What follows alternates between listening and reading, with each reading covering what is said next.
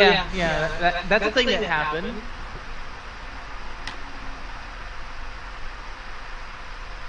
The giant dragon phoenix corruption thing tried to merge itself with me. That was fun. Oh, Didn't work though. yeah, did it. It looks like. Yeah, we finished the fight, and that's kind of where we stopped. Am I on the dragon's back? I'm trying to remember where I was. I don't see the dragon. It's because it's dead.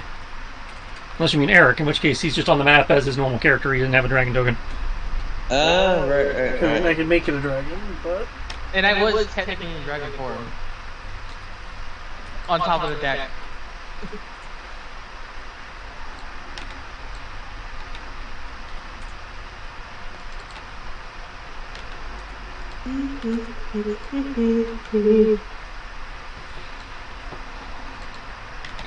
Play fix. Wow. Rawr. Stop dragon is wow.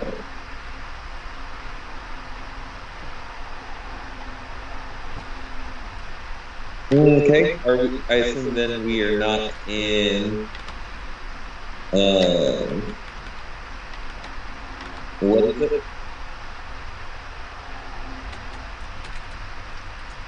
Are we not in combat anymore? Yeah, combat ended at the end of the session. Yeah. Ready? And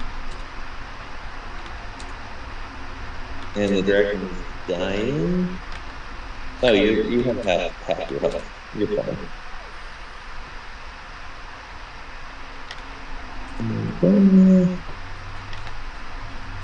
Yeah, I'm not dying, I'm just at half health. Yeah, you have more hit points than I do.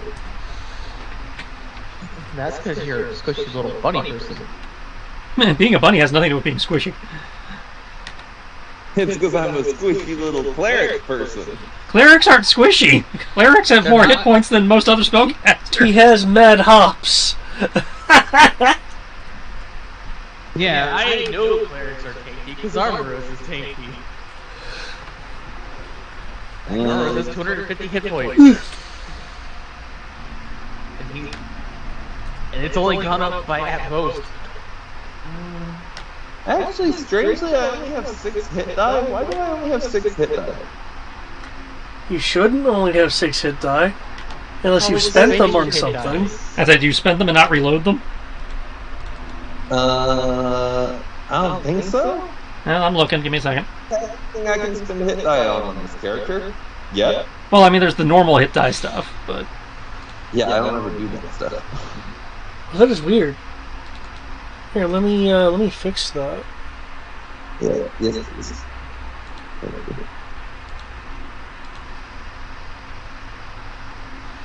Oh! What? I think it was only showing hit die for one class. That's possible because Because he's a 6 and 14. He's 6 and 7. Did you give him more classes? Than 2? have multiple classes. He only has 2. I see you're messing with settings. I don't know what settings you're messing with. I was having it show the split hit die. Split hit die by class. You can see now it's showing the proper amount of hit dice. Okay. Even not crazy.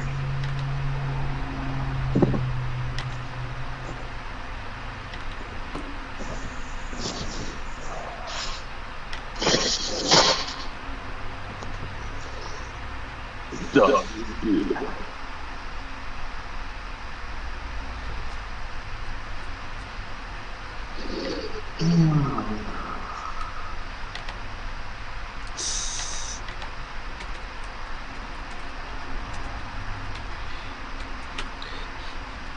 Thirteen and a half foot jump standing. That's still mad hops to me. That's high jump. I can jump 19 feet. Yep. You can jump over people's heads. You can, in fact, jump high enough that unless they have even if they have a reach weapon, they would not be able to hit you as you sail above their heads. I did not realize I had throwing knives.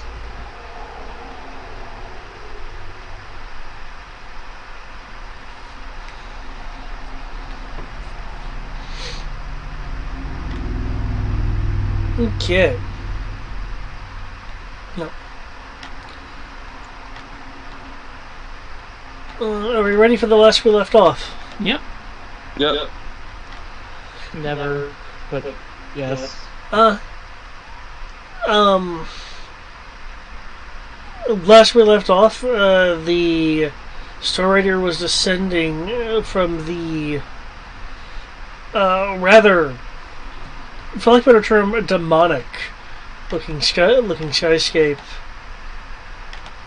The area below the clouds gleaming with sparkles as a vast area of crystalline mountains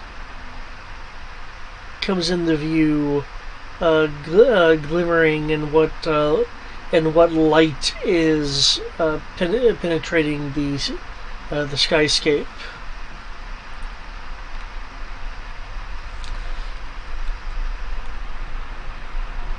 Down below,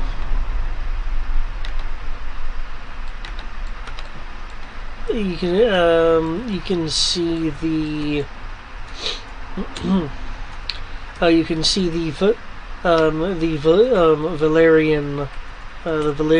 Valerian bridge.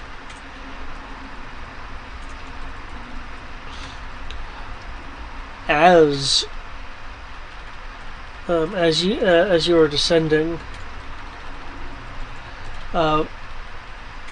excuse me, from behind, beams of disruptive energy dart around the Star Rider, with Prince Clain attempting evasive maneuvers with his stubby Moogle arms at the controls. Behind the ship is a vast amount of flying creatures coming from the patches of darkness from the clouds. This is not a combat encounter, though I would like to know, if anything, what people are doing to assist in the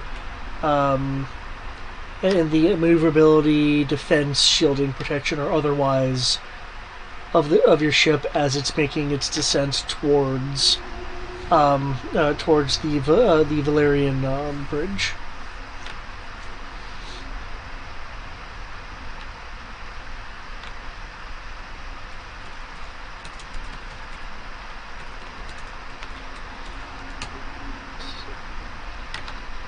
So now we're assisting the landing. Yep. I guess I'll get off the ship so it doesn't just collapse under my weight once it lands.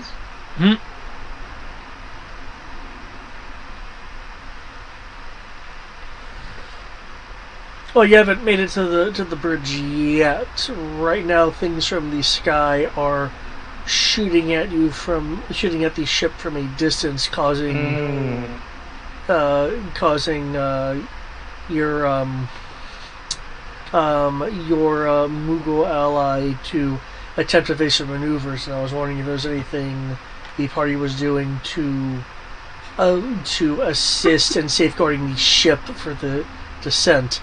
I take it, Trish, you're chuckling because it sounds like a very familiar setup. No, I'm laughing because it's like I use bait and switch on the ship. No,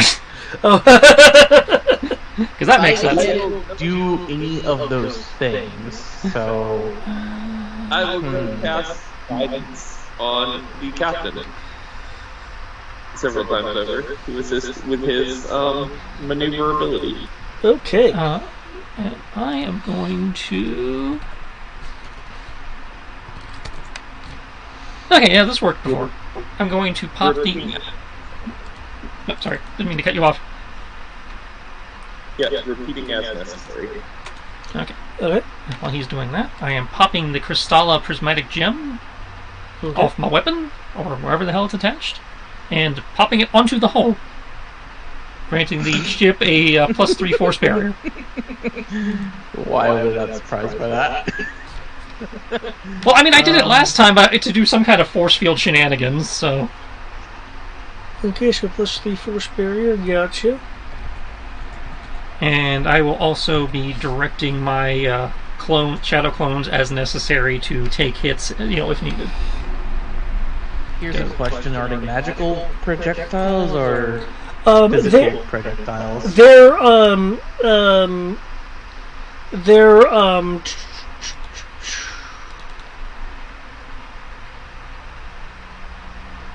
need to look at the thing. They are... Shadow Master, that was the ability I was looking for. It's a combination of Shadow Master blocking and force fields. Okay, they're beams of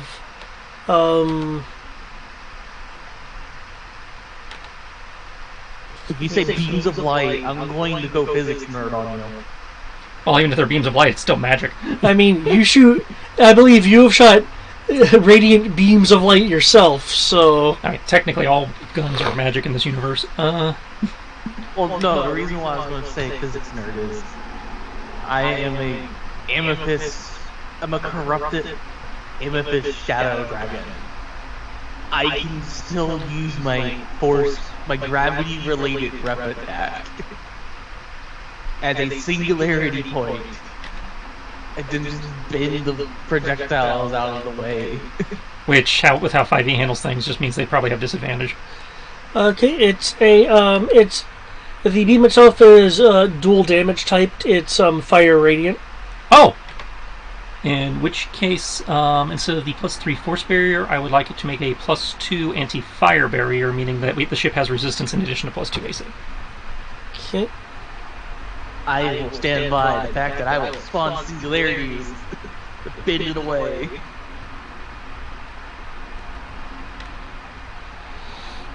So, bonus to AC, damage resistance, and disadvantage? Yeah, that sounds like a nice, and shadow clones to take hits. Okay. If I remember correctly, the shadow clones are free. It's not one of the resource things To to make them appear. correct, that is free. Manifest Echo is free.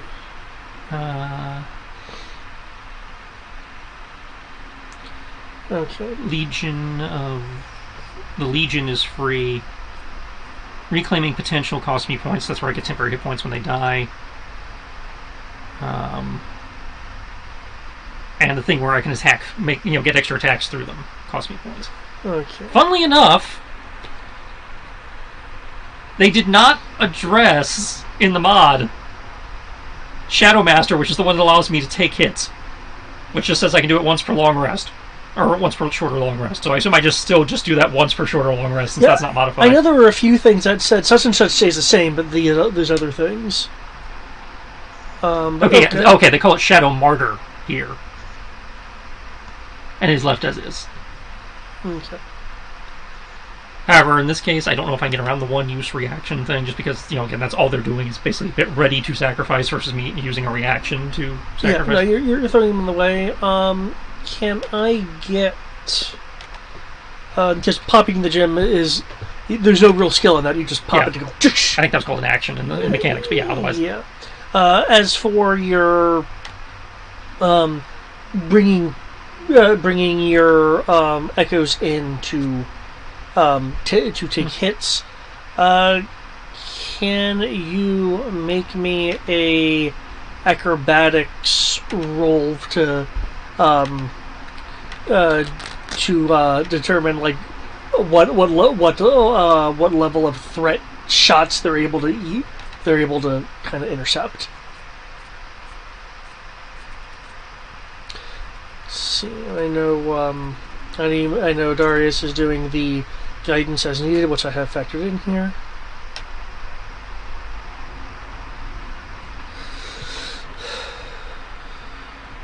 Let's see. Do I have a combat spell ready for that? I don't think I had one that affected acrobatics. You mentioned for Eric that you're creating basically singularity events.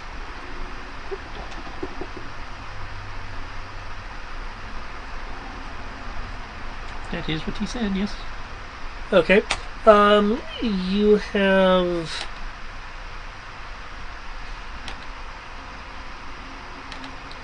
Oh, no, that'll break that if I do it like that. Okay, you have a choice here. We can do that to either give advantage to the prince for piloting, or you can make a roll to determine how well your singularity screening is working, and that'll affect the difficulty that the pilot has to make not to get hit or not to make. It's just an area of attack that has a DC.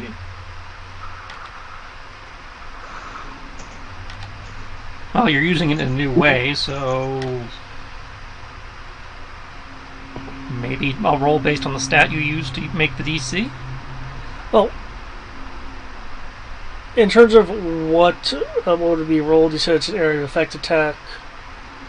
I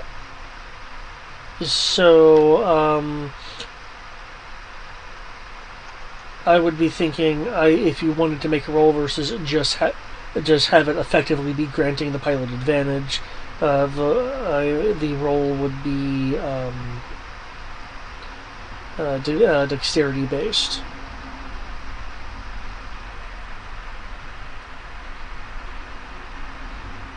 I was just presenting a choice so that you could. One decision doesn't require a roll on your part; the other one does.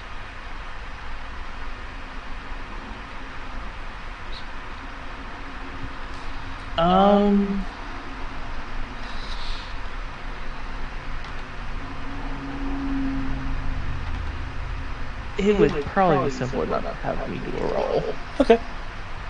And just have it be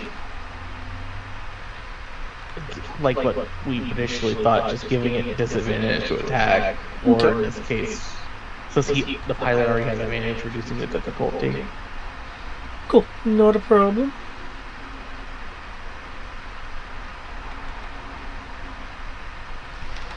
Okay,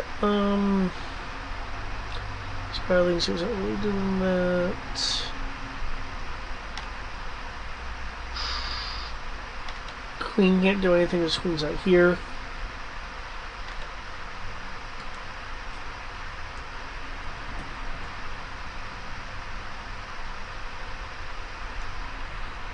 Okay.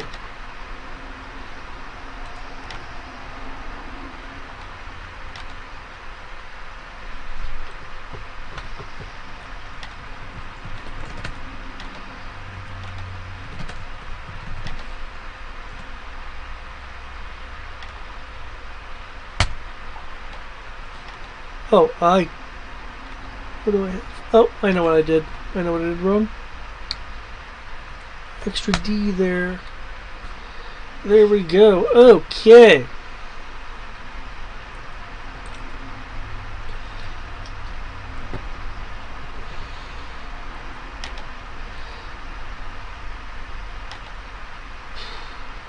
The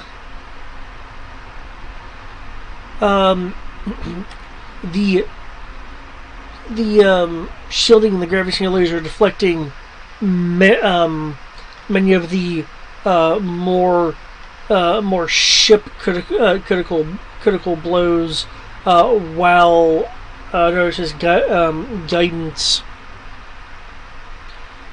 is effectively enhancing the Prince's ability to control the ship and anticipate shots. While there are a number of glancing blows, there are not any direct hits, though some damage to the ship is caused.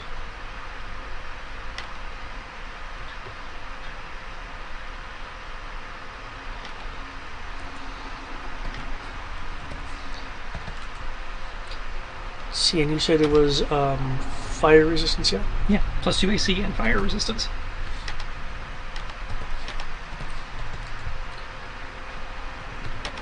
And if you act now, I'll even throw in a toaster.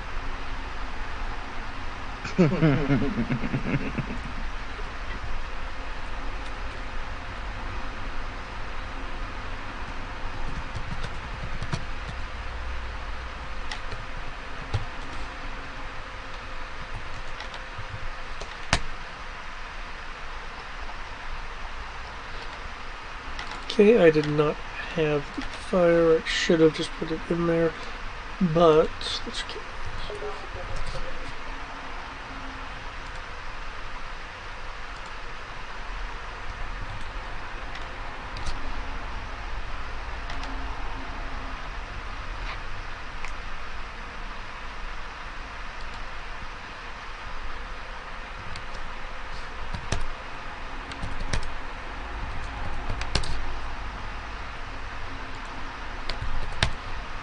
Okay. Sword Rider is descending further. The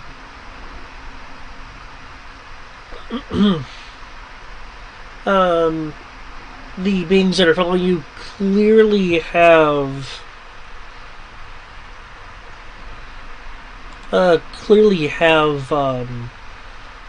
wings. Does anyone have a passive perception of 15 or higher? 20. Okay.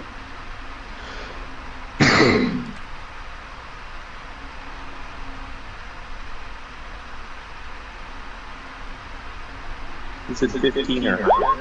Correct. You said passive perception? Yeah. Correct. Which is perception modifier plus 10? Yes. Yeah. It is calculated on the sheet right below the skills, if you can see your sheet right now. Yeah, 25. Okay. Yeah, I don't see that with it. I have a 9. 9. Okay. Then everyone else will realize that in the distance, the horde of creatures look like the following, though you'll notice that they're in various sizes. Some are smaller, some are larger. The larger ones seem to be slower and a bit in the back, and are the beams that aren't overshooting you but are like barely in the range. Same thing we just killed. Yes. But they're like in the distance and firing at you. They're back. Okay.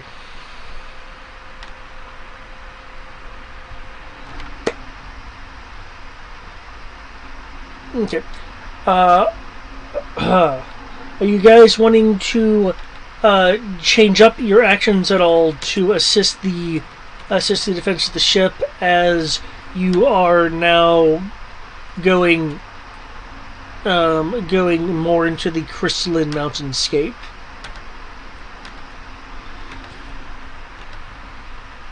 I mean, all I'm gonna do is continue with the singularity breath attacks. Okay. Yeah, I don't have anything that can help against things at long range. Okay. Somebody neglected to give me any kind of ranged weapon aside from the one beam attack that I can't do because it's currently giving the ship protection. Okay. So In which case, if you're just keeping up the same kind of thing, I need another acrobatics roll to see how effective it is this time around. What's the Bunny of Light doing? How effective was the giving the D4? It was rather effective, given that in combination with what your dragon friend is doing, the die effectively rolled a 4. But if you feel there's other things that you can do that could be assistance, feel free. I mean, I've got a lot of ranged attacks. Is there... I apologize, I'm zooming in now because I'm having a conversation with my mother.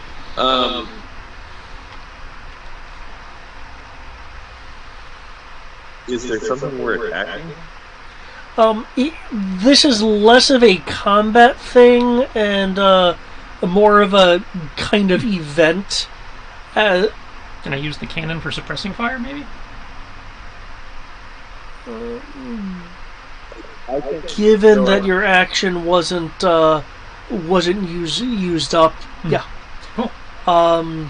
In which case, I will need a firing as if you're firing the cannon. To answer your question, it's more of an event thing. Things from the sky are. I'm gonna stick with guidance for now. Okay. If there becomes a direct threat, I will change up to attack. Okay. Hey, just give me the option to do some additional stuff if you'd like. Okay.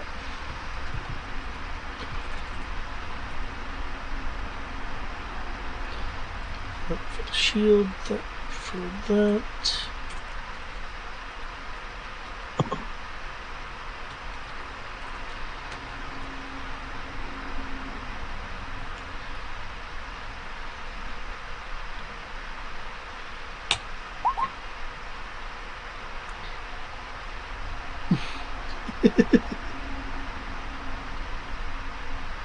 Okay.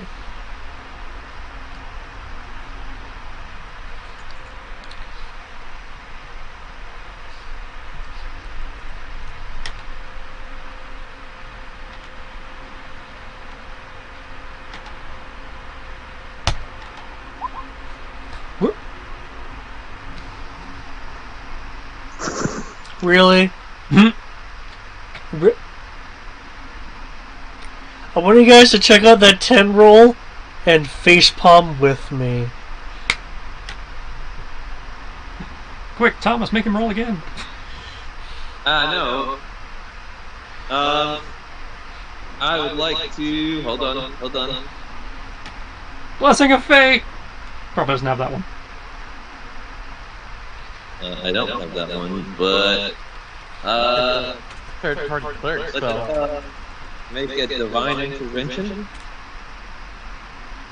That feels like overkill, but okay. Sure. How would you like to divinely intervene, or have the divine intervene in this case? Like, are you wanting to just have it be a simple reroll, or are you wanting to do something more?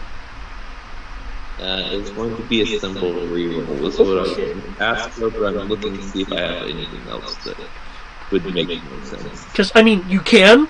It would be a trivial thing for such a being to do, but you can certainly make the request.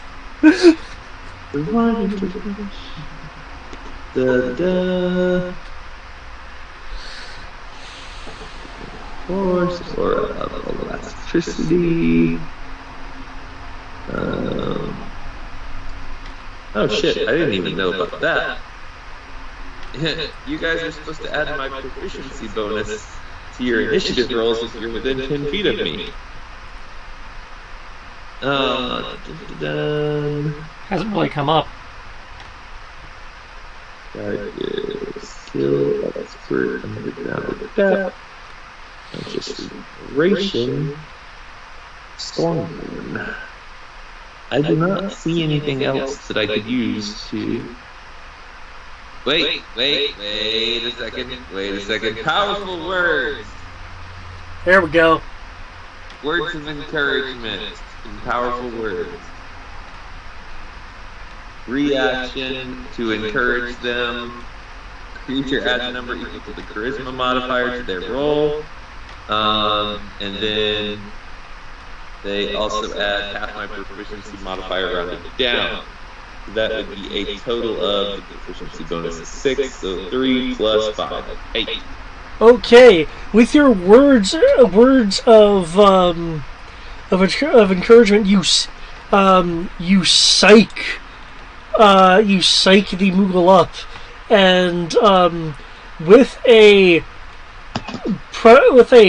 proclamation of Kupo, he's like turning the wheel rapidly, making these very sharp maneuvers, and coming close enough to some of the jagged crystalline mountains to almost scrape the hull, as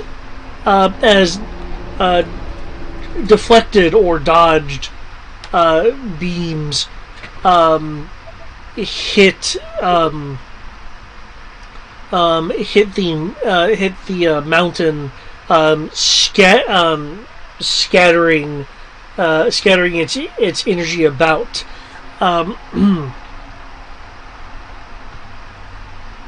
Preventing the Star Rider from taking any further damage as you get close enough to the Valerian Bridge that the fortress that's been built on the bridge, and in fact is the bridge, is able to open fire with excuse me, with lances of what appear to be essentially what they appear to be firing is like souped up lightning spells from the bridge, just launching behind you in a flash, encompassing rows of the creatures, causing the swarm behind you to break apart and fall back out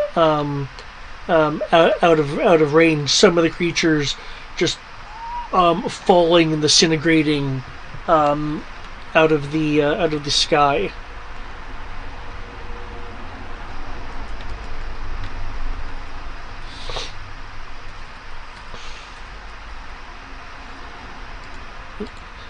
Your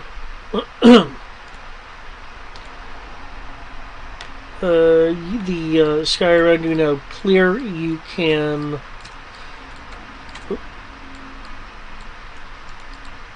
either land or go into a hover near the near or at the bridge.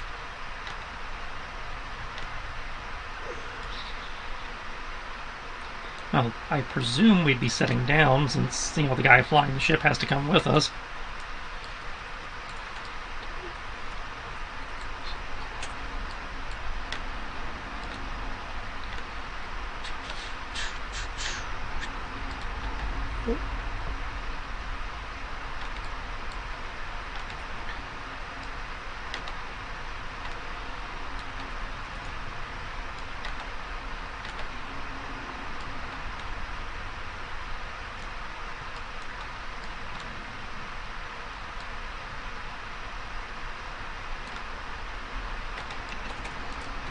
I'm still going to be doing what I planned on doing, by the way. As soon as we start landing, I'm going to get off the ship. Are you going to be a person or a dragon? Still going to be a dragon. At least until he can't fit. Yeah, until he can't fit.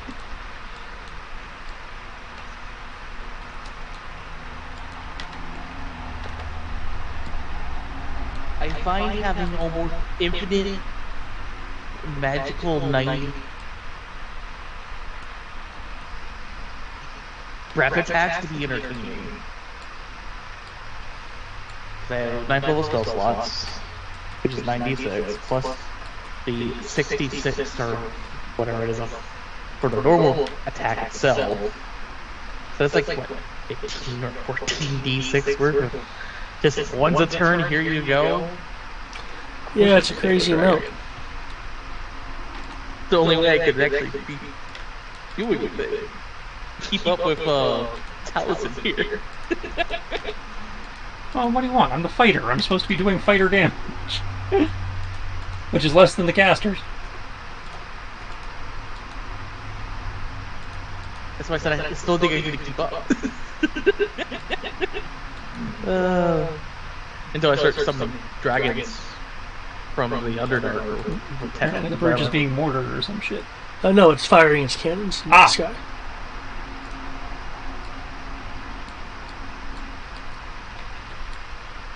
It's just trying to keep the swarm that was coming to follow you at bay. Cool.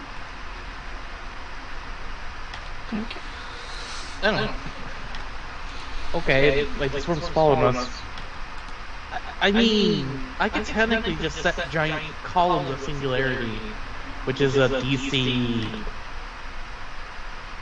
Because, you know, courtesy of it being a cylinder, I can put it anywhere. If you like.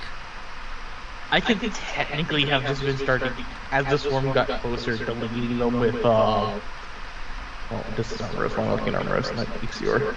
Okay, remind me why we're here. It's only a DC 20. The Valyrian Bridge, also known as the Valyrian Fortress, is defending the area that houses the Tree of Gaia. And we needed to get the crystal to the tree. Well, getting the crystal to the tree you basically use the Tree of Gaia to bolster the crystal, but the other reason why you're here is because the Tree of Gaia is allegedly where the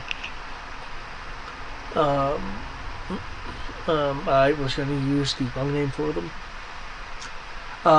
Where the McQuote were initially born, and where their power stems, as the power that their people draw from has recently been affected. Hence, why the queen or consort were at risk of fatigue on even the way here. Okay, so save the McQuote, plug the crystal into the tree. You know. Yeah. So there's a dual purpose here. Yeah. All right. Well, just go down to the hold.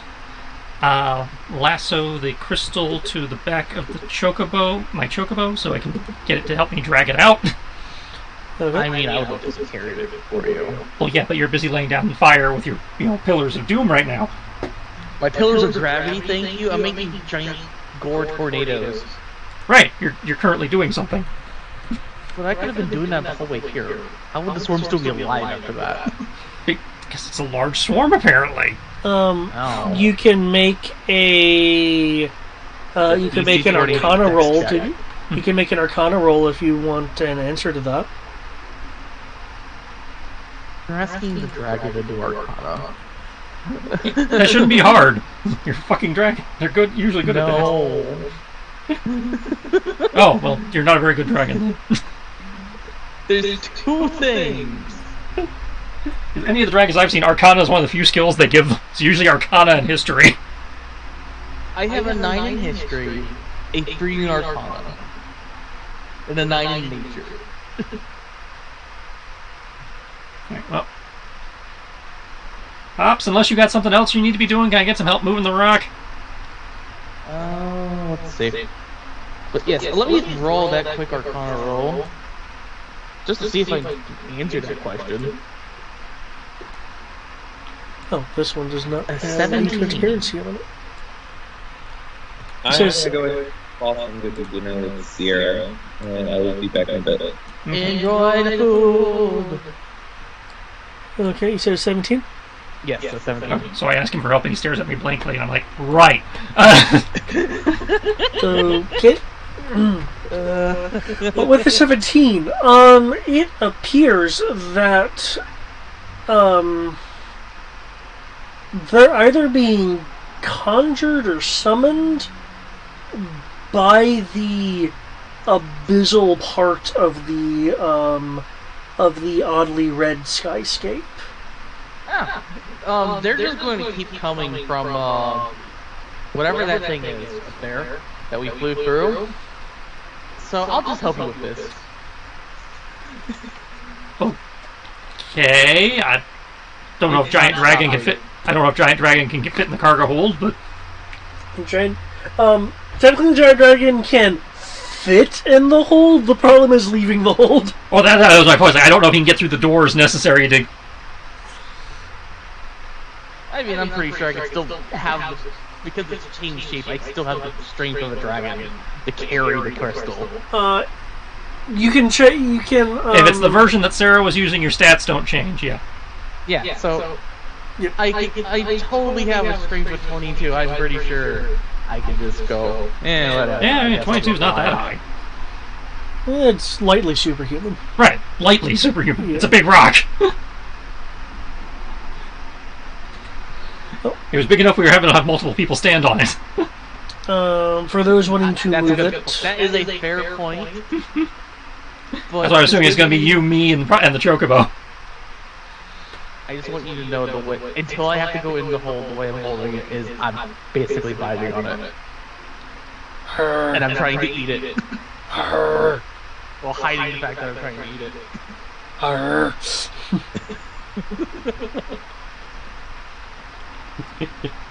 Okay. In which case, can I get an athletics check for who does the Chocobo want to be considered as helping? Well, it's my Chocobo, so I presume me? Okay. Because I assume he's going to make a check and I have to make a check? Yeah. I have a +0!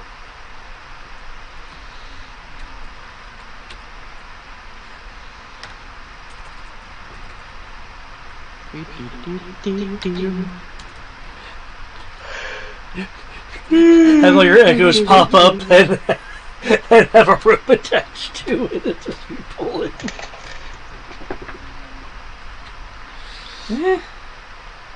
Not great, not terrible, and that kind of superiority does not help with athletics of all things.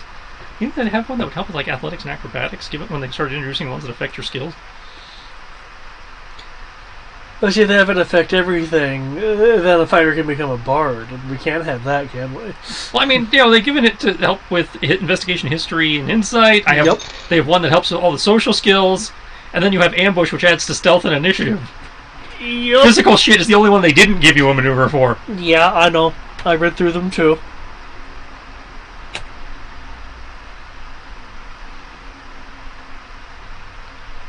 Okay.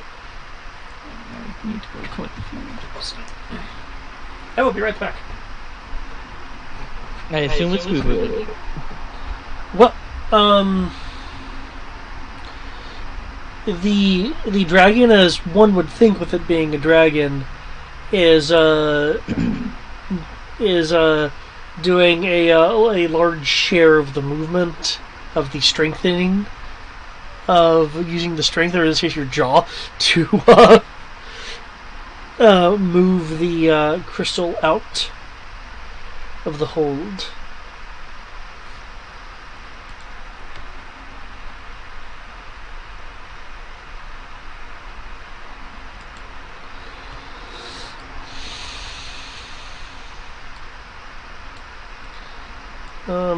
With your landing and such,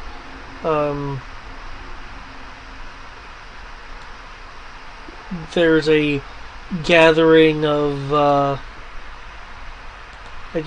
guards at the side that you guys have landed on. Some of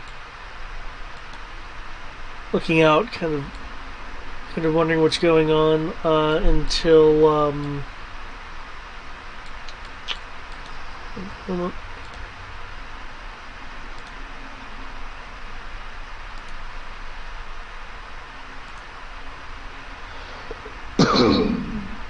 my gosh.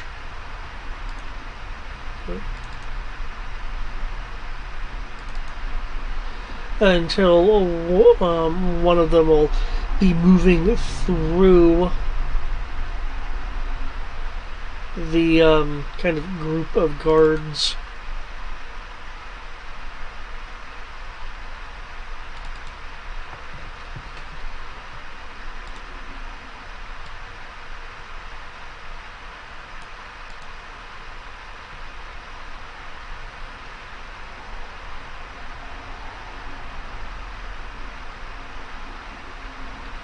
It's only like not that much, roll 20.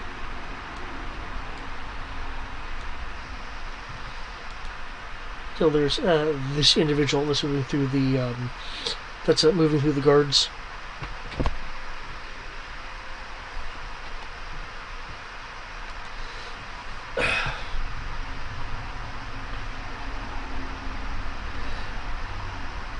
And what's going on here?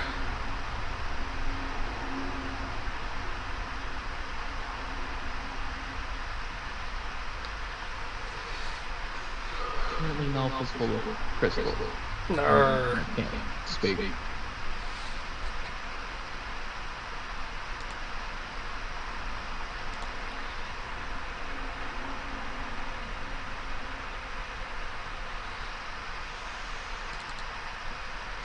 Okay, since Trish is getting dust food, I will wait a few moments for him to arrive. Also, I am truly sad. I think my gaming chairs are cursed every time I move. Really? Because my old one, when I moved from my first apartment to the last one, it broke shortly afterwards, where it couldn't maintain level, so it just drooped forward. Now, when I moved from there, the new chair to here, it's now doing the same thing 2 weeks later. I think my chairs are cursed, man. And, yeah, it sounds like there's a wee bit of a chairial issue. And all that disgustingness is you. Oh, nice. Nice. Oh, it's hot. Yes, hot and fresh. So now I don't have a nice comfy gaming chair that works properly. So, yay, more money being spent. Well, look at this way. You have the opportunity to buy an even better chair. Even better chair? You just looked at it like, what the fuck is this? Yeah. It's that Greek pizza you and Mom liked. The Alfredo and feta and all that. Okay. Okay.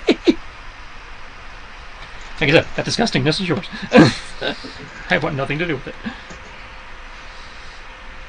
You managed to find something that Tristan just says no to outright. No chances given. Yeah, there's more of those than you think. Yeah, that's not super surprising. I'm not a picky, compared to a lot of other people in the group, I'm not a picky eater, but I'm picky enough when it comes to Mediterranean-styled... Okay, right, fair enough. Alright, so I see a cat with a hammer. Yes, he has. There was a group of guards amassing on this side, and this person kind of moved through and said, what's going on here? Her Royal Highness's matched luggage.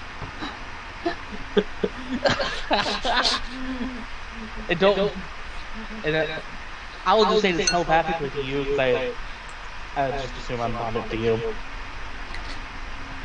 Mind you, he's saying this as you have a chocobo in front with a rope pulling a giant rock, him at the back pushing it and straining, and then just Eric kind of leaning on it, trying to eat it. Yeah.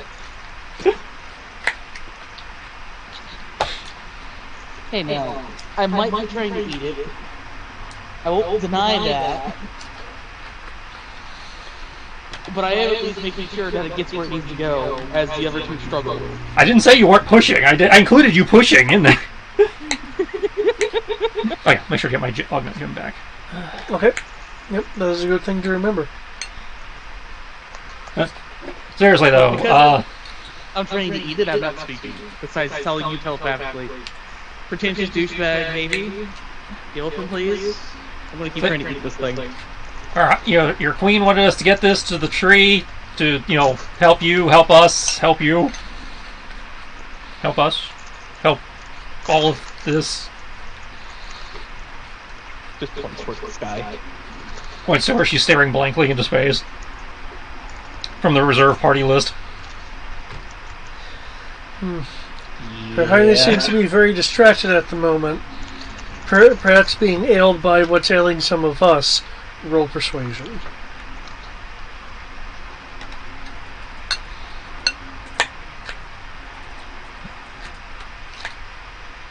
Okay, I'm very persuasive. I blame the K-pop hair. If he starts giving us a hard time, eventually I'm going to stop trying to eat this thing. And I'm just going to sit down on top of him.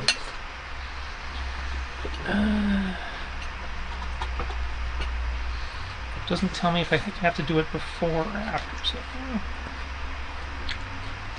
I just want you to know that I will attempt to crush him by sitting on him. Sure. I have the ability. I'm going to use it. I'm going to add a D12. Yeah, that's always being fancy. Probably a good thing I did, because I rolled a natural 1. Thankfully, this is a skill check where that doesn't matter. So what would have been an 18 on a natural 1 becomes... Okay. And that's from a natural 1, huh?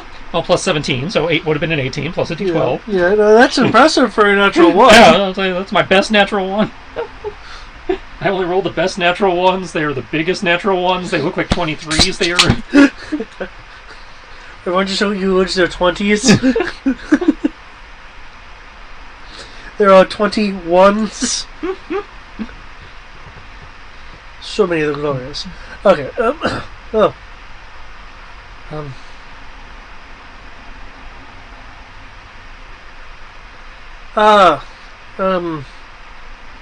Understood.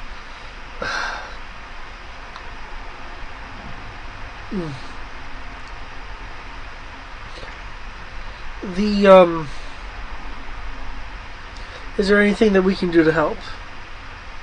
Directions, help push. If you have like a wagon or something that would make moving this easier. Maybe a small escort if there's trouble down there. I don't know where I'm going. I don't know what it's like down there. I assume if you're having problems, that means there's probably monsters or something down there. No fiends. Fiends. Situation update. Why are there, weird dragon beasts coming out of sky portals? You might want to tell him he's lucky that he decided to actually let us go or sit on him. I got no reason to antagonize him. He has a reason to antagonize the dragon either by getting in the way. And he wasn't. He was just like, dude, you guys just pulled up. What the fuck? You pulled up unannounced. What the hell? He's just doing his job. He's delaying us. Not really. I mean, we're still in motion.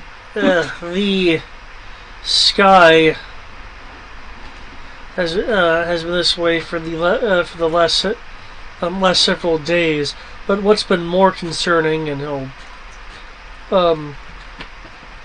look to the guards folk around him. Well, don't just stand here. Grab something.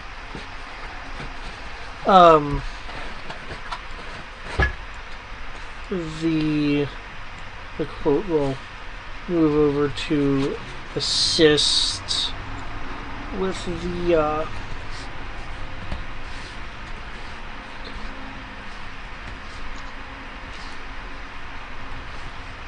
with moving the crystal or any other things that you're needing assistance with. Oh, thank the mist. Okay. Okay.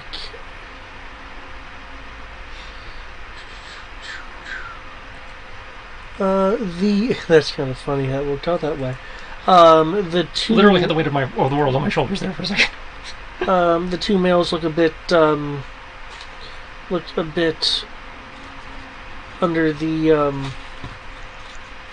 under the weather, but they're still trying to help you. So we've been defending the area whenever anything gets near.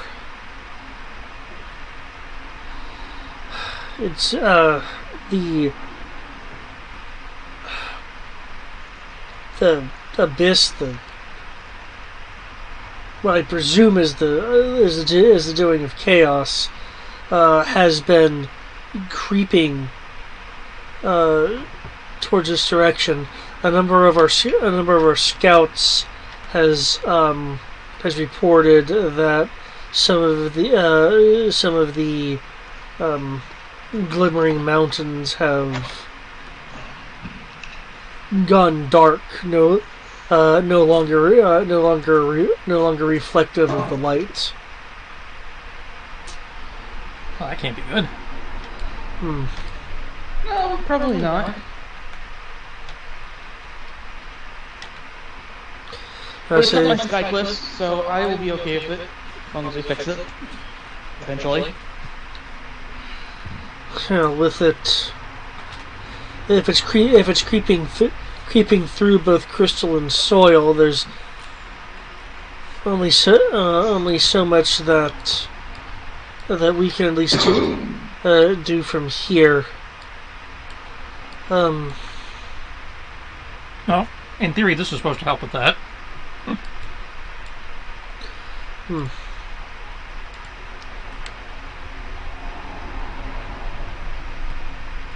still think eating whatever this is in the space would work too. I don't think eating the world crystal in space would help. I'm not talking about the crystal.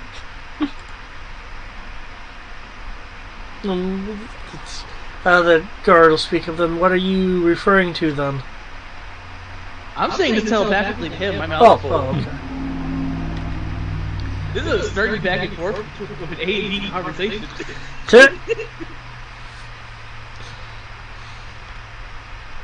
No, he might be talking out loud. Funny.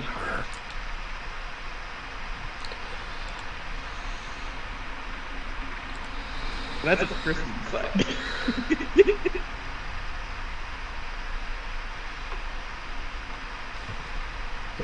But the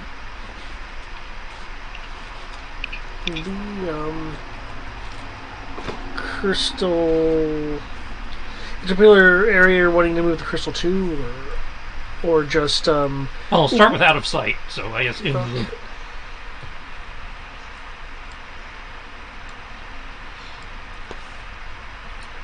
Obviously, we need to move it to the tree, but I don't know where the tree is. But so we'll start with out of sight, so the guys raiding us don't see it. Probably have a tarp over it just to be safe, but. So yes, because I'm trying to eat it, I have my head stuck under the tarp, trying to eat it. Okay. Hey, I don't want caught fabric in between my teeth. Since you guys are over there, you will see that in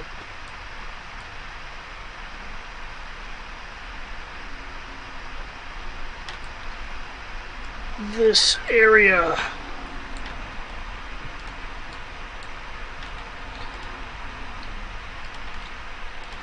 are a number of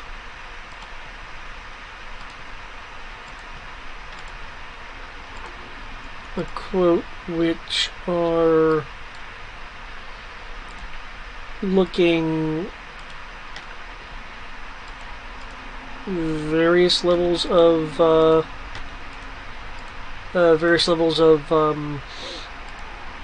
exhausted. Some are actually just like, some look sick, others look really tired.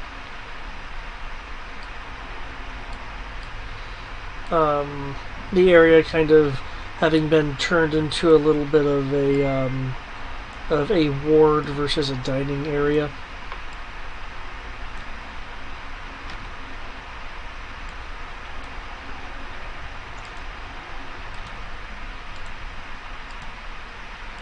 Huh.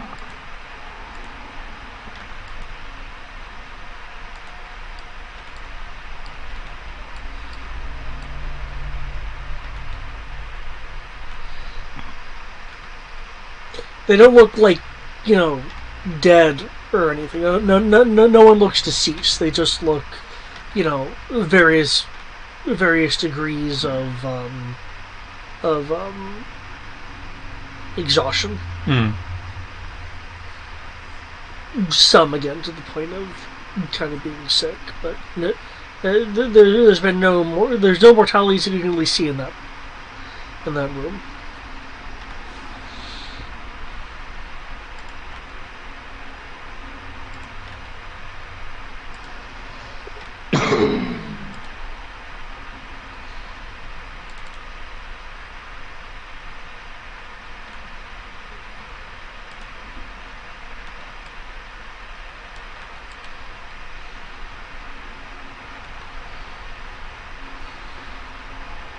Alright, well. There Probably is. shouldn't take too long, otherwise this fort's probably gonna fall. There is this individual attempting to tend to people.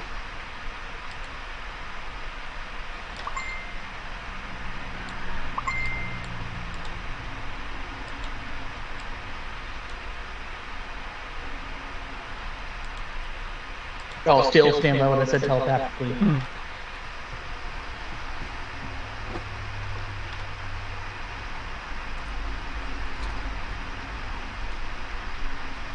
Oh, this could be more encouraging.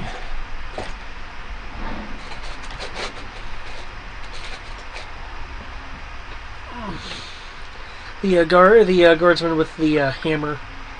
Well, look toward you guys. We can kind of see that you've kind of noticed the other room. Ah,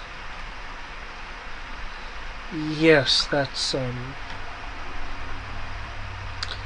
little embarrassing. Probably not the word I'd use for it, but...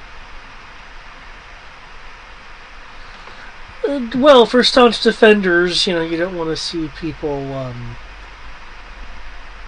exhausted like that. Under these circumstances, it'd be more, imagine it'd be more of an issue if you didn't have people exhausted like that.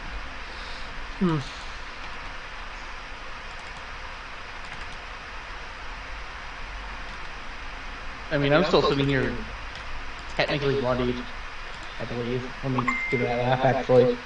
I think I'm just like a smidge above bloody.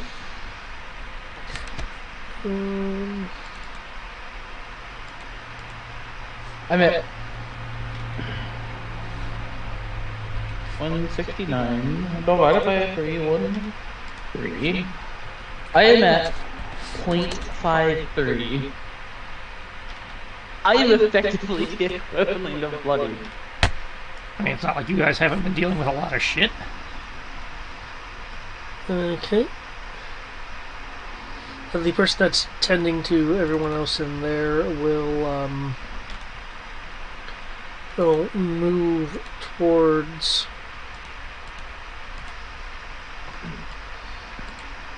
I will stop trying to keep the crystal long enough to point out that they've been doing this for days now. Of course people are going to be exhausted. Not too big of an issue. Depending on how long this lasts. No, the woman moving out of the impromptu board will, it's a dragon! A hurt dragon.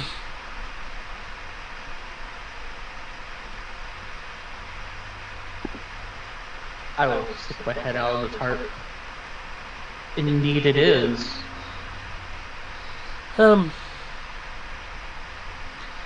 could look down at her. I could help you with all that, at least at least better than I'm helping the rest of these guys. From inside it'll be thanks. Another one will say, great bedside manner, Tiana. I needed to hear that.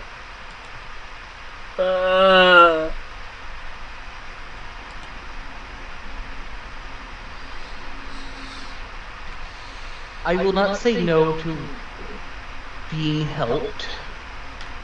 I'm not that prideful yet. that in I'm just going to stare over the large crystal to look towards the people who would be responsible for this, and they're just staring up into space. Yeah, again, things may get a little odd, given the fact that there are some arguably mission-critical people that are unavailable.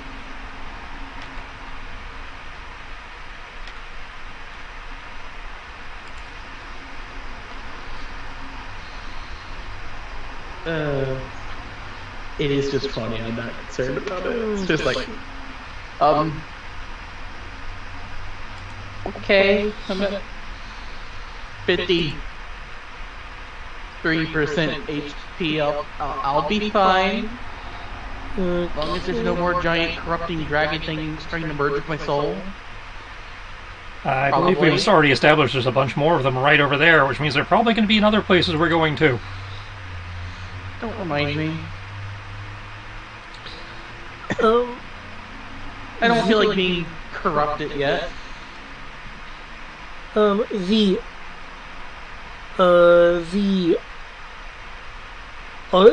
augment gem that is a part of Tian's outfit. If you can see, the image will glow as she casts on you. You'll come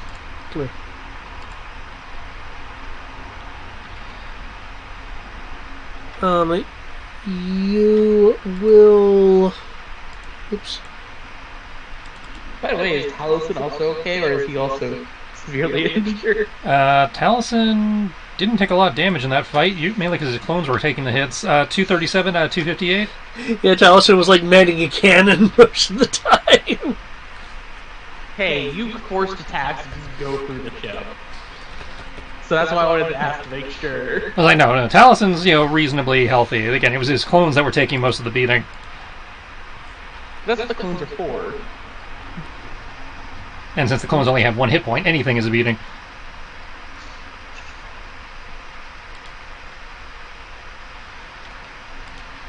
Minor details.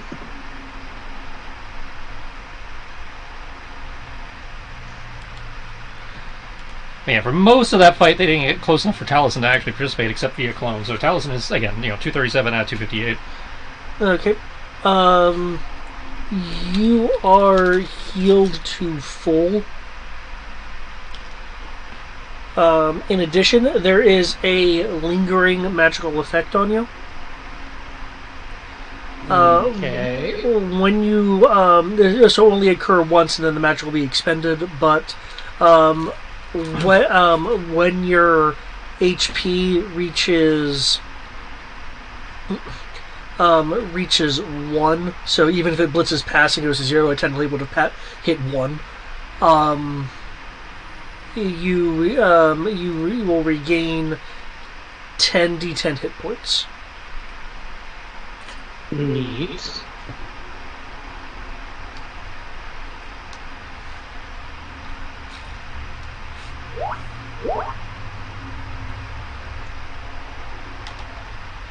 Dang, it's not actually wanting to update to the health bar. I will put that somewhere. Where am I gonna put that? Notes. Where do I put yo?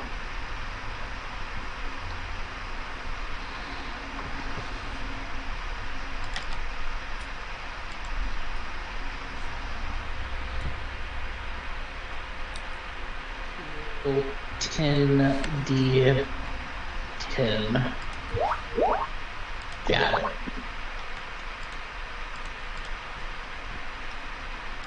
There we go. I have that noted down. I swear I won't forget it. Maybe.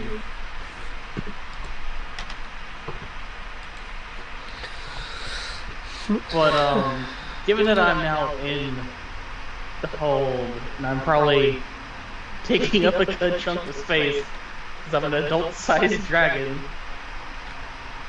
in a person-sized hold or keep or whatever this is technically. And this probably works as a gatehouse. I will go down to a normal person size. Oh. Okay, I see what you did there. Yeah, it really is too bad that that Roll20 won't let you control the size of your own. Of your own token. I know there's been requests for that, but I'm still taller than everyone here since you made it a Goliath. yeah.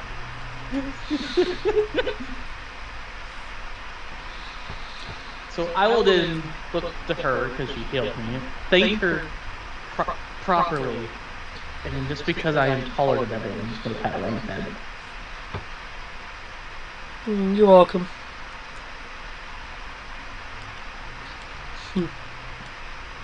She'll give you a small smile. There's been a lot keeping up with everything, though. You are a strong and resilient people. It will take more than just this. And your efforts today and in the future will be forever doing in history. Passed down for your descendants.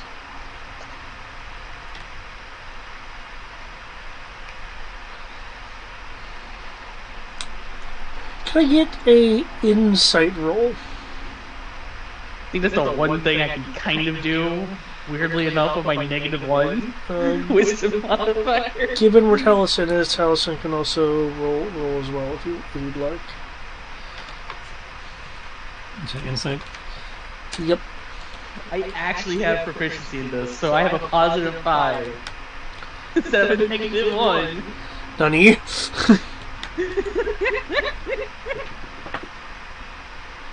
21.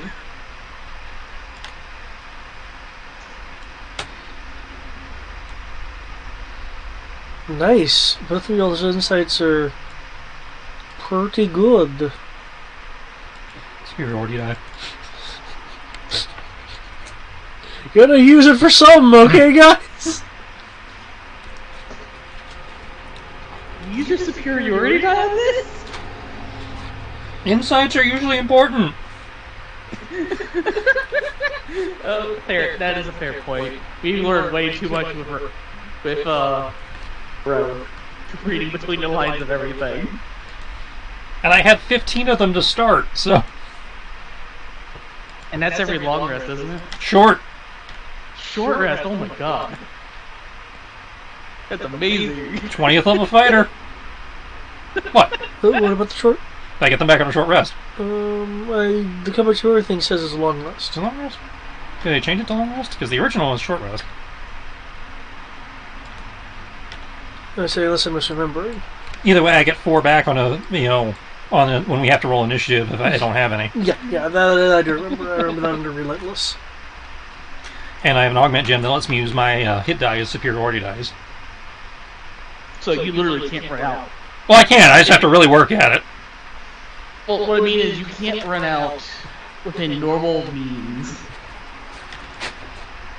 If I use them on everything, I will run out. You're right. They changed it to long rest for this. I was That getting is so much truly more a of them. shame. The Battle Master gets them back on a short rest, though, which is what I was thinking of. And that means I get some of them back on a short rest, though, because I have the Martial Adept feat and one of the other third-party feats. Okay, I wasn't quite sure how that would interact with that particular iteration. I will double check, but I want to say that if the feat actually calls it out, then I would think it would be a case of specific trumps general.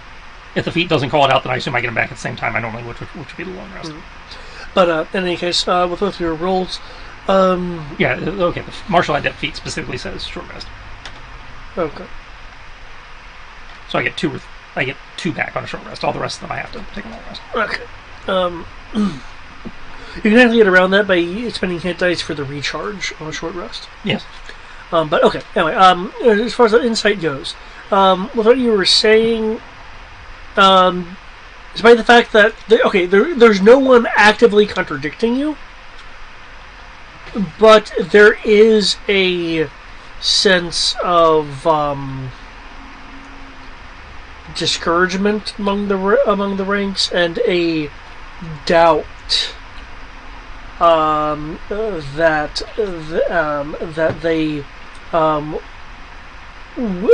while they may be remembered, they're doubting the survival, not just of themselves individually, but of the Makota as a whole. They're not saying this, but this is kind of a sense that you two are getting from the low morale that's trying to be hidden. Like, no one's voicing this. Though it is the guard captain here, or at least the person that's presenting himself as the guard captain, is not giving this off. It's primarily the people in the impromptu medical ward and the guardsmen immediately around you. Alright, well, the sooner we get this to the tree, the sooner you guys will have an empty medical ward. So, where are we going? Aside from that, I am going to do something I don't want to do, but because I am a prideful dragon, and I'm not going to sit here and let people be like this when I am going out of my way to help people when I am literally an adult dragon and I'm not metallic. I might be chaotic good, and I'm doing this for the good of everyone overall.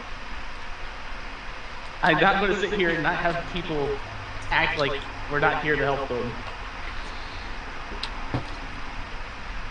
So, I would like to make a persuasion roll to boost the morale of the people here by basically pointing out who I am, where I am from, pointing out Talos, basically dropping the party effectively, and pointing out that we have people of all creeds and races here wanting to save your people and their valiant efforts that they have done and in the scourge that is chaos. Okay. I'm effectively trying to, even though they're exhausted and they see a losing battle ahead of them as a battle of attrition, trying to make them never give up and be relentless. Due to the insight, I can tell you it's more than just a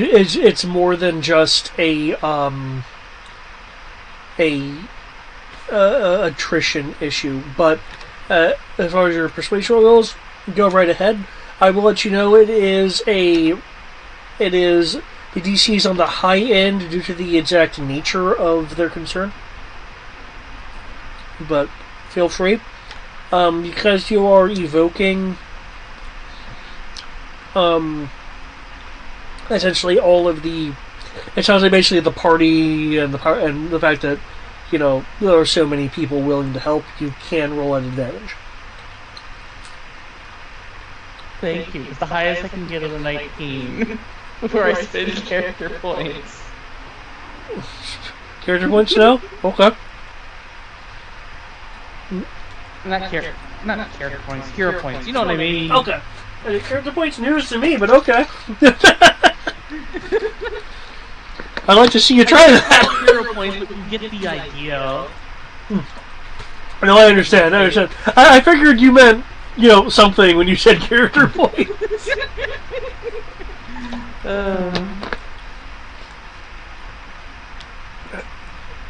Okay.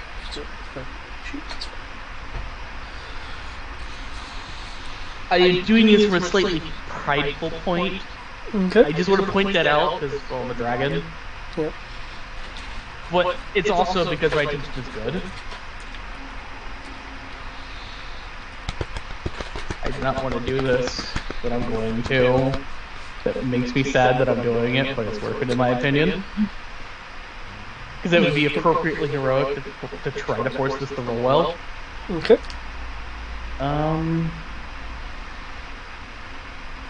Sure, I'll just cry as I give you this.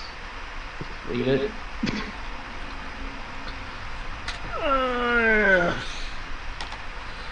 So clearly you're going to use it to increase your AC by 1. No, I'm re-rolling. And since I'm doing a re-roll, I can re-roll the re-roll advantage, yes? Or is it just roll a third time and call it at that? For the sake of it, since Triss, when this has popped up in Ladrina... Usually we're doing a full reroll. Okay, that's where I was leaning towards as well. I just want to try to maintain a little bit of consistency with how this works. I know the official ruling, has been, from numerous other GMs, has been just roll a third d20, but normally we're re-rolling the whole thing. That's fine. Yeah, re-roll the entire thing then.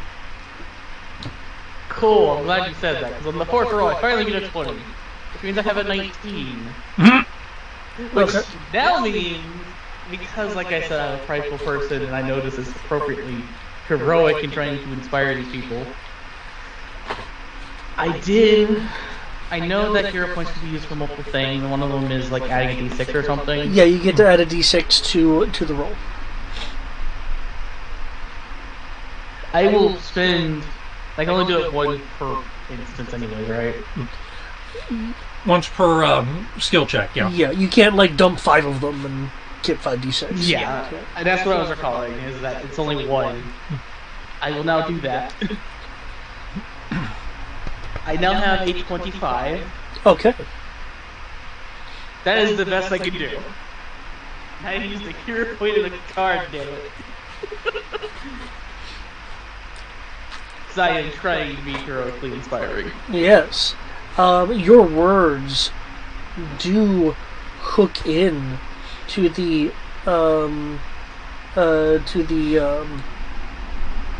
pride and what's left of the self-assuredness of the Makut here, as there are murmurs which become louder and more vocal.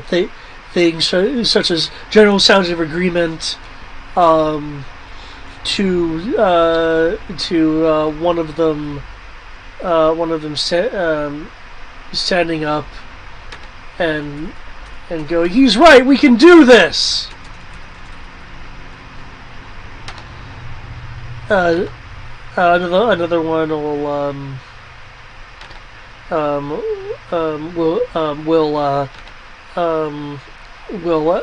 add on. Even if the light shuns us and the night avoids our presence, we'll at least continue on as something, and until that day of it, and until that day or that time arises and we have a true answer, we will all know that we gave our utmost to our people in the world.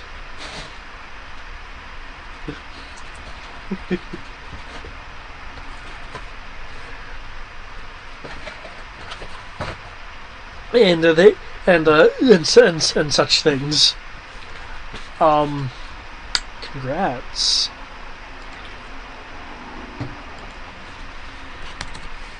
I had to be something. Huh? And points for doing it yourself versus ask me to do it. Because I know you could have done it easily. Yes, you went a little above and beyond with your initiative. I accepted it as being a prideful dragon. Because I'm an amethyst dragon that was corrupted in the Shadow Realm. I might be chaotic good, but Hey, now I'm gonna have a little bit of pride in me.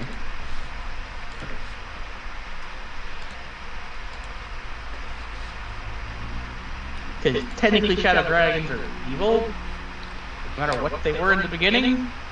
Yeah, Well, that's why it's called corruption. It's a different kind of corruption. Well, note, like I think I mentioned before, at pre-calamity, like Tiamat and the Shadow Dragons are treated a bit differently. Their nature is a bit different. Post-calamity, that changes.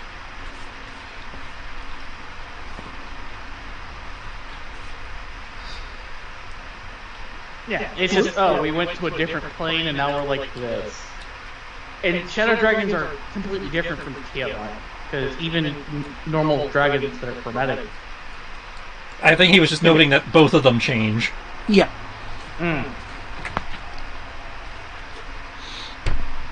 Because I know traditionally Shadow Dragons are, some form of evil, from what I recall it.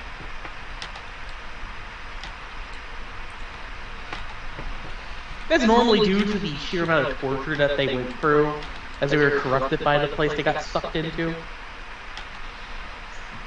But that plane is not pleasant. They don't want to be there, and then they eventually get out, they just become assholes. Well, I mean, it's the Shadow Realm. Nobody wants to be there, yet there's some asshole with spiky hair keeps sending them there after they lose card games. To the Shadow Realm!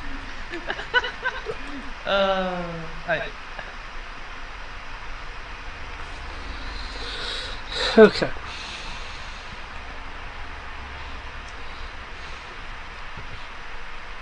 I'm forbid you're in Season 0 where he makes them light themselves on fire and shit first. Man, Season 0 was Yeah. forgive my 90s, but off the chain.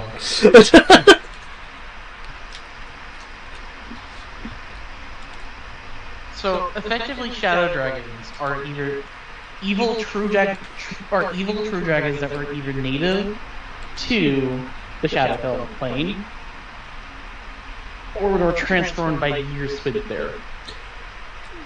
Traditionally, yes. I know it's different in terms of this world, but it's just like, I'm pretty sure whatever that equivalent is in this world is probably what happened to the XCR. It's just XCR decided to persevere.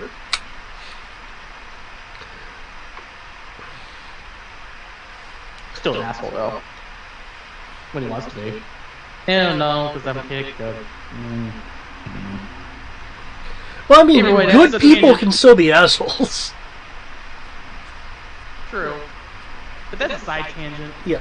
Into a completely different place where a heroic character who's supposedly been dead for thousands of years at this point. The guy with the hammer will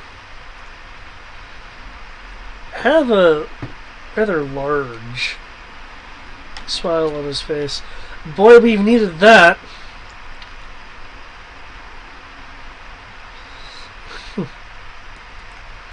Have to admit, with words like that, I halfway expected you to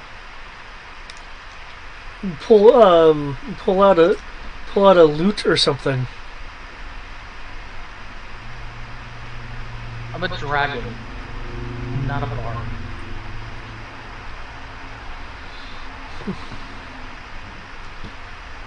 Well, You'd have better luck having Mr. Magus here do that.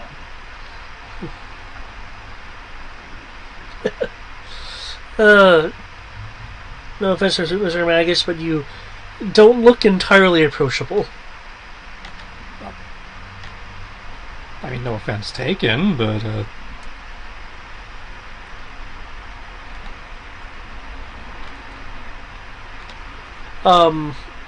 the healer, which someone mentioned, she was a Tiano. It's okay. He's just intimidated by your clear, well, clear embattled skill. I like her. Can we keep her? I mean, That's pretty telepathy. I'm not offended. I'm used to it. I mean, quite honestly, I usually prefer the company of chocobos over people, but you know.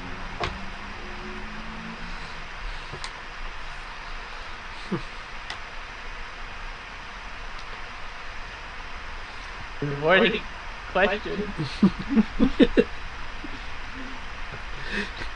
I can't interject. He's doing it telepathically.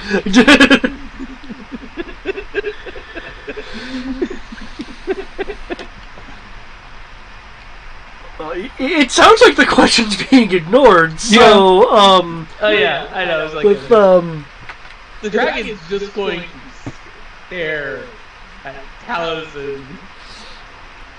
and keep pestering him mentally.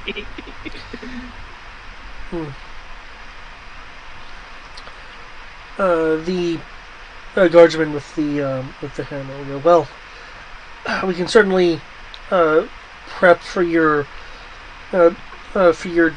descent.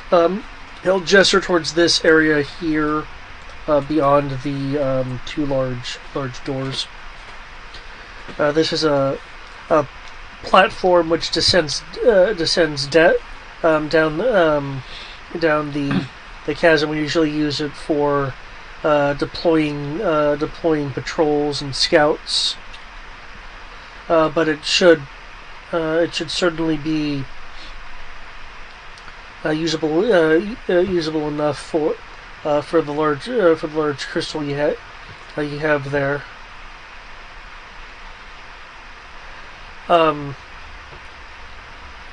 Tian will say,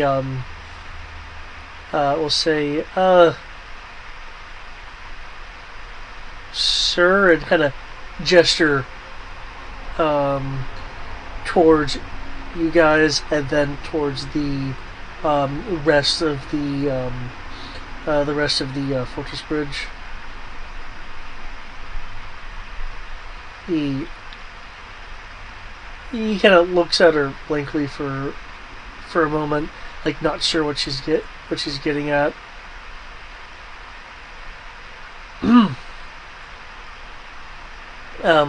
One of the more tired male individuals there will kind of lean over and whisper. They go, yes. It has been suggested that before you continue on, that I offer you supplies, which makes complete sense. Not that I was just,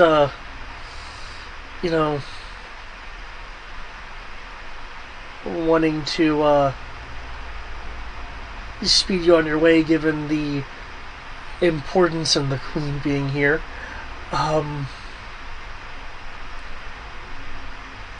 Are there any preparations you may need? And I'll kind of glance outside for a moment, especially given the state of your airship. Well, as far as the ship, I don't really know much about what it may or may not need. That's His Highness's department over there. Just refers to the Moogle.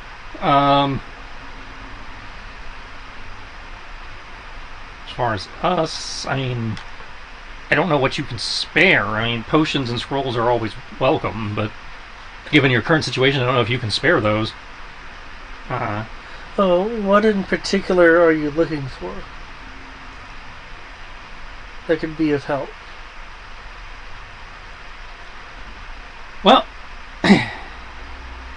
unless you're going to provide us a bunch of men to help move this thing, something for strength enhancement might not be a bad idea. Restoratives are usually, again, very helpful, depending on what we're you expect us to encounter down there. But again, I think you guys might have more need of those up here. Maybe you have a portable hole. We could just put this in. Yes, I do remember that thing existing. I remember the horrible idea I had about it in a different game. I just thought, I was like, hold up. Bag of holding can't hold this. But there's nothing saying you can't put it in a portable hole. Aside from possibly a size issue. But you could make it theoretically big enough portable hole. Well, you have to make a new portable. You know, the default dimensions of a portable hole may not be big enough. That's a fair point. See, I will speak up. I'm sure we have many of the things you're wanting here. The stores will have to be checked, but I recommend that things like healing crystals and curative balms be kept up here. Like I said, I figured you need them more than we do.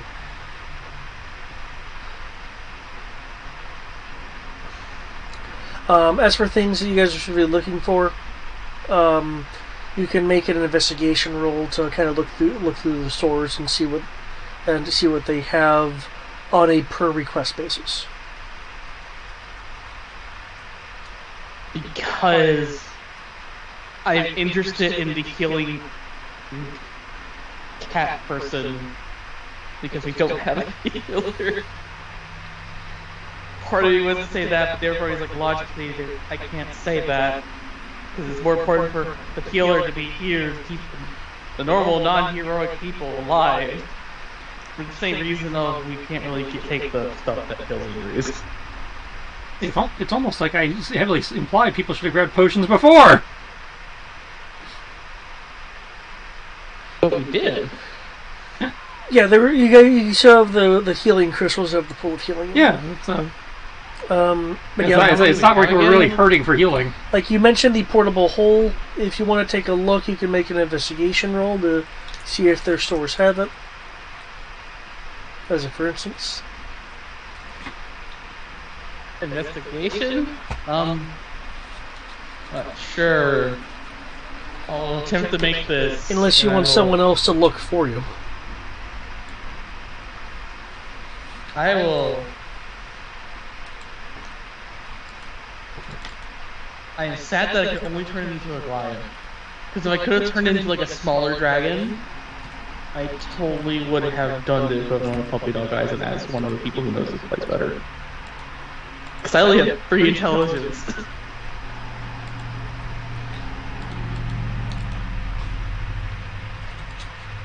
But I can't do that. And I'm also too prideful.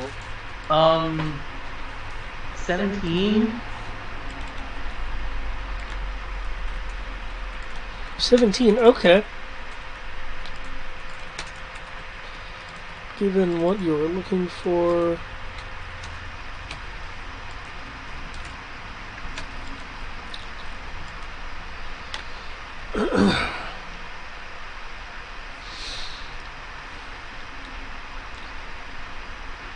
you will in fact find a portable hole in their stores. It is one of 3.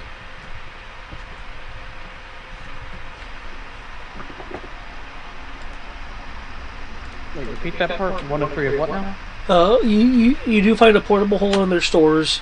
It appears to be one of 3. So it's not their only one, so I don't feel bad about this. It's a dimensional hole 10 feet deep. Yep. But theoretically, can it hold the crystal? Actually, I'm looking at it here. Fine black cloth folded into a dimension of a handkerchief. It unfolds in a circular sheet 6 feet in diameter, so 6 feet across. So probably not big enough. Hey, I tried. So 6 feet across, 10 feet deep.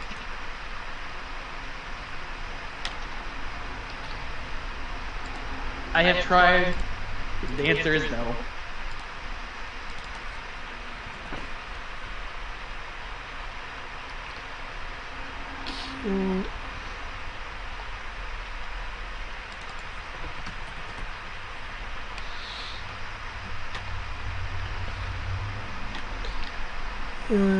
So you said just giant strength?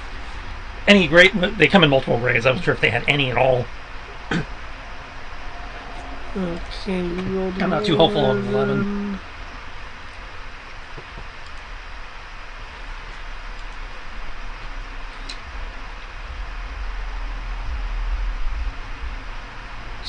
And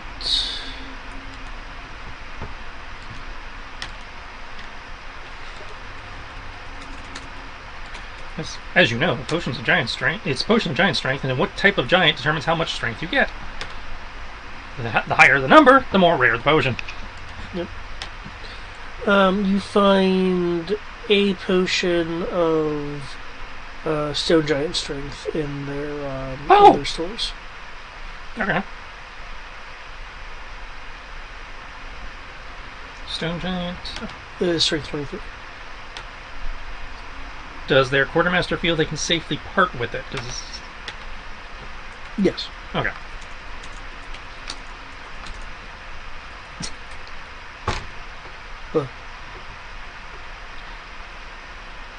I don't know if I fat fingered it or what. I typed potion of stoned giant strength. That's an extra sync pit, man. You know what? I'd only be concerned if it actually gave you a result. No, I was typing it in my inventory box, not in the search box.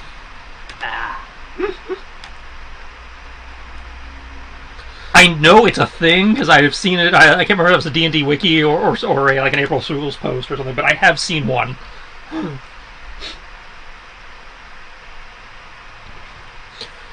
Okay. As like a gag item. While you two are in the storage and gear and quartermaster area, is there anything else that you're wanting to see if it's available here?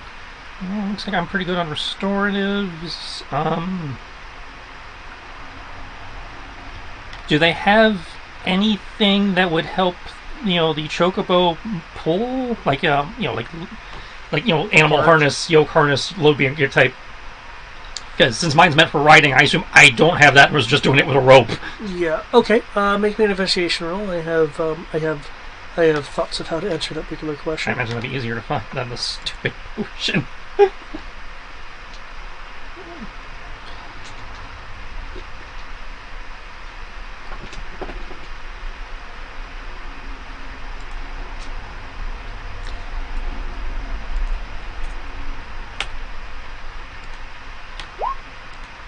Taliesin doesn't speak to common, does he? No. Dang. I only speak Final Fantasy languages in my own language. Apparently. Okay. I speak bunny, I speak Moogle, I speak cat, I speak elf, and I speak common. Okay. Well, dragon. Sorry. At least I can speak to common folks like... Assuming you're Michael, that's you, yeah. The... Wait, what happened with my mic? You kept cutting out, so we got like 2 words out of that whole sentence. I said at least I can speak the common folks language. Which is what we got speak common, and that's it. Yep. Okay. Yeah, I'm at the other end of my apartment right now. The simple answer is no. They don't have a regular harness. They have something better than that. Oh. It is a harness you can attach to your chocobo that, for the purposes of lifting, dragging, moving things, it will give them a strength of 22. I don't know what a normal chocobo strength is, but I'll assume it's lower than that. So awesome. Oh, I thought you had. I do. I just don't have it open. It's in here somewhere. A regular old yellow one has a strength of 14. Okay, so yeah. This is the first time it's actually come up, so I didn't have it open. Yeah. Okay, so we'll put that weight training vest on the chocobo and. Ixor, do you have any further requests? Choco lift, bro. Of any particular item that could help you, or any kind of thing that you are looking for, which may be useful? I will ask Taliesin if he even though I already don't think it would be the best idea, should we ask the healer to come with us,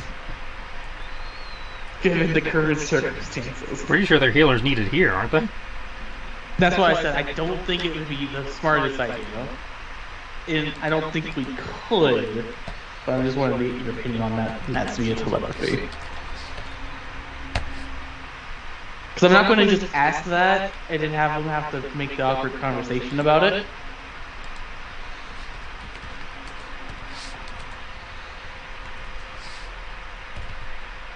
And I figured out you, since you have a better read on people than I can ever do. Yeah. So you can tell a general situation a lot better than I can.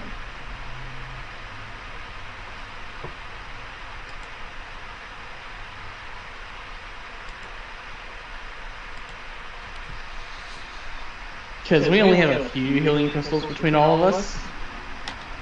Each.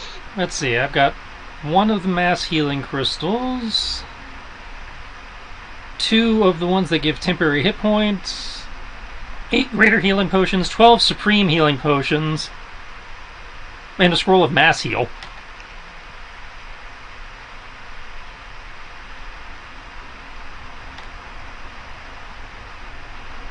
So I think we're okay on the healing. Alright, if you think so. So the cat girl is good.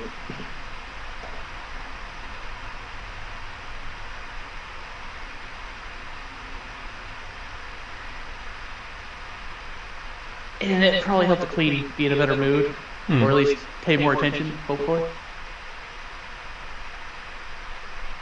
Maybe. The world may never know. The world may never know.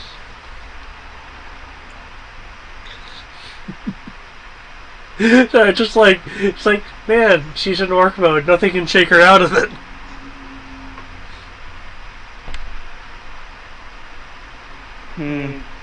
Well, in that case, we think we have everything we'll need. I think we're as good as we're going to get, yeah. Then I guess... Did you find something for the chocobo? Yeah. For the portal hole idea didn't work, so... Got these fancy, I don't know if they're farming harnesses or military transport harnesses, but they got like fancy buckles and hooks and pulleys, and now my chocobo's as strong as you are.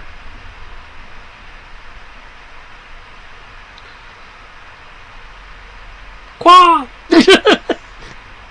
There'll be a clearly denoted moment of silence as Ixir processes that. He goes, what people do with magic these days. Chocobo? That's not magic, that's just physics. But you said it's the harness doing that. Yeah, the harness is the load-bearing harness gives him with the way weight is distributed and stuff gives him an effective strength of 22. Oh, I thought it was like an enchanted one that says that he has it, not like it's described that it does that. No, my understanding, based on what David says, is it's the animal equivalent of load-bearing gear. Okay, that makes more sense. It is technically actually a magical item. Oh, I'm sorry. Apparently, there is some magic involved, but yeah. Yeah. But it's not bolstering the. As mentioned, it's only bolstering the idea of being able to move stuff. So minor enchantment with the idea of again enhancing its ability to carry stuff. Yeah.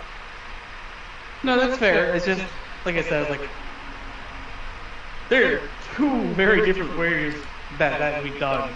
We're on 2 different extremes of that one, damn it.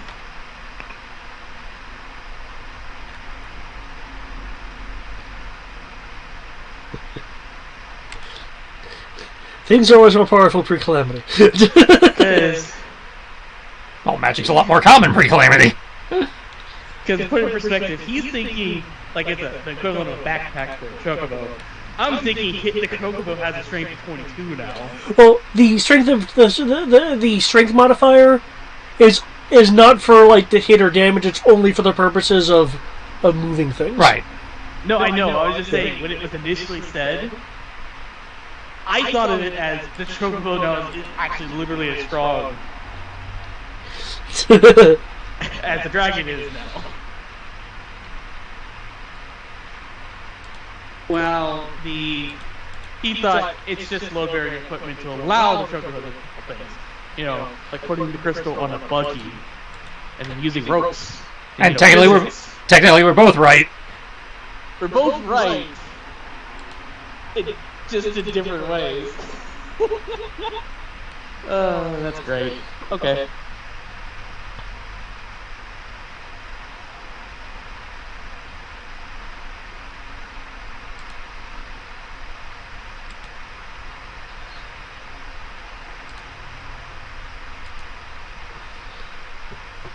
Man, oh man. Okay, once you return from the supply area, unless there's anything else that you're wanting to snag. No, I'm good. Jokingly, the dragon wants to take the cat girl. Obviously, I can't do that. And it's already been discussed as no. I have a crack about dragons wanting to take girls back to their caves, but I'm not going to make it, because that would be racist. What are you doing? I'm taking you to my lair. Make the joke. Which is why I was trying to lead towards that. Yeah, you're trying to bait him, and he's not rising to the bait. So if you add her to your hoard, I wonder how much that increases your hoard's value. It doesn't increase it at all, because she's not an object unless she's dead. No, but she's carrying objects. Wouldn't that count? No, because those are her objects. Yeah, they're not technically mine at that point in time.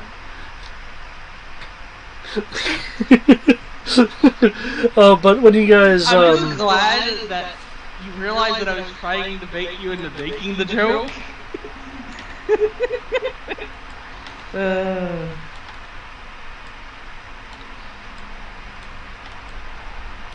Because yes, I am the chaotic snarky. Chaotic snark.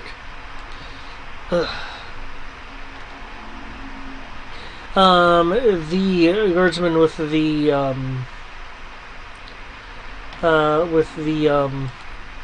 since I failed to bait, I will just comment that you're no fun right now. You'll find that the crystal's already positioned by the time you get back. You guys are miracle workers. Oh, I think you're about to be a little bit more than miracle workers. Your speech, good dragon, riled perhaps a bit more than you were initially aiming for. Oh, goddammit. Okay. So my people here have convinced me, despite my own concerns, that it would be helpful if they were to be dispatched with you.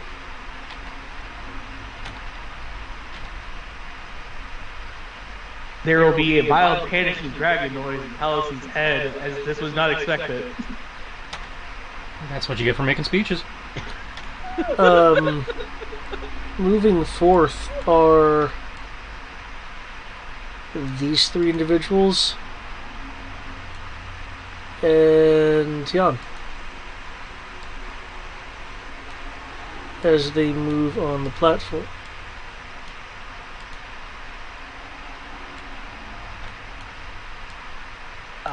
There we go.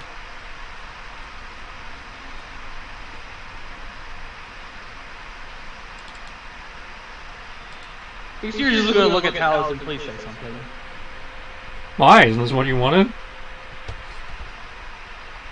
Yes, but no. We're literally doing crazy shit.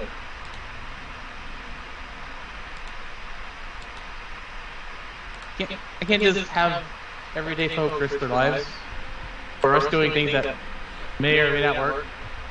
Again, this is all telepathic because I'm trying to be the stoic one. Outside the fact they literally just gave a rousing speech. Ignore that part.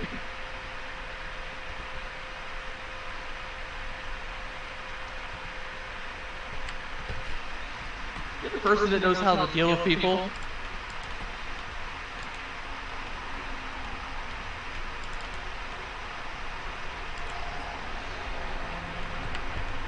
I just take treasures and hoard them and try not to let evil things happen around my lair. Anyways, I then got tasked to help with this, and well, this is the whole world, so it might just be lair adjacent. Yeah, it's where you keep your stuff. I like that lair adjacent. I like that phrasing.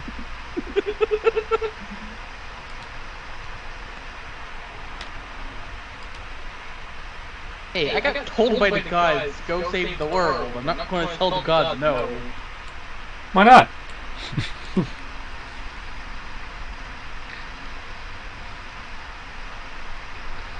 I don't believe being cursed.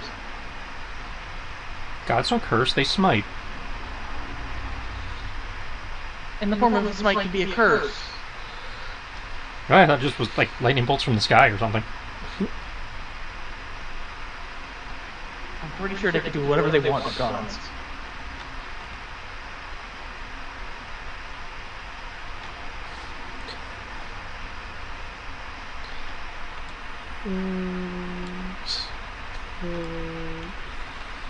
Thanks, we need to control that.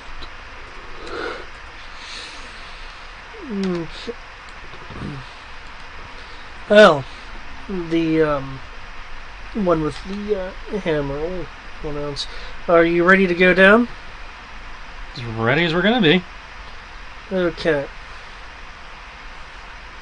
There will be a slight moment of hesitation in asking, are these people sure they want to embark on this potentially dangerous journey, instead of staying here and making sure that everyone is okay.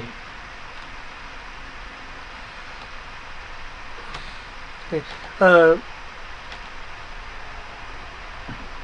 Be aware that we sent Shakar and a scouting party to check in on the state of the encroaching chaos and the tree of Gaia, and he is not reported back yet, which likely means there is trouble down there, either that or a cave-in. Well, shit.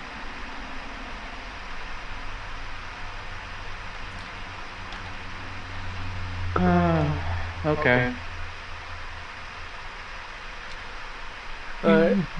In the background, there are still sounds of the lightning cannons discharging into the sky. I can understand everyone else, but why you, little healer? Who's that to? Tyann, the red mage of the group. Okay.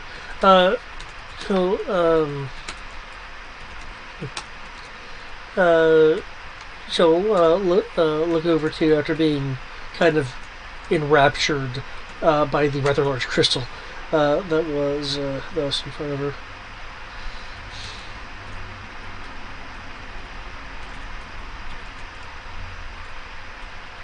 Because I want to actually do something that can have an effect versus just staving off what appears to be the inevitable.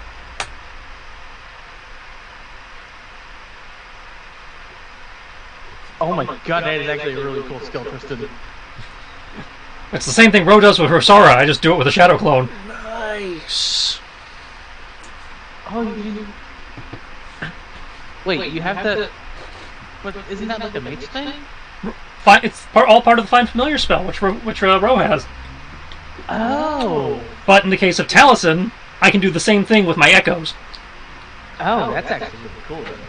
So yeah, while you guys are talking, Talison's eyes just kind of white over, and he's just kind of leaning back against the chocobo, and sends the echo 1,000 feet down to find out what happened to the lost. The guardsman will call out to the other side. Begin the descent. And there'll be a sound. What? As that happens, Yep. if you're just going to sigh and say, I applaud your audacity and bravery to face the unknown. Into the unknown. Well, that's quite a compliment. Into the unknown.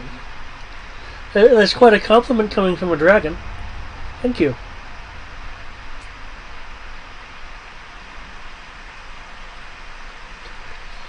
I'll just nod and see if we can go off somewhere else, because I can't be a dragon in here.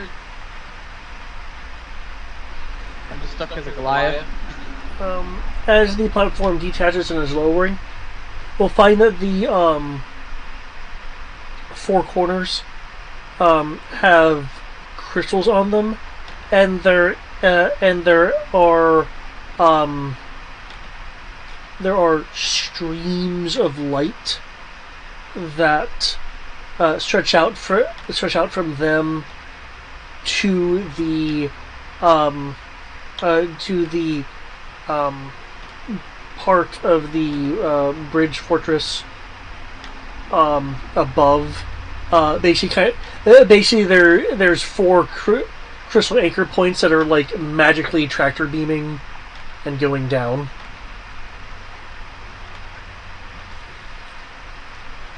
Acting like the ephemeral rope. Because we're in the past, where we fancy.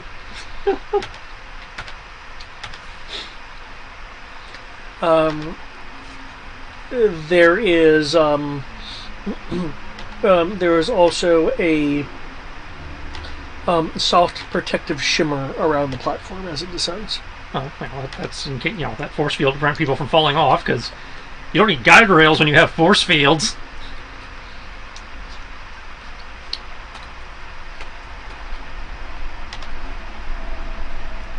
Which technically is true.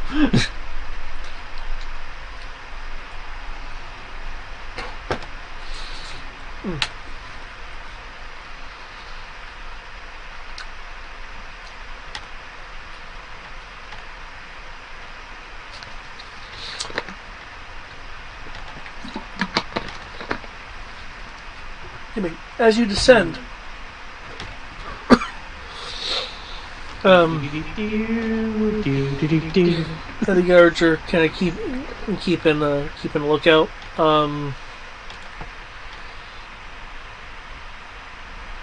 Second.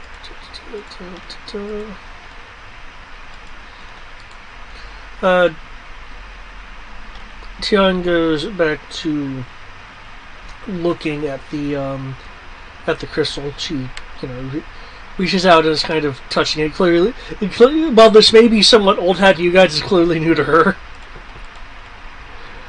Hey, Isir still tries to eat it every once in a while.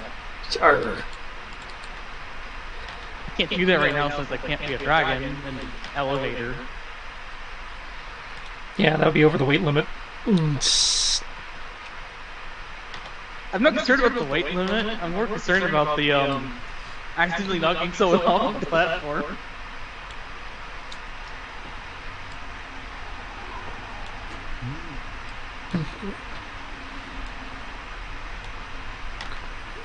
So I'm kind of curious if it did go over the weight limit. What exactly happens? It's magically supported. That is a good question. That sounds like the magic would just fail. You just instantly fall to your death. No hopes of survival. Unlike if it was like a normal elevator where if the cable breaks, it'll fall and then have an emergency brake activated. I do actually have an answer to that, but I'll only be able to answer it if you go over the weight limit. So, actually, no, you guys are from this. You can make an Arcana roll to know the answer to that question. I'm not too concerned about knowing the answer to that question. Okay. That was as a player, I'm just kind of curious.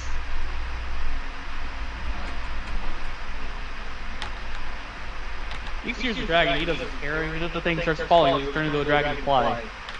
It's like, I'm pretty sure Talented has his own way of dealing with it, but if he doesn't, I'll just yank him out of the sky as he falls. dragon, bitches!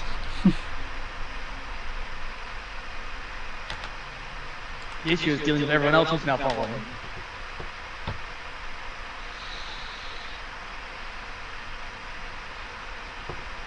And now it's probably going to start going into valuations. How much value does Ixir place on certain people? There ain't no trolley problem here.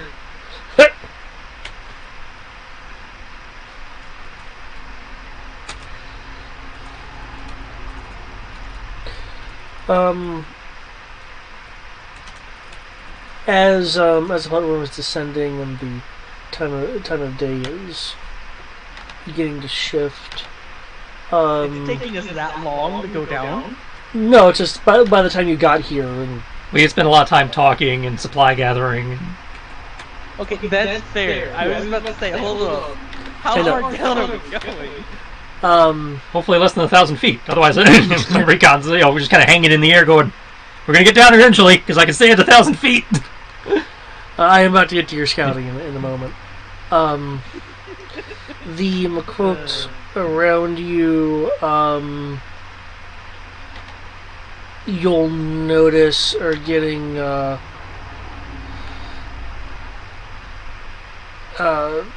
slightly more invigorated, slightly less tired than they were.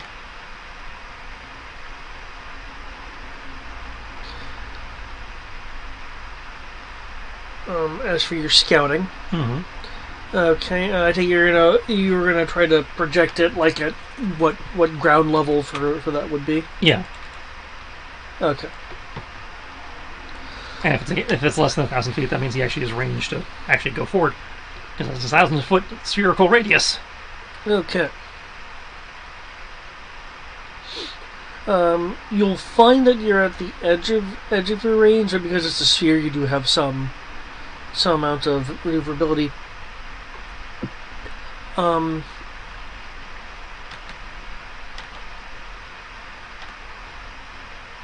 Let's give him the perspective. Okay. Your echo will be at the entrance of a crystalline cave, one of which the cave and the mountain itself seems to be at this point emitting light as the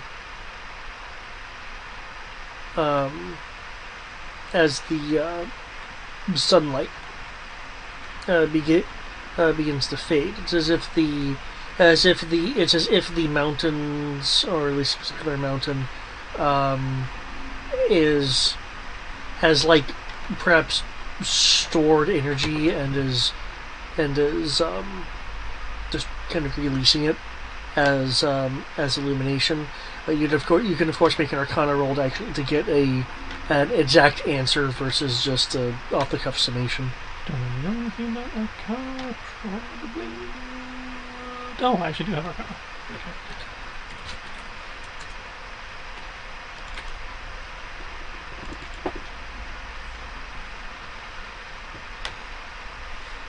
You're just all over the map today, aren't you? Okay. It's the Crystal Mountains are radiating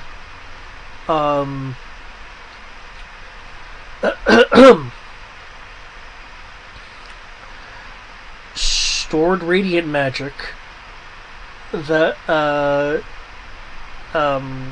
basically, natural aspects of magic during the day, and that stored natural magic with it now becoming night is radiating off as illumination. Oh, cool. So it's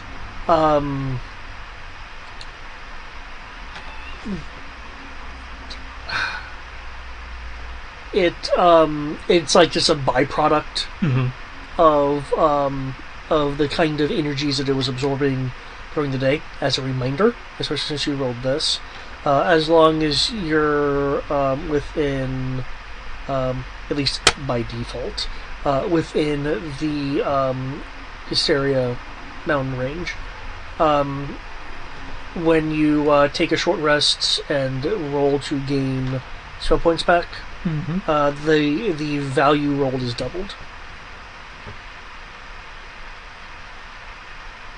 I like that you say that, but neither of us are mages. Yeah, but it's information you would have. Mm. Does that mean I get extra superiority points back?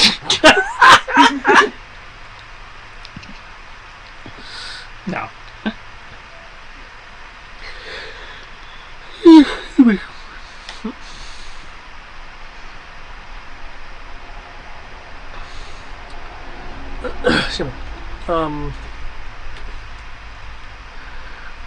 Venturing forward into the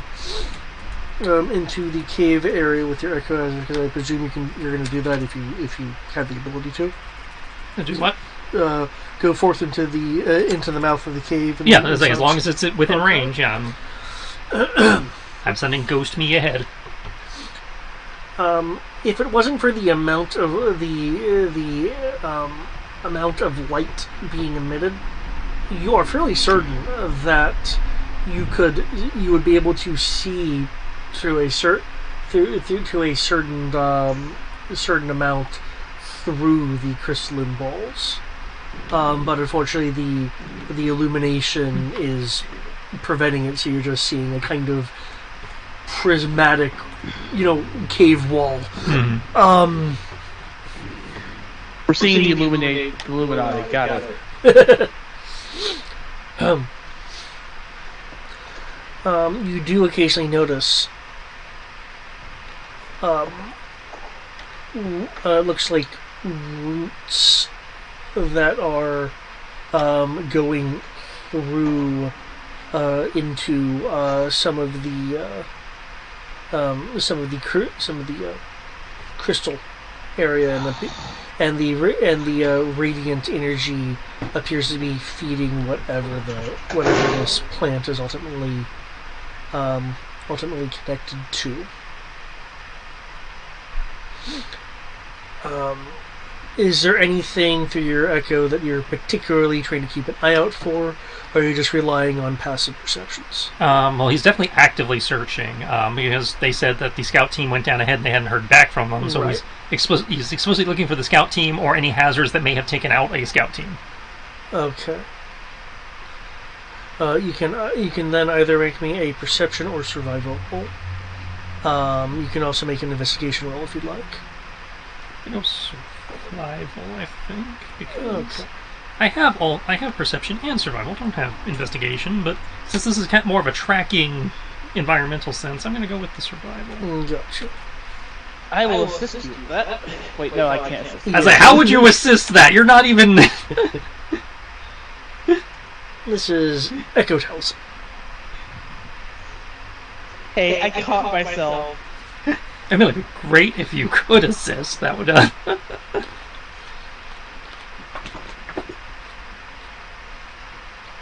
I'm trying to be helpful, damn it. You shall not stop me from being helpful. That's a face. I think I know what the number's going to be. It was a natural 1. We're going to put a hero point on that. Which I'm staying on it. Because this probably is important. 14. Okay.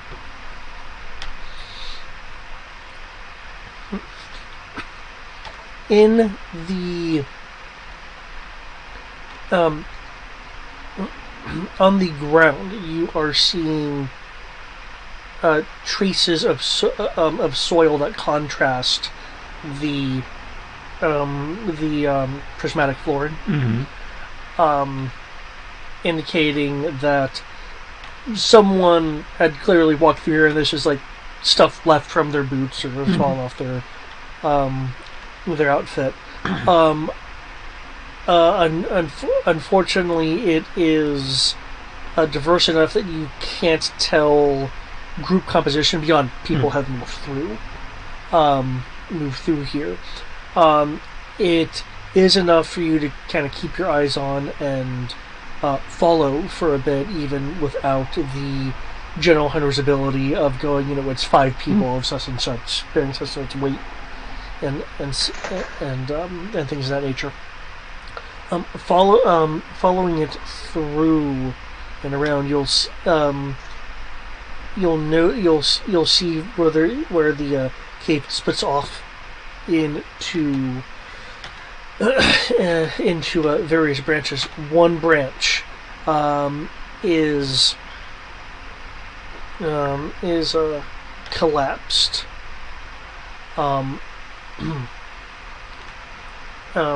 By what you're uncertain at a glance, you just see shards of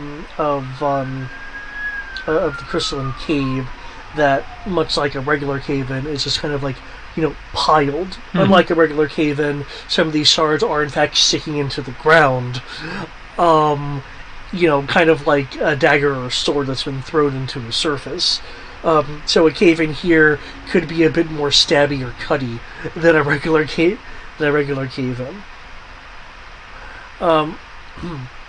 Also, at a glance, you are not seeing any signs that anyone was killed from this. You don't see blood or scraps of clothing or anything of that nature. That leaves the center and the right path. Which you want your echo to follow. Can I make another check to see if there's any signs that would distinguish one path from the other as a more likely route for where we're going? Sure. Investigation or survival if you're again wanting to just see which way these tracks have been going. That's 2 in a row. How? I shouldn't even say that. I have shit rolls. Usually COVID dies the good one. Okay.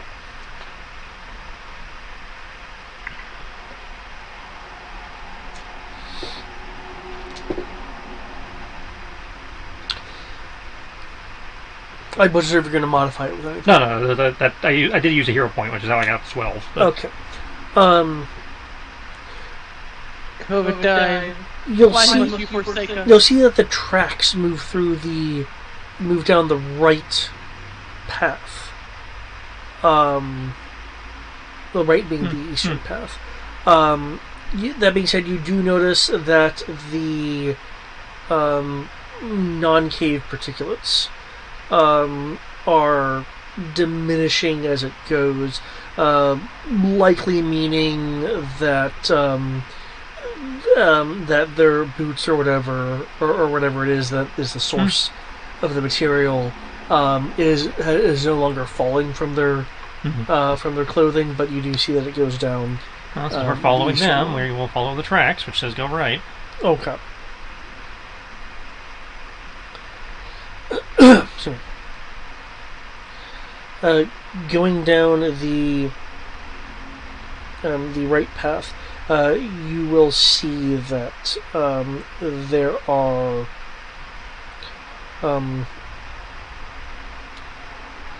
symbols that have been placed onto a wall. What? Let me check your languages right quick. Mikot, Vera, Mog, Okay. Elven Common. These symbols are in Mikot. It essentially is a sigil that is in place here in the form of a passphrase or a pass sigil. As you see that there is a opening in the cave that is going perpendicular, so you can still go straight or left. This perpendicular, this left-facing corridor looks like it is magically being held open with this pass cliff being in use.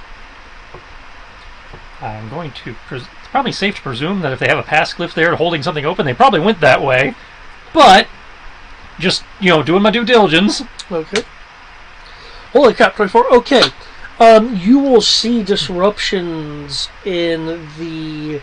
on the floor in the form of, like, tiny bits of prismatic dust. Mm-hmm. The tiny disturbances showing that it's a group of 5 that have moved through here. They equipped to medium or heavy, depending on the particular print you're looking at. And they did indeed go down that corridor. All right. Okay. Pressing further with your echo, and you'll notice that you are able to progress further because as you're descending, Yeah, that's right. We're getting closer. Yeah. Is expanding, Which is what I was expecting. So. As you are following the tracks and looking forward, you'll go down, and this will be winding a little bit as you kind of get the sense that you're going closer to the core of this particular mountain rather than, say, around or over to another area. Mm. And you will notice after about... Well, actually, you had a high survival roll, which includes things like simple navigation, as I recall. So, after what seems to you to be 500 roughly feet, there is a...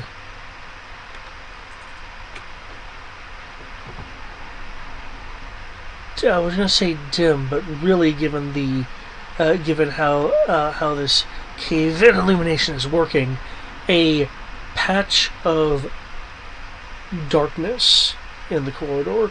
You'll be able to see until there's a darkened part of the corridor, but further along after about 30 feet, there is then illumination. This isn't like a magical darkness that it's pitch black that you can see through, but it's clear that it's like light, no light for 30 feet, and then light beyond that, and because there's light on either side of that, there's a dimness. But there's no active illumination coming from that section, which is giving it a very, again, kind of like dark or dead walled appearance. You can actually, because of this, see through that section of wall, as I implied earlier, was the light that was making it act like a sheer block. And I will now actually need a investigation and perception roll for this. And while you're doing that, because your survival was so high over there, you will notice... You said investigation or perception? Yep, investigation or perception.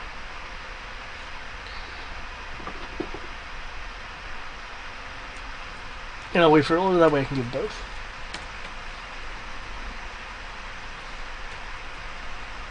I think what's this?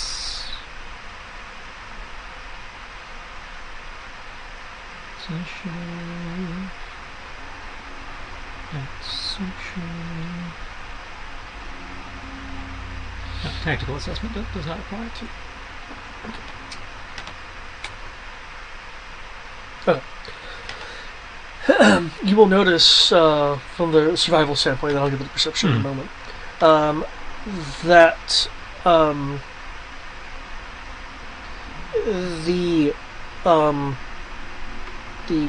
markings on the ground, the dust markings on the ground, shows there's a way that something caught the attention of the group that was traveling. You can't really see what's happening in the dim area unless you want to illuminate it with something, just because you're tracking via what amounts to like dust displacement. Unless I count as illumination, I don't have equipment to illuminate with. Because you're also shadow clone, so.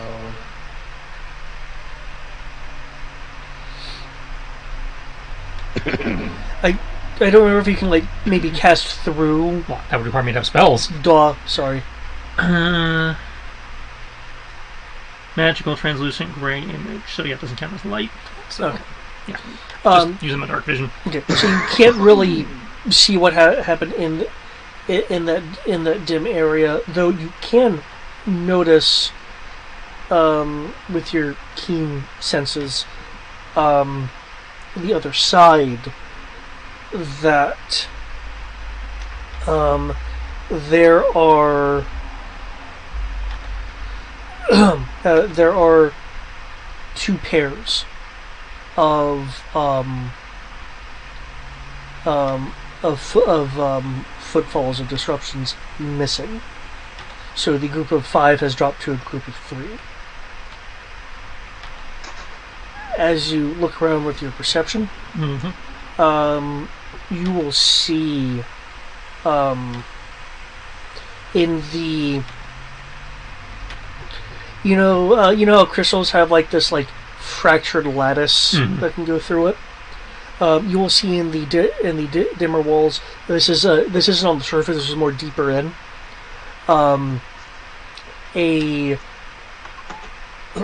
A void that is following some of those fractures.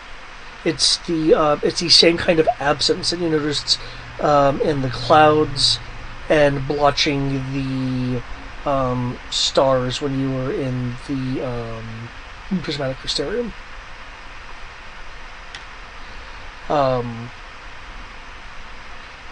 Looking around a little bit more, since I was 15, you will notice these aren't voids, but they're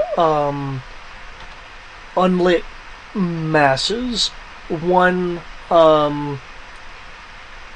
in the ceiling about 10 feet in, and then 20 feet in to the west inside the wall. Again, without illumination, they just look like, again, a mass of something that's unlit. Yeah. Well, I can't see, so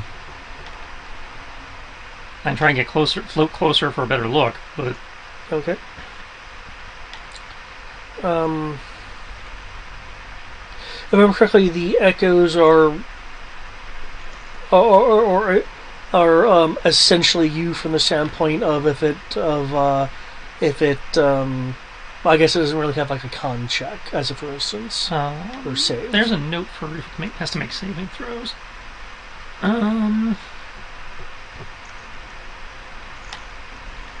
It has to make saving throw. It uses your saving throw bonus for the roll. Okay. Can I get a dexterity saving throw for the echo if you're moving through? That can be great. This is a magical effect or pseudo magical effect.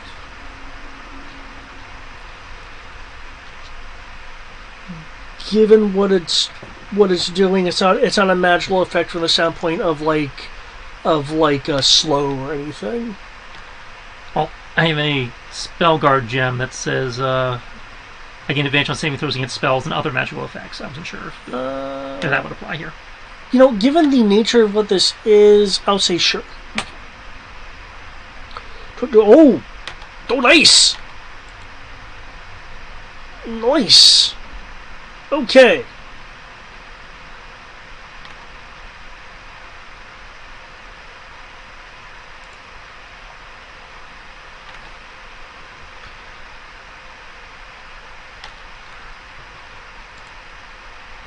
Okay, yeah.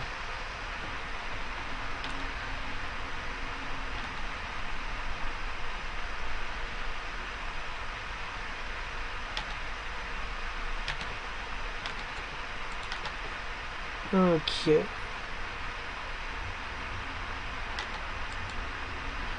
One memento.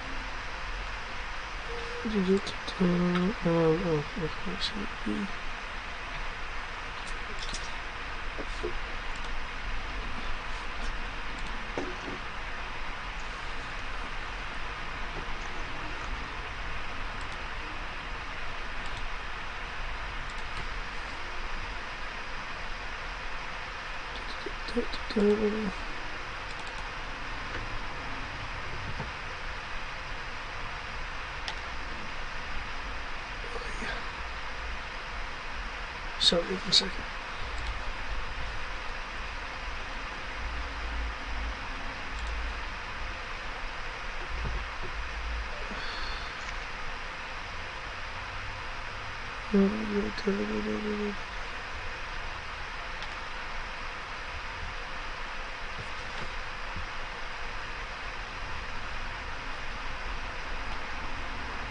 Oh, that's why.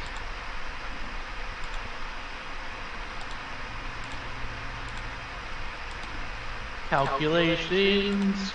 Calculations. Math. Math is hard.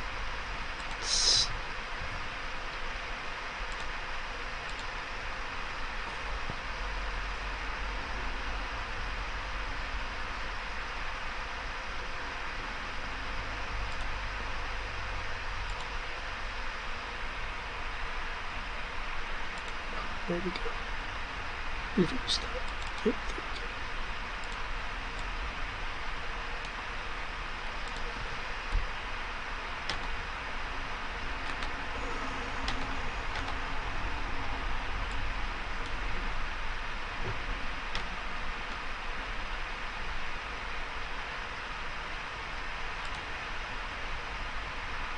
Come on, roll 20. Come on, roll 20. Eventually.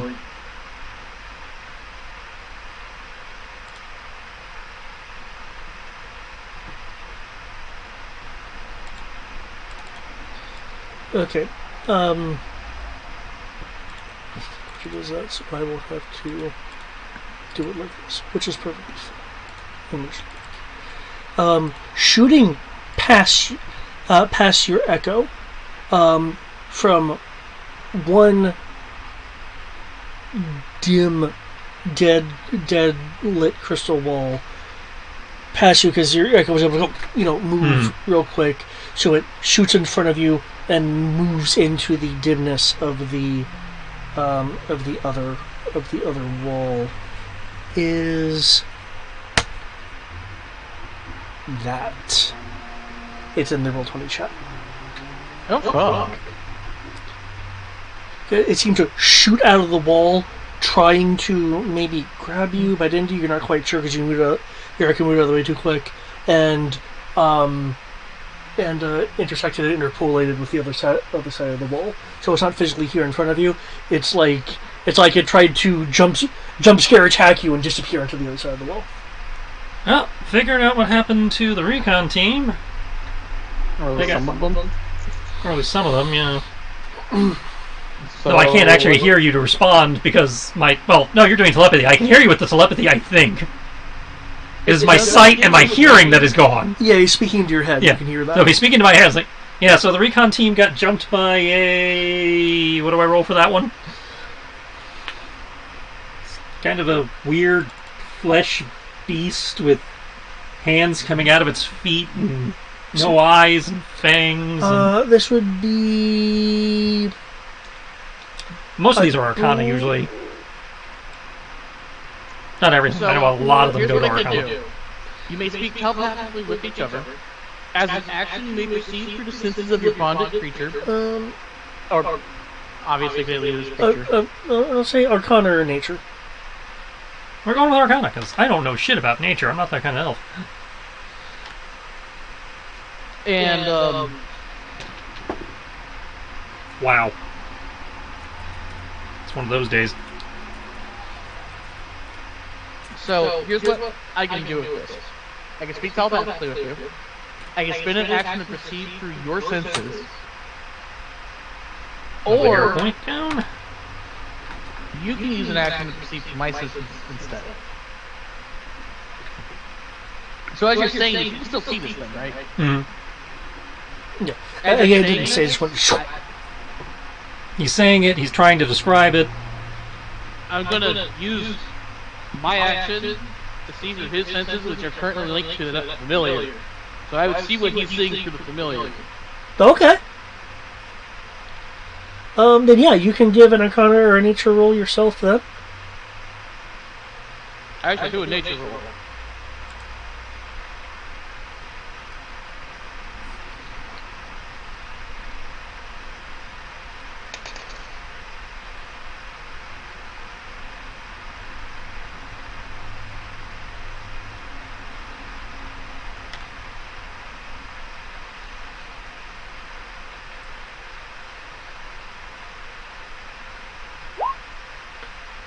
Okay.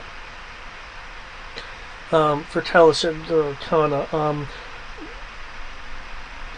you recall only a few things, probably because of how quickly it just blitzed past you.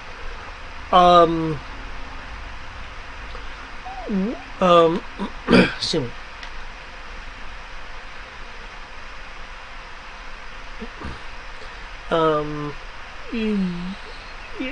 You can recall the name.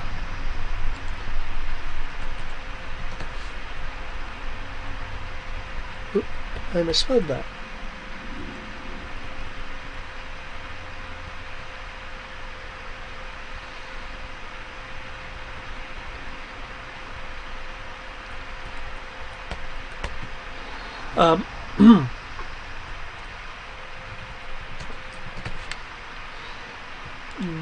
Gaian Reaver.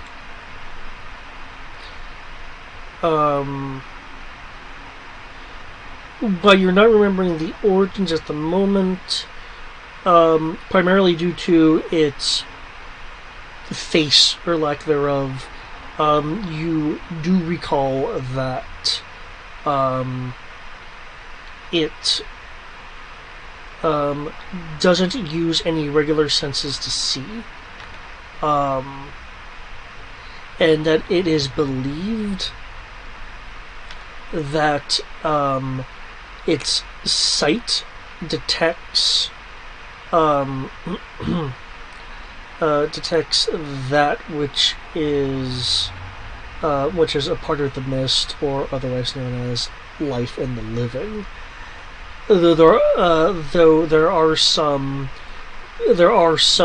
people who've tried to study the chaos that disagree with that, in that it seems to be aware of walls and buildings, so it could be detecting just the absence of light of life as well. You are aware that someone using, I believe it's called feign death, where you're faking unlife, that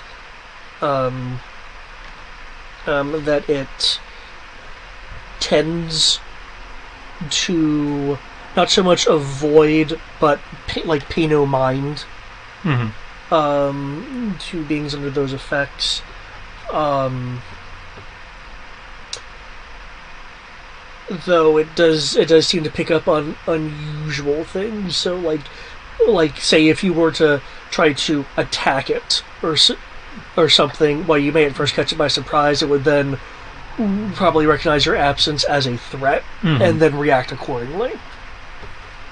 For you, Ixior, as I said, Guy and Reaver, but however you do recall what this is. The chaos is, in this case, theorized, it's said to have actually pulled a spirit from the mist and have given it a monstrous, aberrant physical form wrapped around it. As I mentioned for Talison's thing, you are also aware that that it doesn't see through normal sight. It detects life and conversely the absence of. The thought is that kind of like thermal vision, kind of, except instead of heat, it's life and things that aren't alive.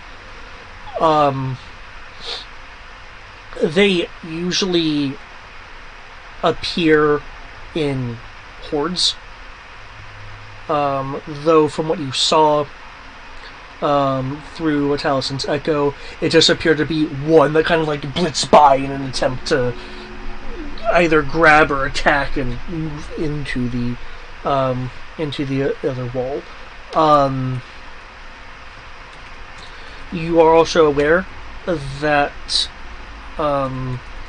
these deformed portals cannot be suffocated, nor require any kind of rest period.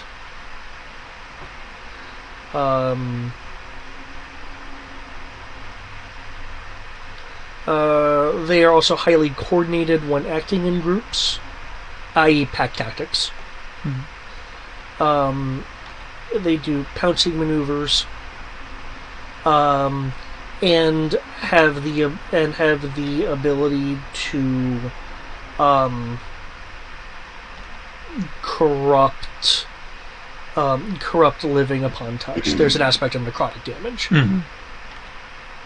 which I know may or may not bother you, because I do believe you you have some effect with that.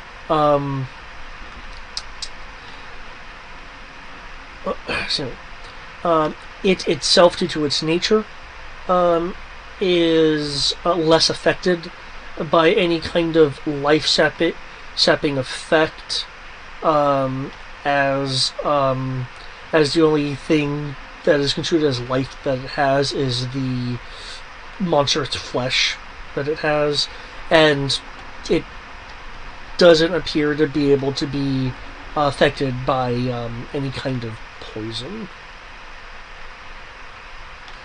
And due to its nature, attempts to turn the chaos against itself with control or domination magics don't appear to have any effect on the Gaian Reaver. One-on-one, they're fairly weak. Their strength comes from being in droves. You're also aware with that 24, nice, that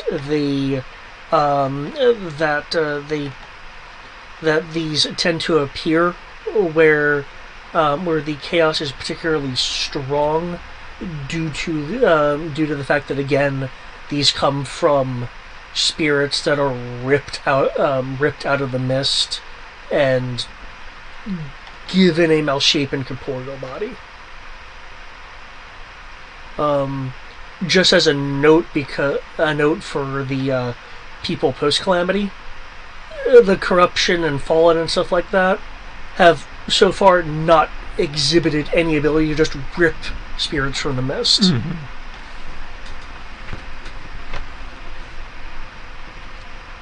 Well, that sounds fun. Yeah, I had to explain this to you, and then stop sharing my senses with you, and mention this to the rest of our group, mostly for concern about them.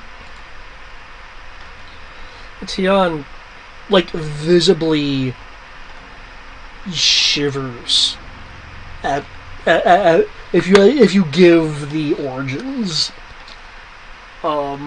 Like, I don't give like super detailed origin. I'm saying like this is what this thing is. It's a creature of chaos. well, the part that makes her shiver is the idea of souls being ripped from the mist. No, I don't mention that. Oh, okay, then she won't shiver then, because that ought to be a particularly disturbing notion. These are normal people. They don't So, I need to mean- be terrified yet. I mean, technically they're soldiers of Cristeria, but yes. They're still normal people.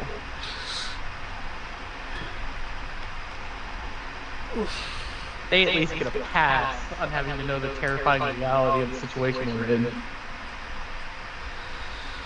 I'll just advise them what it is and then tell them how it attacks and how it protects people so that they can be on guard. Okay. Okay, And though. this is we're still going down. Yeah, down and yeah, down. still going down. So they'll nod and kind of prepare themselves to be a little bit of a pep talk amongst the group. As far as your echo, are you wanting to continue past this dim area? Yeah. Okay. Keep pushing our luck. I'll need 2 more dexterity rolls then, or saving throws then.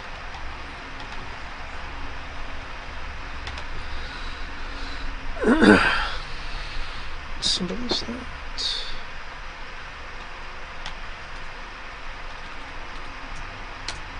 Oh, that's random shit. Means not to me. Okay.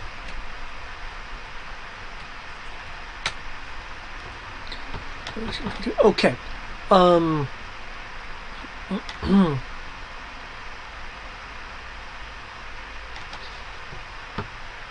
Okay. 2 successive times does this creature or creatures leap through one wall and into the one on the opposite side as they try to aggressively interact with you, but your echo both times is able to either step out of the way or move in such a way as to not be touched. Awesome. Okay, wow. Well, shoot. Continuing on, then. Do do do do do do do do.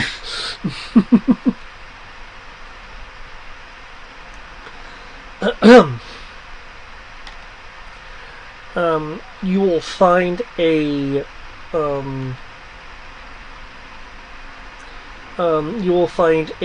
crystal that has been set on the ground 50 feet further, with a protective ward in it.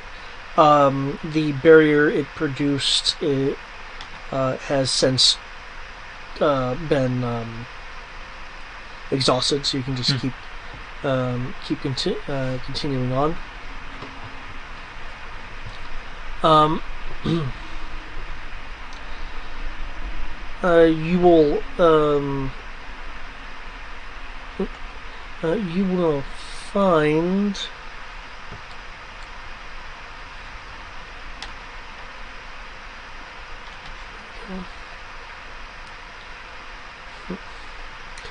You will find that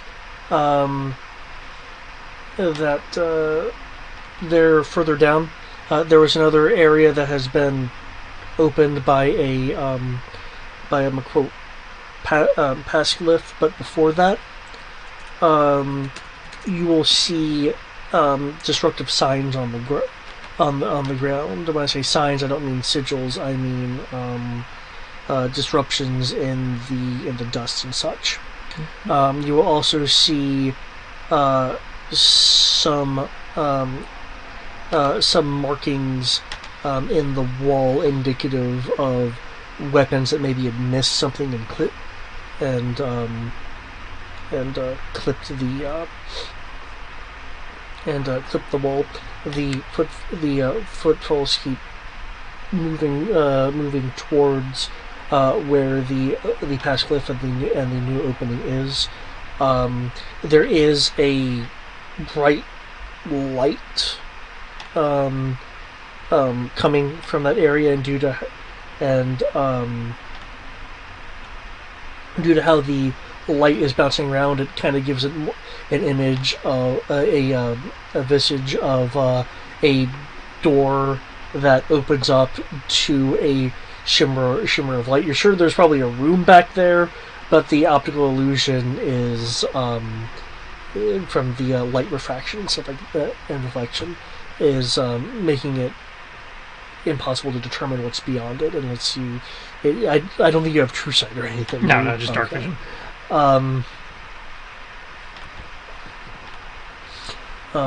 Okay, and you can move, and you can move past that.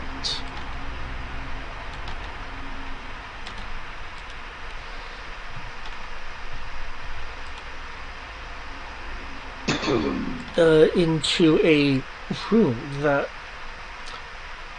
unlike the rest of the Crystalline Mountain,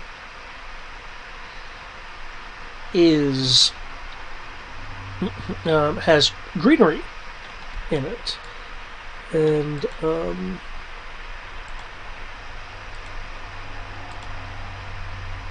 just make sure right quick. Okay, good. And because of where your echo is,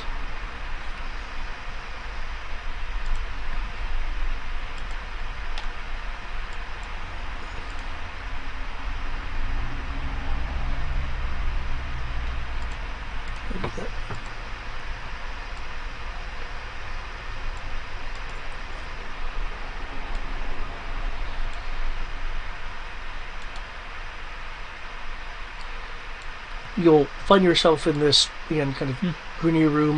The wall texture here is actually, more crystal. Crystal wall. There is a tree here that is illuminating separate from the radiance of the of the walls. And I believe your passive perception is like super high. 20. Okay. In one of the smaller trees / bush, you will see this individual. They look very injured. You're seeing evidence of that life siphoning has happened against this individual. You do not see, just by glancing around or anything, what should be the two other individuals of this person's party. You don't see them around. You just see this this heavily life siphoned individual in this plant life here. Can I tell if they're still alive? Give me the messenger. Maybe. And, are you approaching? Yeah. Okay.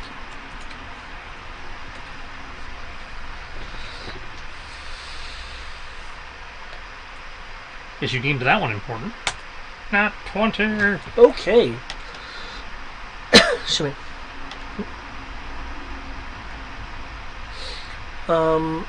Looking at them, they are alive.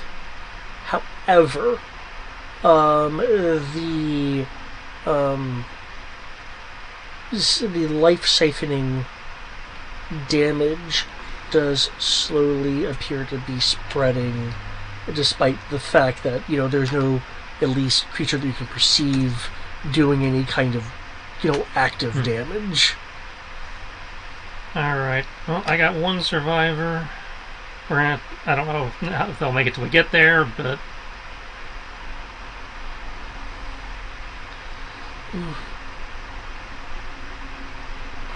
Well, it seems we found some interesting information and survivors, at least. You'll, You did say you found one alive still, right? I said I found a survivor, yeah. you'll hear in the quote,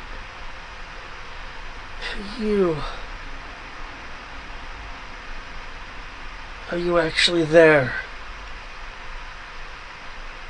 It's coming from the person that you found. They seem to be questioning whether they're hallucinating. Kneel down next to them and keep my voice low so as try not to attack attention.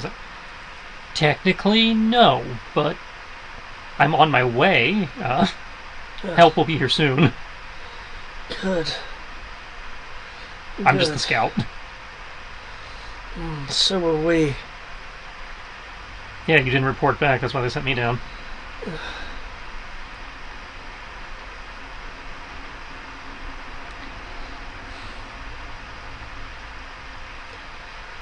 Anything else, Mike, or just you? Just me as far as I know. But we were able to tell, we were able to see that the chaos is moving through the Crystarian Mountains. At least this one.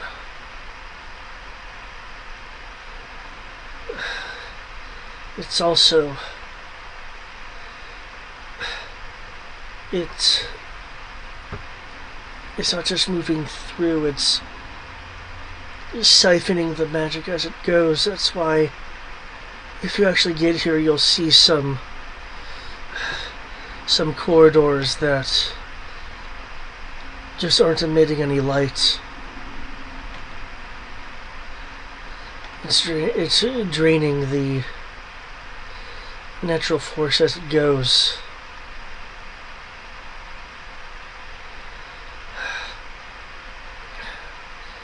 He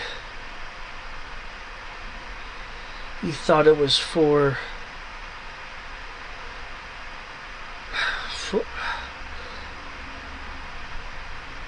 a purpose. I think it's coming here.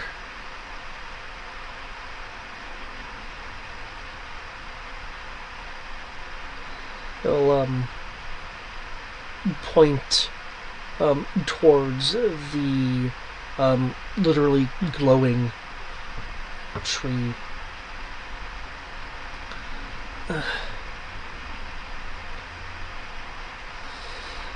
Protect it, do what you can.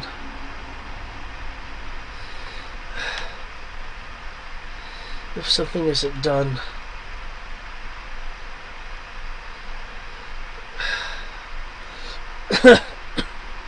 the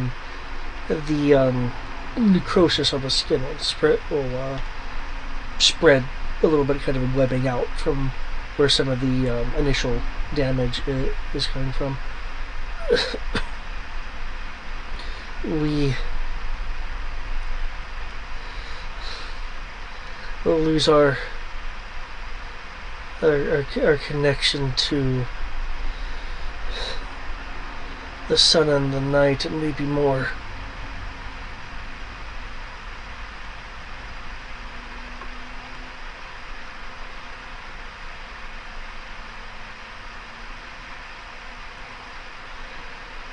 Get here soon.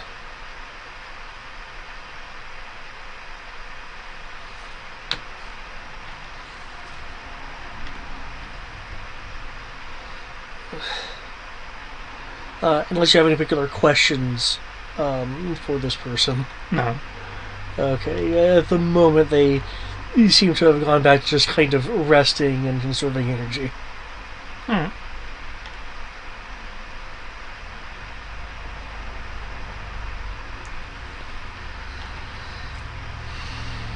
Okay.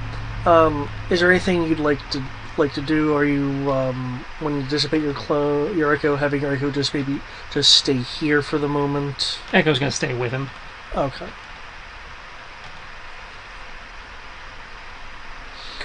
Okay.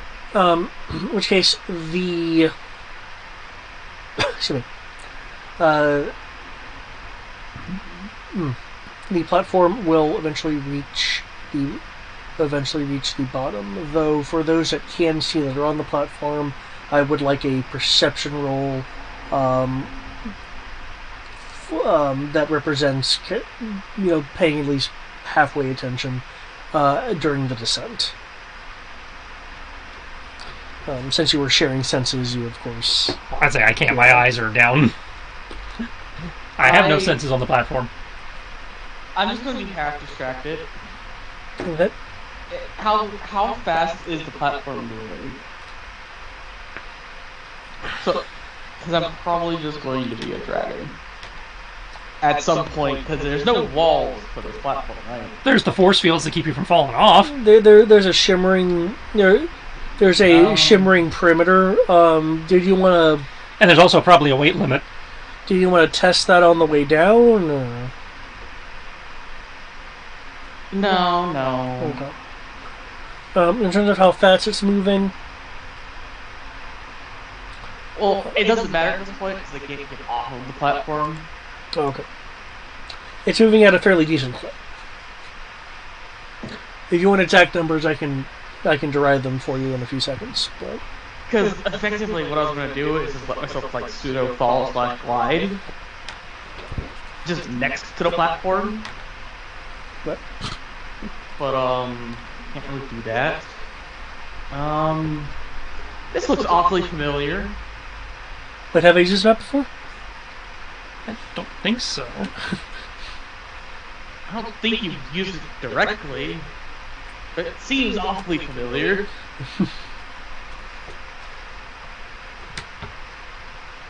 But you said a perception? Yep. 0. Okay. That's special.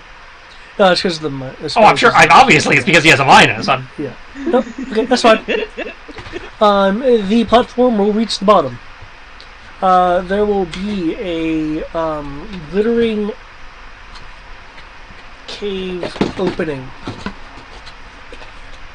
Is it big enough to allow a large creature?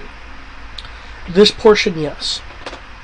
But further in, possibly not, based on what Taliesin saw on his way in. We'll find out at that time. But, Well, I mean, if you ask, he can tell you, was my... I would ask Taliesin at some point whether or not, That's especially because we're moving a large group through here, he would advise not being a dragon. If nothing else, you will attract the attention of the critters crawling around down here. Okay. Our group of our size is going to attract them anyways. Well, yes, but I imagine a dragon is more attractive than a Goliath. I can't just... Dang it. Really what I want to do. I believe you're a huge creature, kind of large creature. It doesn't mention what my size would be. It should. It doesn't. I believe you're the equivalent of an adult dragon. I mean, it doesn't have an adult dragon, yes. Okay. Why is the companion taking so long to search that?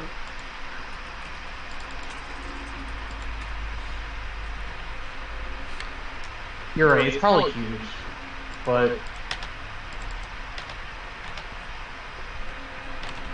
Adult Amethyst is huge. Adult Black is huge. Yep. Technically Shadow Dragon. Yeah, but Shadow Dragon's a template you add on to an existing dragon type. So you're Yes and no. No. I mean, as far as this game is concerned, Shadow Dragon is a template you add to an existing dragon. Okay. So you take like Black Dragon and then add the Shadow template on top of it. And it just replaces certain aspects of it. Yeah. Got it. So you Okay. so yeah, you did be at a huge, and I don't think a huge would fit in here. Okay. To answer your question, until you get to the passageway corridors, a huge dragon could squeeze through. That doesn't work for what I want it to do. It's okay. And we don't want him squeezing anyway, because that's going to make a lot of noise. That being said, the room your echo's in could support. Yeah. Could definitely support it. The ceiling, by the way, here, since your echo would be aware of this, is a 80-foot ceiling.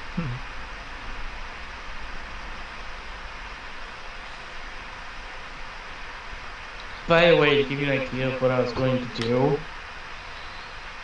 I was legitimately going to just be a dragon and then pick up Tion. Basically, pick up Tion and put her on my head. No, Yeah, definitely would not have room for that. Exactly. I like the image of that though. Gotta protect the healer. Protect the healer, keep the healer away from anything that is smaller than me. Problem being, the healer can't heal if they can't touch. Yeah, but there are red mages should be able to do There are some range healing spells. So. Some. Red mage just means you can use arcane and divine. It doesn't, give you the ability to make a ranged spell out of a non-ranged spell. Hey man, hopes and dreams.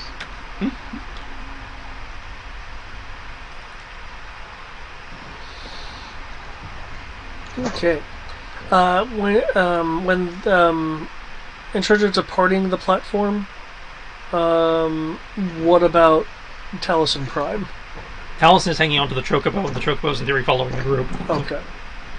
And if he happened to not be, I would make sure that he is. Since I know what he's doing.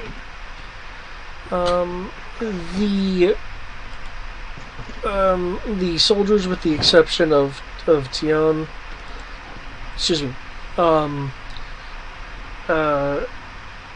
bring out hilts or small poles, and you'll see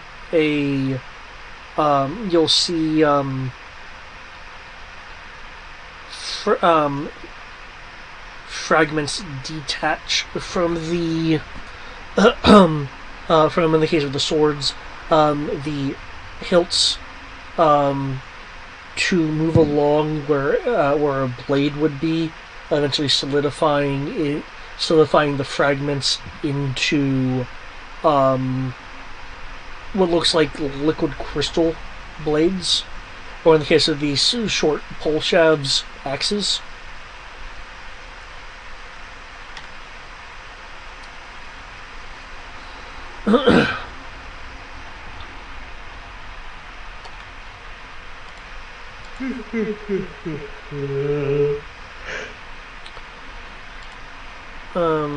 That's neat.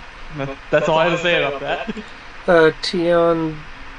Tion doesn't produce any kind of similar weapon. She appears to be unarmed, aside from pouches on a belt and some crystals embedded into her outfit, like you would see in the initial image.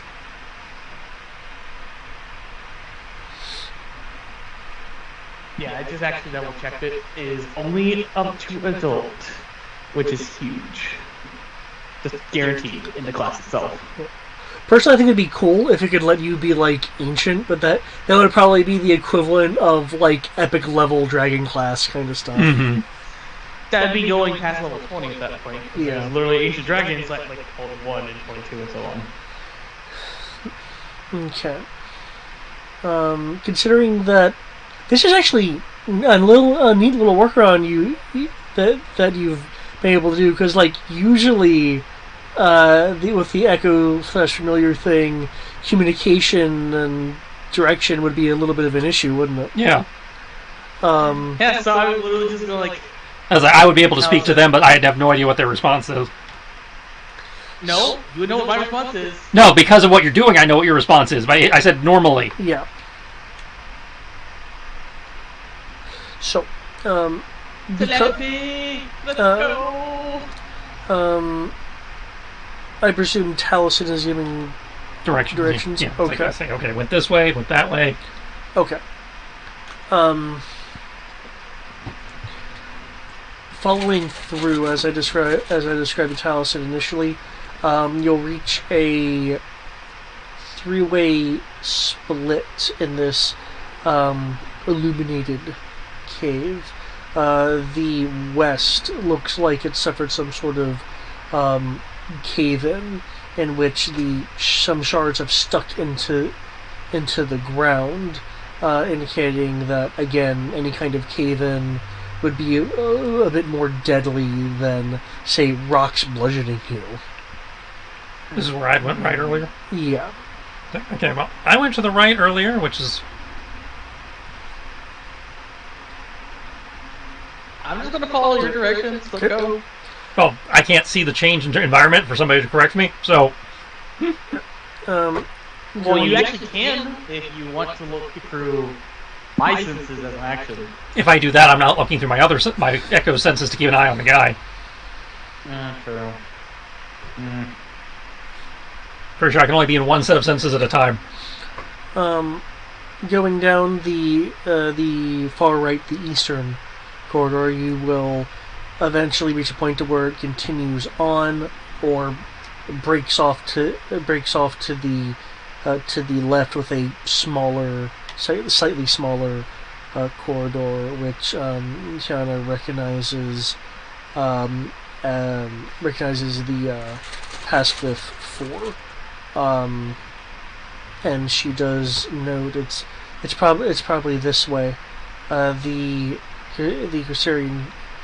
Crusaerian caves have secret halls and rooms that we've learned to access. This is where I made the turn into the secret passage or whatever? Yeah. Alright. When we make the turn, be careful. This is right about where my echo was attacked by those creatures. I will alert the group. Well, that's him just saying that, so the group is in theory alert. That's right. You can still technically speak. I can talk, I just can't hear anybody responding.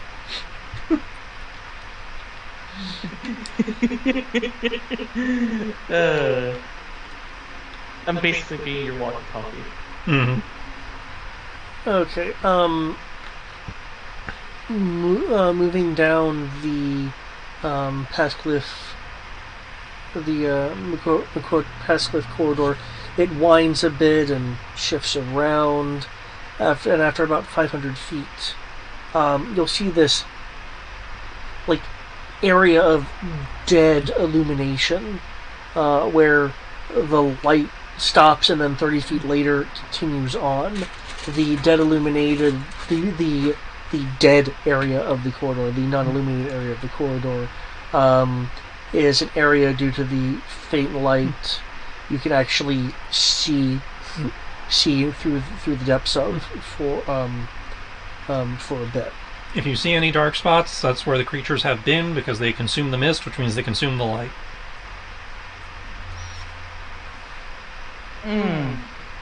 Fun.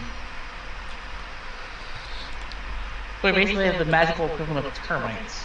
Mm-hmm. Tiana is looking around.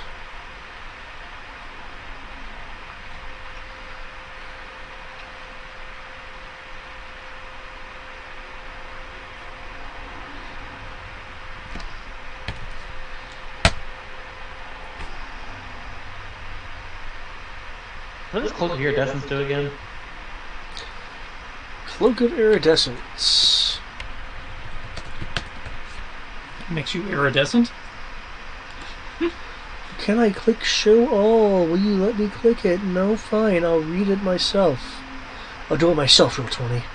Okay.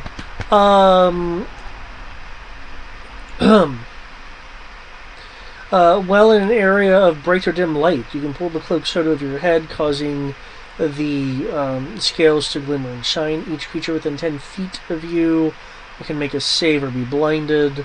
Once it's used twice, it can be used until the next dawn. Due to that fact, I will, given the situation, I will have it act as like a like a 10-foot illumination as light reflects off it if you're wanting to like summon it from your lair or invoke its effects. That's fine. And Danos Visor. Let's see. I have to look at that. What was the other one? Danos Visor. It's the Awakening variety. I have it. It just says it's a legendary wondrous item. Really? You said the visor? Funny. Yeah, Danos Visor. Danoth. There we go. And it's awakened. I found the stats. I'm looking at it now. Okay, I was bringing it up.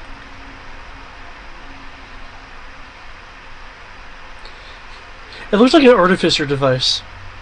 It effectively is. If it reaches an awakened state, I can see invisible creatures and objects within 60 feet of me as if they're visible. I see into the ethereal plane. Ethereal creatures and objects appear ghostly and translucent. As a bonus action, I can use the goggles to see through solid matter within 60 feet. That lasts for a minute. Solid objects will appear as transparent within the radius. Vision can penetrate 1 foot of stone, 1 inch of metal, or 3 feet of wood or dirt. Yep. And in its dormant state, you can see through magical and unmagical darkness. 60 feet. And have advantage on intelligence, investigation, and wisdom perception checks that rely on sight. But it's already awakened, so... Yeah, I'm just saying you also get the dormant effects as well. Ah. Oh, that's neat. I don't think it would help that -1. I mean, it would give you advantage. It would give you advantage though, and the ability to see through things you might not be able to normally see through. Are you wanting to evoke the? Well, because it's a part of my lair, I just have it. Right, but if I remember correctly, you would have. Will you have to swap out an attunement slot, or are you? As I say, it means you can have the effect equipped, provided you have the attunement slot. Yeah. You actually. Because you still have to, you still have to follow attunement. Yes. And given that's the only other thing that I know would beat, so I have Belt of Garden Pine, Blade of Broken Mirrors, and Danos Visor. Those are only through N-dimensional shackles.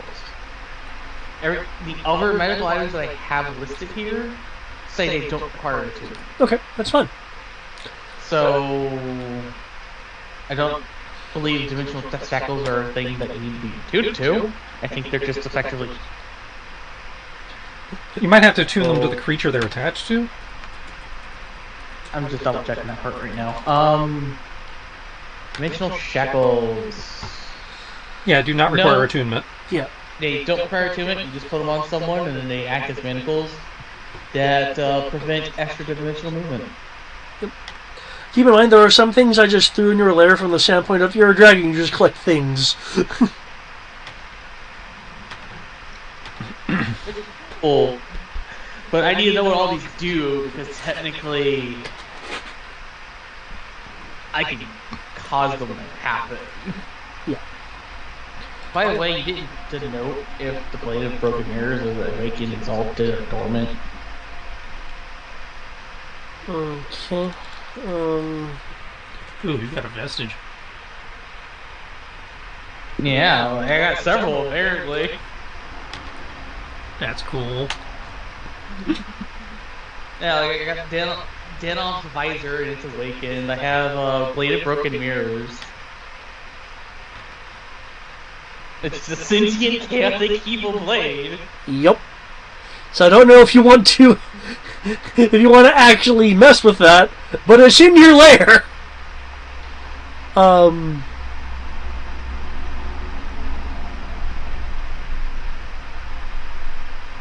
mean, they can't talk to me if I try using it through the abilities of my lair. I imagine if you're connecting to them to the purposes of summoning / using them, they can, talk to you. So if you are quote unquote channeling it from your lair, then the link would be strong enough for the sentience to be like, "Hey, how you doing?" You Dang. you want to kill someone today? Be pretty cool if you did. If it's dormant, it doesn't really do much. I need some images in the mirrors. I can give you some. Hey. Okay. Just so you know,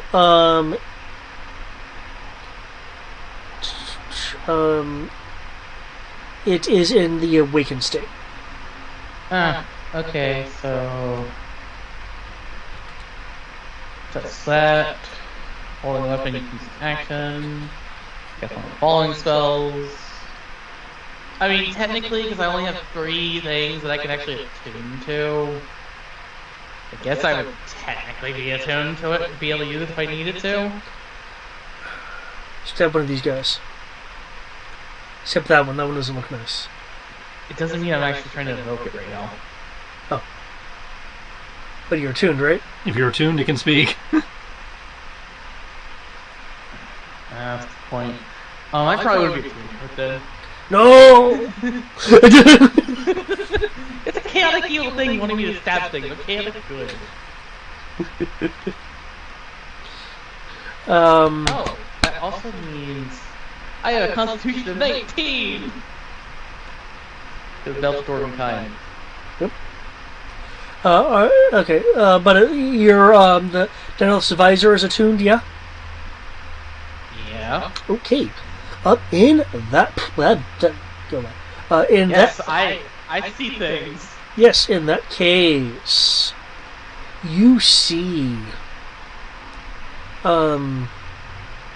Technically, I'm sorry, what? I was just double checking, like, how to tune things. Okay. But, go, keep going. Yep. Okay. I really like these rolls, actually. Can I, well, okay. You're at this area of darkness. Is there anything that you're particularly doing? Are you looking around?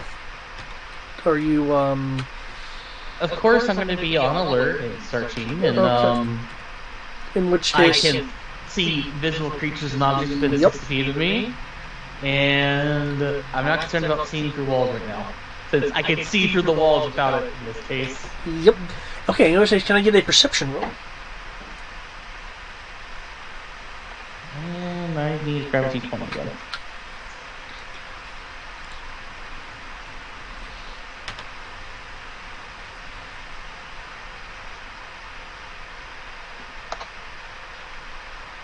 I just want you to know, I've only gotten this because of the fact that I'm wearing these.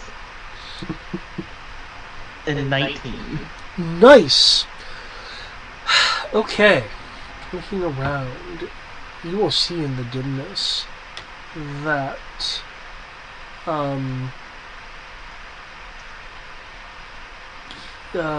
concealed in a pseudo-solid state are, excuse me, are 30 of the Gaian Reavers. There's 30 of them? You'll actually see them. Well, partly because you're not looking through, but basically it looks like some of them do try to get through the illuminated, more prismatically solid walls, and they just can't. They just move up against it. But they are kind of around the dim area. They seem to be awaiting something to be able to zip out and grab. But what you'll also notice is what I described earlier to Taliesin as these unilluminated masses in the wall. One 10 feet ahead and in the ceiling. The other, I believe I said 15, and in the east wall. You will see those without the obfuscation and such, due to the abilities of this visor that you're channeling. In the ceiling, you and the wall, respectively, you will see a male and female Mithra soldier dressed in the same kind of uniform that the fighters around you are. It appears that they were pulled through the dim section of the wall and are now embedded in the unilluminated, translucent areas. They're not moving. You're not sure whether they're dead or in some form of stasis, but I see that. I see them over there. I will telepathically tell Allison this. What do you expect me to do about it? I can't see shit. I know you can't see shit right now because you're trying to keep an eye on this guy. The guy. As I tell the people who are actually with you! I let you know because you might need to stop looking at your thing if you want to keep yourself safe. Well, if shit hits the fan, let me know and I'll disconnect. Because that's a freebie. I can just do that. That's why I'm giving you a warning beforehand. I am now aware that something may happen. Okay, great. I won't mention the masses. Actually, no, I would have. I would respectfully have to say that. But at this point in time, we can come back for them later when it's a little bit safer. If we come back for them later, they're more likely dead than they are now. I expect them to already be dead, and we just need to resurrect Well, them. that's the thing. If you let somebody else know, they might be able to. They might have a way of checking for that.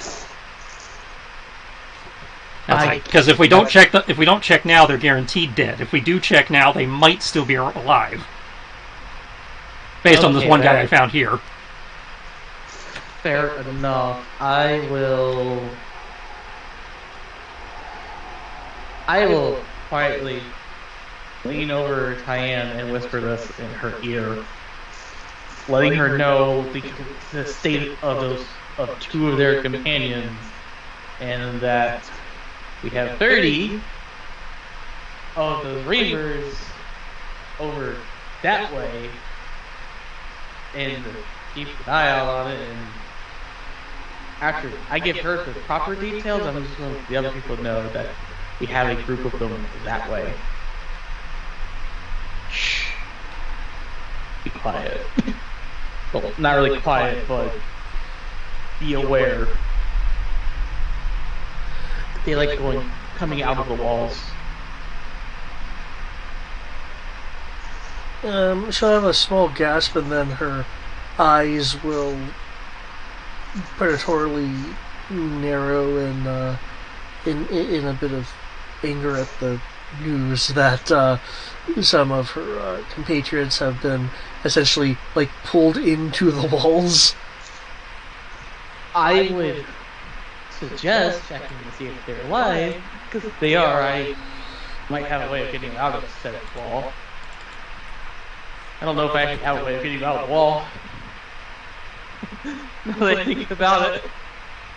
But we can at least try to get them out of the wall and save them, versus if they're already dead, we can come back and recover their bodies and resurrect them. If that's something y'all people do, because, resurrection magic, apparently a weird, touchy subject in Final Fantasy.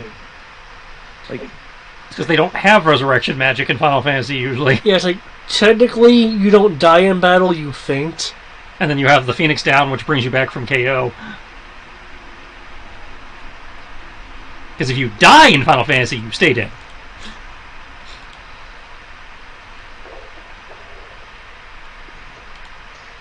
That's just a weird handover of us playing it in D&D, then. Got Yeah. it. Yeah, that's just a weird thing because we're using D&D. Okay. Less cool. But makes even more in sense. D&D, in most settings, resurrection magic is supposed to be rare. because most of the NPCs you run into are not high enough level to cast anything beyond maybe Revivify.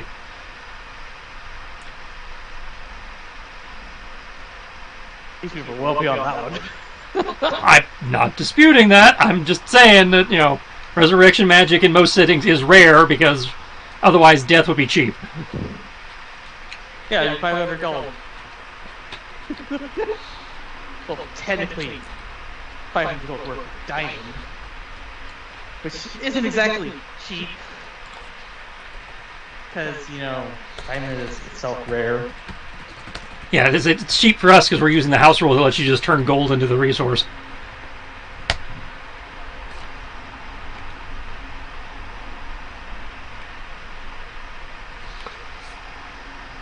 Okay.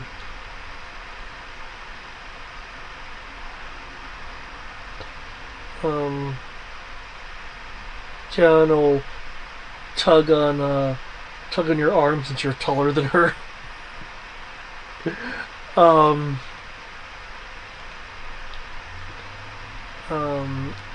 And whisper to you that the chaos in the wall is draining their life force. But they're still alive. For the moment. Which definitely confirms that if you leave, they are dead. And I can't do that. Allison, we need to save some people. They're still alive, and I can't easily leave them there. And if I try to break the wall, I'm pretty sure it's going to attract the whole 30. So you want me to come back then? I want you to be more ready than just aware that you might need to. Okay. 90% certain that it's going to happen at this point. If the guy is conscious enough to hear me, I will let him know I will be right back. If not, I will just pop back and hope he doesn't panic. Moment. But your shadow would still be there, wouldn't it? No, because it can only be more than 30 feet from me if I'm in it. Because I'm leaving it to come back to me, it disappears because it's more than 30 feet. Oh, now I understand why you're waiting. Yeah, because, I have a 30-foot range. In that case, I will scream bloody murder to give you, so that you're not surprised when you roll initiative and come back on your turn. Are you close enough, based on where they are they close enough where I would hear them?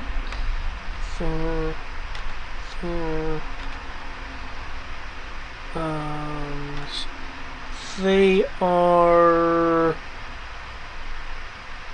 100 feet away. So yeah, if fighting starts especially in a cave like this where echoes and shit are likely to happen, yeah, okay. Yeah, fighting starts, I will hear you guys and I will bounce back. Well, in that case... Until then, I will stay with this guy for as long as I can. Okay. You might want to at least let him know that help is not too far away. We're currently saving your companions. Well, he in theory knew help was nearby. I had already told him that. Yeah, if you talk to him, he does nod, so he can hear you. Okay. As they're just down the hall, they're making their way through the corridor where those creatures were hanging out. Assuming you're okay here, I will be bouncing back to help them, and I will be right back. Hold a second. I'll say hold up. You can stay there for now. Well, you can't hear me talking to him. I mean, dragon. No, I had a negative perception. I know. I was about to say, what the fuck? No.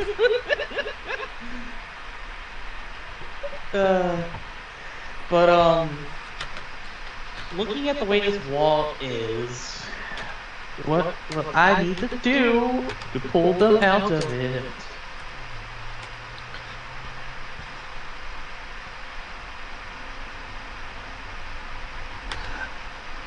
Okay.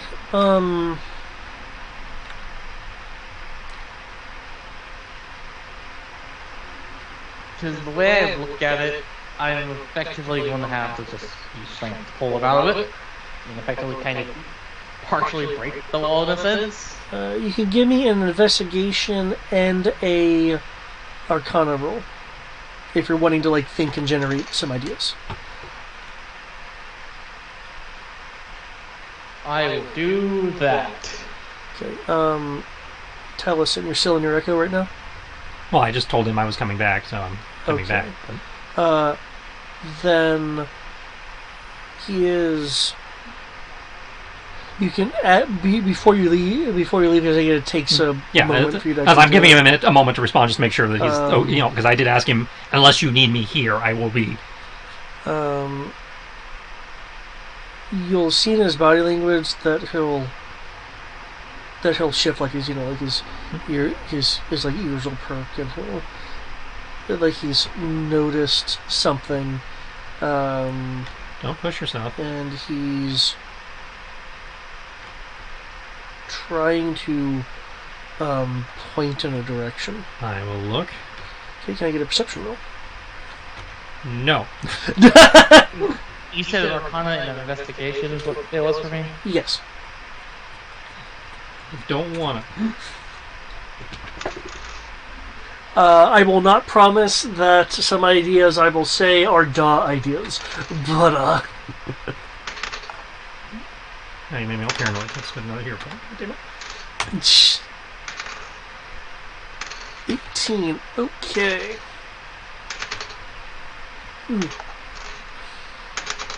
Okay. Whatever he is pointing at, you don't see anything alarming. What are you seeing that I'm not?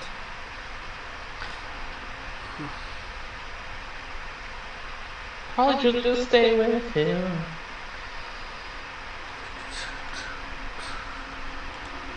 We don't need a hallucinating cat person to wander off and get themselves killed. This is assuming he's hallucinating, as opposed to just seeing an attacker I'm not seeing. Very nice constitution. Okay, yeah, he can talk.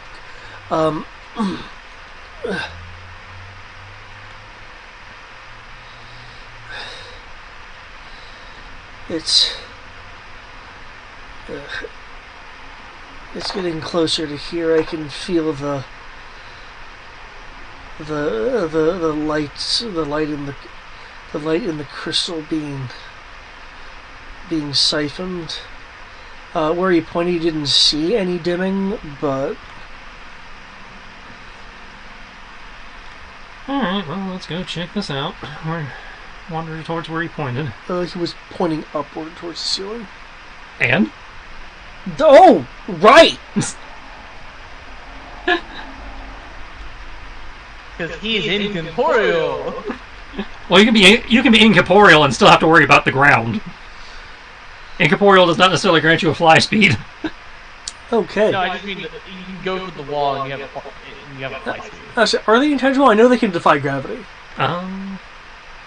Pretty sure they're intangible because he's thrown them through walls. He's manifested them past physical barriers. Yeah, I manifested them on the other side. I don't...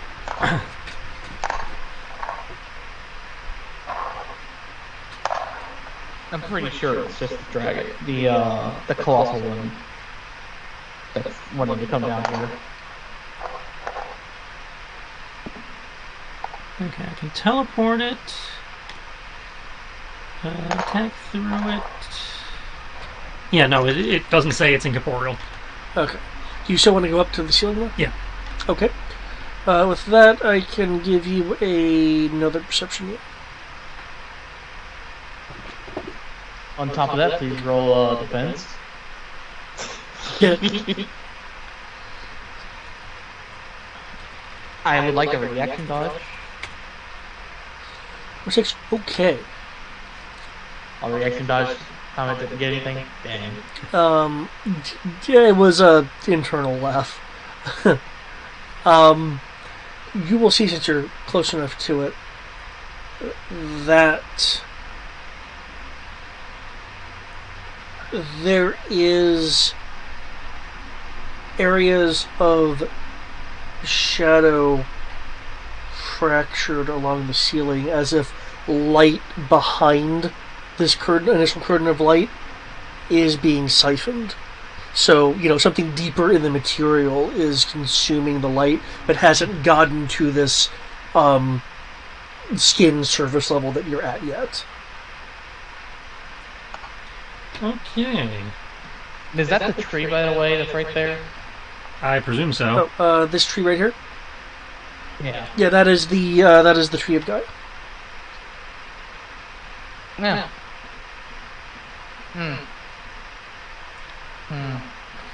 It is independently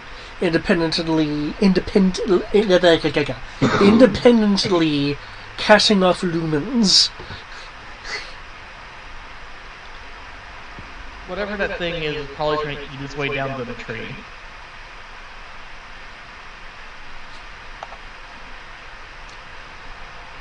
Going off some basic deduction. I believe I could do that with -1. Oh, well, remember, wisdom is not intelligent book smarts. So, yeah. But yeah, no, feel free to provided you have the information, feel free to deduce. I don't have the information. I'm saying that as a clue.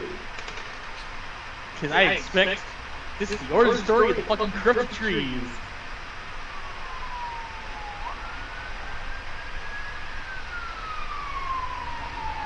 That silence is concerning, David. No, I'm looking at Trish. It looks like he's considering stuff. Still debating whether... Okay, well, again, I can hear if they're in trouble, so I'm going to be keeping an eye... Okay. Oh, there's the Arcana and the Investigation. Okay. Really good rolls. Okay. First off, I'm just going to say what you already spied yourself.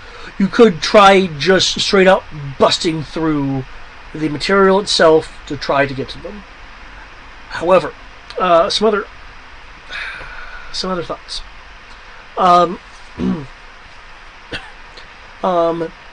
Due to your shadow nature and how arguably similar that could be to chaos, depending on who you talk to. You could attempt to, for lack of a better term, I'm not saying this is going to be tied to the stat, I'm just using it as a phrase. Exert your will to extract them from the chaos. That being said, by doing that, you would be opening yourself up to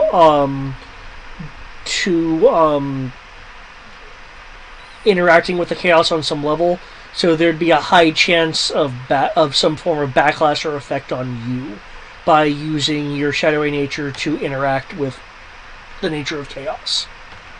But it could let you remotely draw them forth and extract them.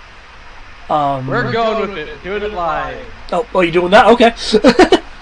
And I would just say, since I'm still standing over Tian, very quietly, I'm going to do something stupid, but it's less likely to draw the attention of the things. Be careful. And then I'm going to make the rolls I need to do. So David, what do I need to do? Okay. Due to the nature of what this is, you... Please don't think that's stolen.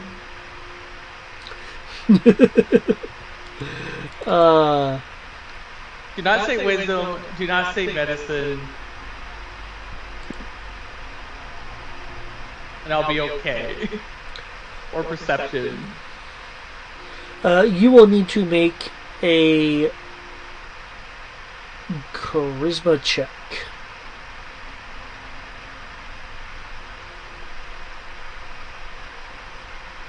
And that's just my modifier, and that's it?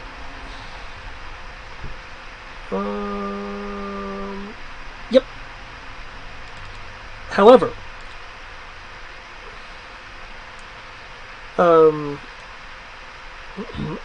Tian will bolster you, so you can roll that at advantage as you feel her magic course over you.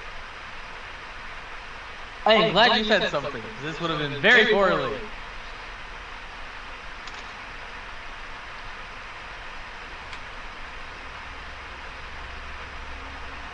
I'm pretty sure Danos Visor doesn't do anything. No, it doesn't do anything. So I have a charisma check of a flat 20. Flat 20? Okay. And before you say anything, I'm going to spend a second hero point. Okay, a second hero point? So you used one? No, as Okay. in the second one of the session. Oh, gotcha. To make this a... whatever this result will be.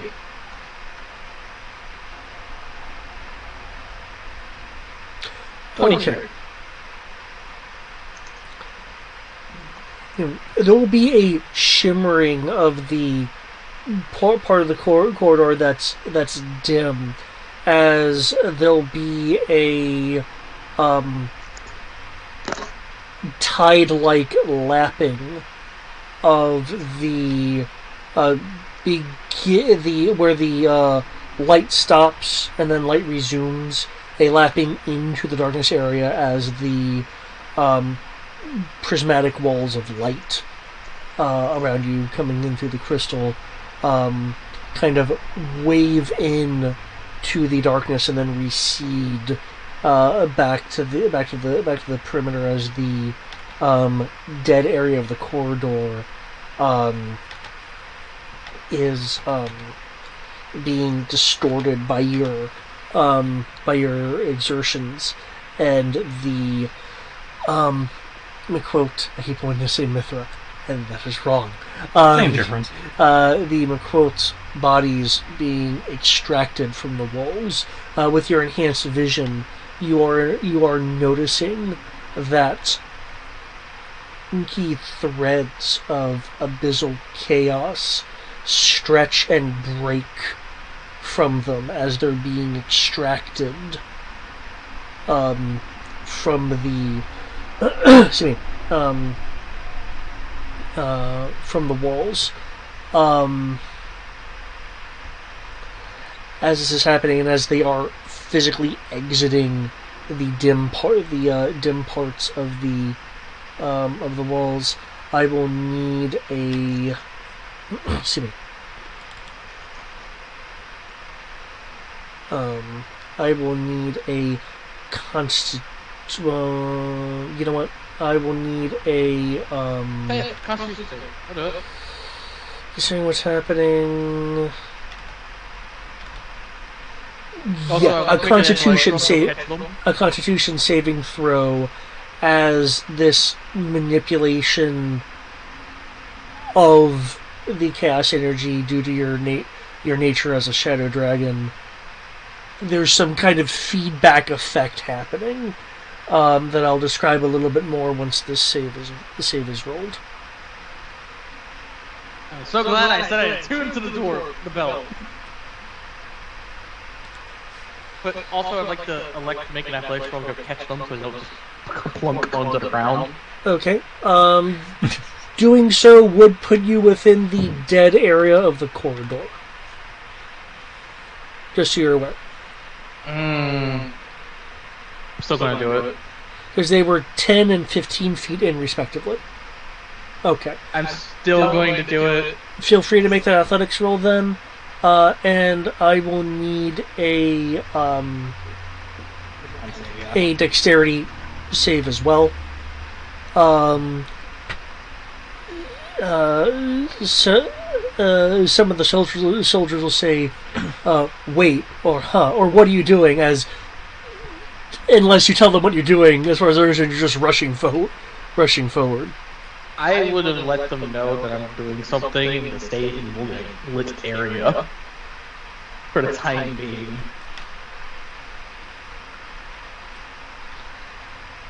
Because the light will not really protect them, because if I recall, you said that you got attacked when you walked through the dark area, right? Yeah. Yeah, so that I will proceed to do that. But you said a dex save as well? Yes.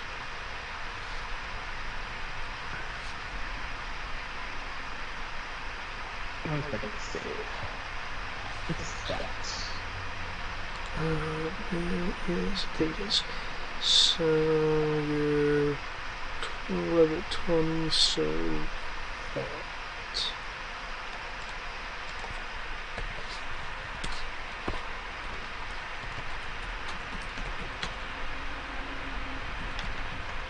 There you go. Nice. I is dragon. Fear me. I am strong. And I am hardy. I'm a bit on the dumb side.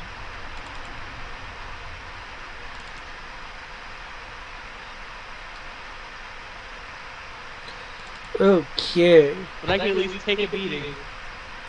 Athletics, you'll rush in, and you'll grab one coat with one arm, grab the other one with the other, and jump back as one of the guy in Reavers shoots from one wall to the other, trying to grab you. Two others shoot out, one from the floor, one from the ceiling. They're actually trying to grab the not quite dead quote from you, but with that same dexterity save, you were able to move away, so they just shoot through to the other sides of the wall.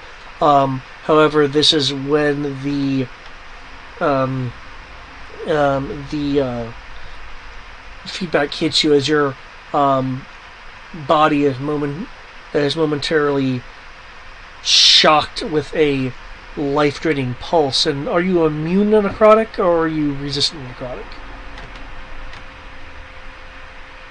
Immune. You're immune? Okay. So I think I'm just not going to get a lot of damage.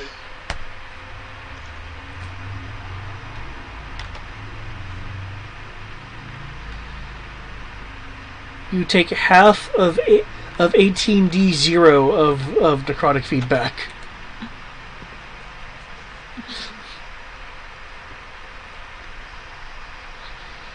I'm just going to start chuckling evilly because I just realized how broken that is.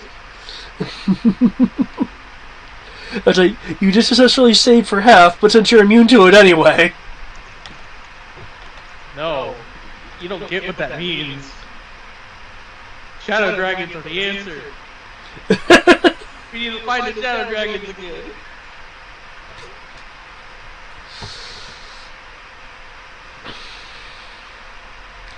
As you're no longer exercising your shadow ability over the chaos, the lapping of the light into the darkness stops as it kind of restabilizes with the perimeters.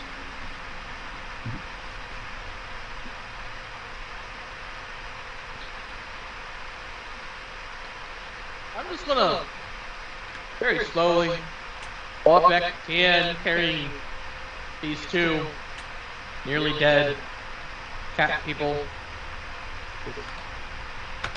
And go, here you go. I need to think for a moment. I'm gonna immediately tell us what I just figured out about messing with the chaos. Which was? As a shadow dragon, I can manipulate it. And the feedback is it's supposed to do necrotic. It's supposed to hit me, interview necrotic energy. But shadow dragons are immune to necrotic energies. Well, be careful. I'm sure it's got other corruptive effects we're not aware of. Might exacerbate your existing condition. I mean, just because it doesn't, do physical damage doesn't mean it's not damaging you on some other level. well, here's my current idea. Because I can kind of control it. Try to make it smaller so that they can't fit through. So that we can then get the rest of us can get to the guy HP without, having to basically dodge person-sized darts of death. Well, guy seems to think they're already in here. I'm taking a look around, haven't spotted anything yet. They're in the walls. Well, no shit, they're in the walls. I'm the one who told you that. But no, the fact that they're in the walls and they're like I can see them because of one of the things I have in my No, hair. no. My point is the guy seems to think that they're in the Gaia chamber with us.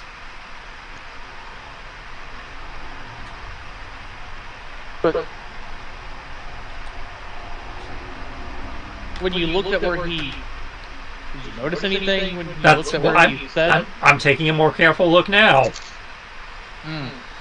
As I said, I haven't seen anything yet, but that doesn't, it's a large chamber. I might not have might not have gotten there yet. Okay. I mean, I can try to tell cat people who will get stuck in walls if they don't dodge it properly. So, Well, I mean, everyone's on alert. You guys know the trouble's there, so just keep keep your heads up, and you're not that far from us at this point, so you might be able to just run it.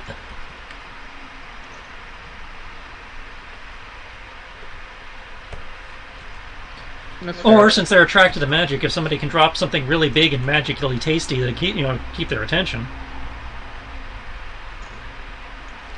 I would throw a bunch of echoes at the problem because that would probably attract them, but if I do that, I can't stay here with this guy because you guys are more than 30 feet out. In theory, my magical dragon breath might work. Does it linger? Because if it's only there for a couple seconds, I don't know if it would be enough of a distraction. As you want something, that's like a nice lingering beacon, like a spirit guardian or something. Or what's the other one? Angelic guardian, celestial guardian. Something like that. I don't know. I'm not a magic caster.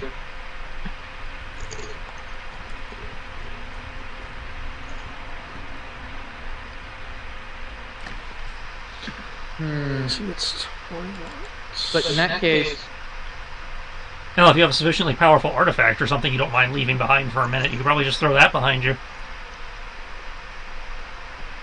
you know what? I do have a chaotic evil sentient blade I can deal with. Yeah, that I'm no expert, but that sounds like it would have more mist in it than your party. Assuming that they're not blinded by the crystal. I think they'll go for the crystal, to be dead honest. Well, it might split their ranks.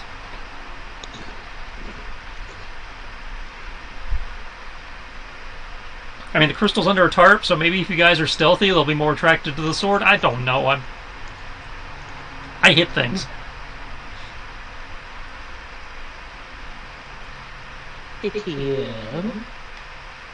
Yeah. How knowledgeable are you about Arcana? Fairly.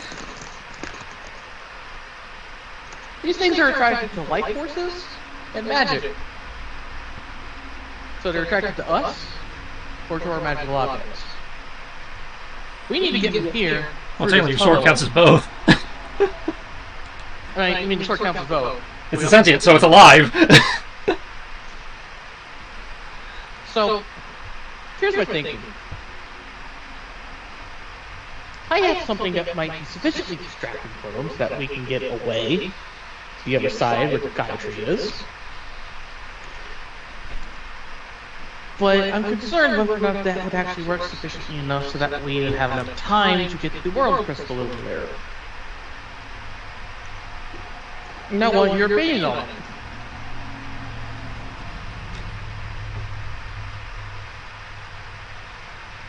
I won't include the origin and what they do to people's souls, but I'll give her the full information as if she had a nature check at 24 for these things. Okay. And ask her, as I magically conjure the blade of broken mirrors, that can do that.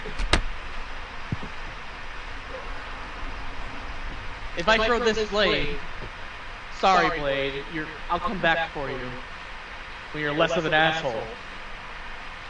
What are you doing? What's your plan? You're bait. I make bait. I am not bait. You're going to be the bait only because Only if you let me once go. we get past things, I'm going to use you to stab the things that are trying to kill us. But they're really interested in magic and living things, and you're both those. Oh, this doesn't sound good for me. How about you stab that woman you're next to, and then get some healing abilities. Have a companion that can follow you around. I might be interested in her, but I'm not going to kill her for it. Bad sword. But what about one of the others? Their swords look cool. Use one of them. You're a bad influence. I'm going to. I'm pretty sure the crystals on her outfit are magical. Take the crystals and toss them. You don't want to do this to me. I've been with you all this time. You've been in my lair all this time because some idiot got themselves killed in my lair. That's not my fault. You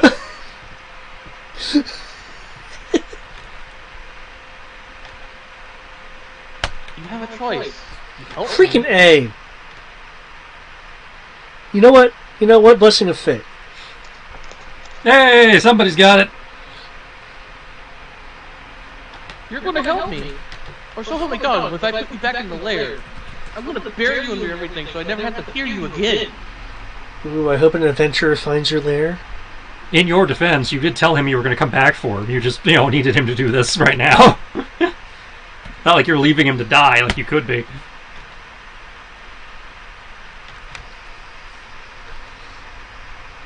I could just leave you to die instead, but I'm just being nice enough to give you a chance to find some evil sorcerer again later on. I can hear you. It eats magic. What am I? Muffin button. Uh-huh. You might as well be a delicious cake to them. And that's the point. If you're so small, they're probably not going to hit you. I don't like this plan. I'm not going to be a part of this plan. As the things as the blade of mirrors is trying to rebuttal and refute. You and don't really have a refuse. mistake if you can't fly. John will say, well, yeah, so a sufficiently powerful magical item should attract them, and from what we've seen that's been going on here, the chaos as well. Though we would also be feeding it energy.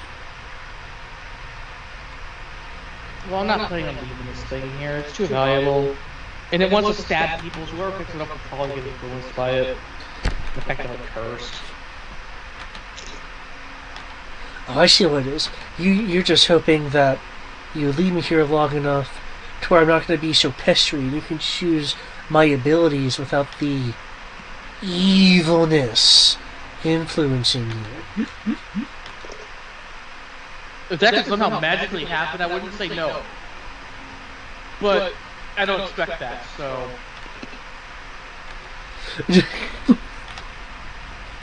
After all, you're a sentient sword, and you're an asshole.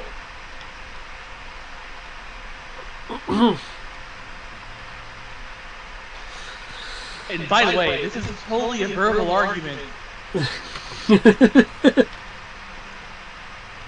And... if I recall correctly, let me pull it up again. Aid... I think it has stats that exceed 20.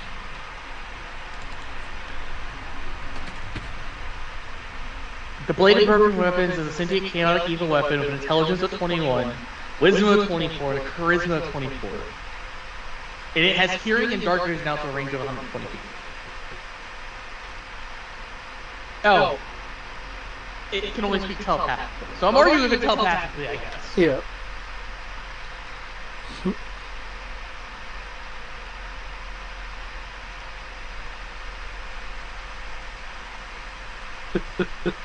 I can at least do that much without being attuned to it. What, communicate to it telepathically? I mean, it's a sentient weapon. Yeah, I think it's phrased as wielder, so if you touch it, it should be able to talk to you. Yes, that's how it does phrase it. Yeah.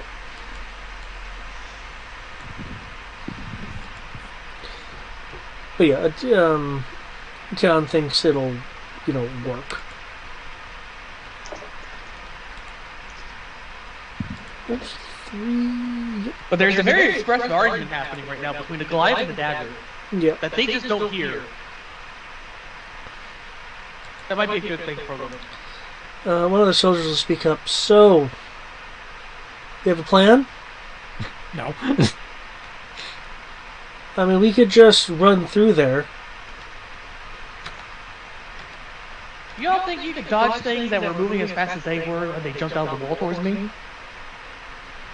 Well, they'll just go, well, we are trained.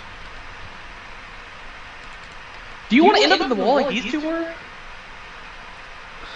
Well, they do have the advantage of knowing things are there. Third one will speak up. Well, with it being in the twilight hours, we are a bit quicker than we were. Which is still a weird racial bonus. So what? Still a weird racial bonus.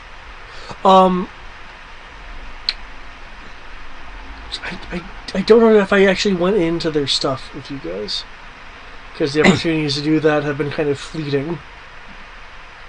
I remember it being talked about as player. Yeah. And that was a while ago, so I don't even remember it. In that case... I was like, I know it's legit, it's like, okay. They're, where useful? Yeah, depending on the time of day, they get different abilities. Let's see. I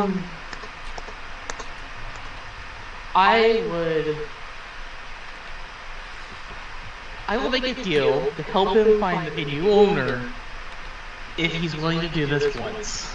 Are you lying? No, but I'm not putting a time frame on it. Make me a persuasion roll.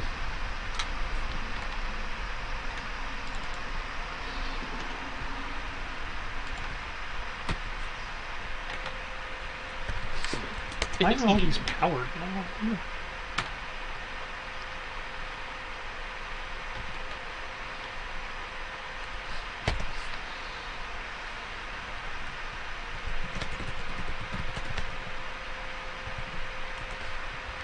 I like the idea of the Blade of Broken Mirrors.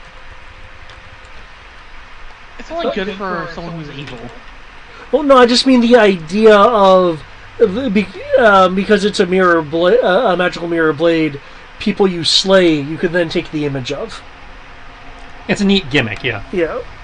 Yeah, it is a very neat gimmick. And technically, you don't have to be evil to get use that ability. So you just have to deal with an insane evil person talking invisible at you. Yeah. Well, yeah, but that's true for most sentient weapons. There are almost no good sentient weapons. Yes, I think there's like maybe 2. I don't know if they've made it into this edition. Because I remember there being like sentient holy weapons. I said there might be 1 or 2. There's, more of them are evil than anything else. Yeah, what was your persuasion roll? A 15?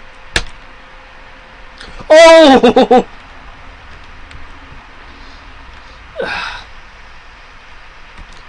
You better. I'm not gonna like this. Because for some reason evil... I guess because evil doesn't have a party or friends, so they get lonely and, decide to have a talking weapon instead. You better find me someone that will I will either... find you someone within a decent amount of time frame for my life. After all, we need to save the world first. They better go after charismatic people or strong people. Those are the 2 kind of images I like to take. Because one's intimidating and the other's suave. If you'd be less evil in here, I would gladly kill evil assholes that would be that for you. But she also have to use them correctly, like, I don't know, topple the chief or something. You know what? Just toss me, whatever, but get me to someone cool. Sure. I'm going to throw him vindictively as hard as I can into one of the walls. Ow! Fuck! Ooh, ow! No, I'm doing it as like a throwing weapon, so it's like embedded in the wall. Okay. Make me a strength check.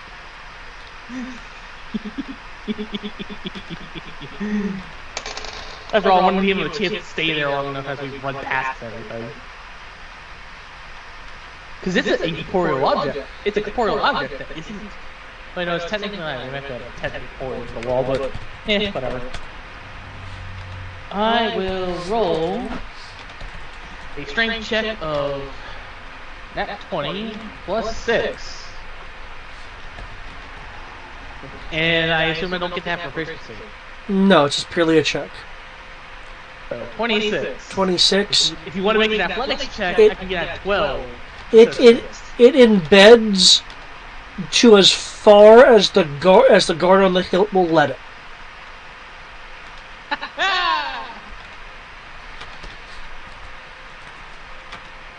Now, hopefully the wall doesn't nerf its tasty magical aura. Can you make me a d20 plus 7 roll, please? Wait, hold on, let me double check that. Is this my damage to the wall? No. Yeah, d20 plus 7.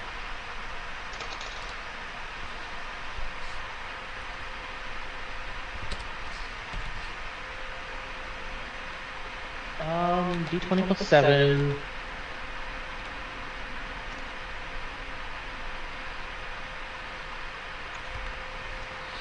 And the result is 23. Okay. The Reavers are intently looking at this thing that's embedded itself into the deadlight area of the corridor. It has grabbed their attention. Time to go.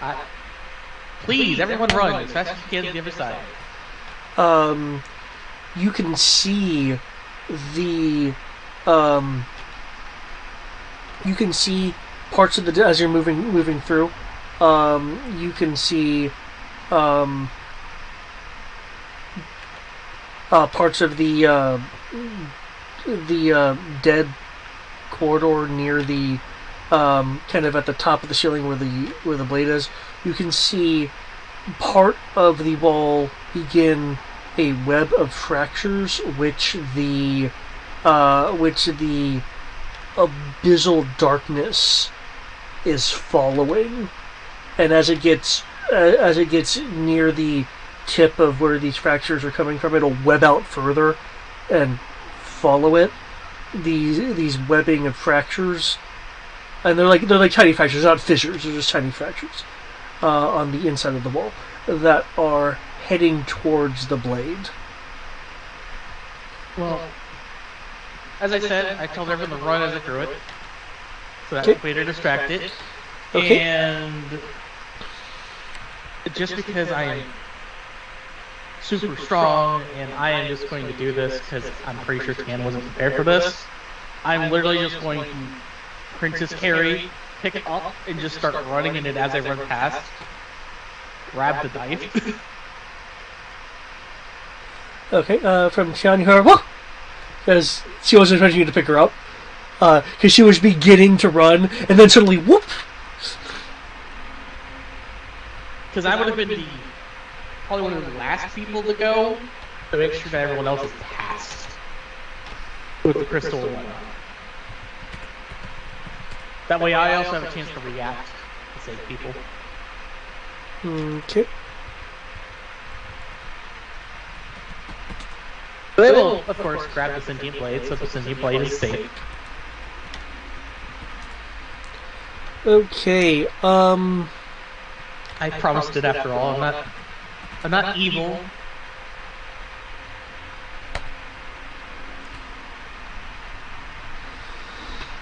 Okay, I will need an athletics roll to cross the corridor quickly enough to have them not, be drawn to you, and the people that are ready. Okay, that's enough.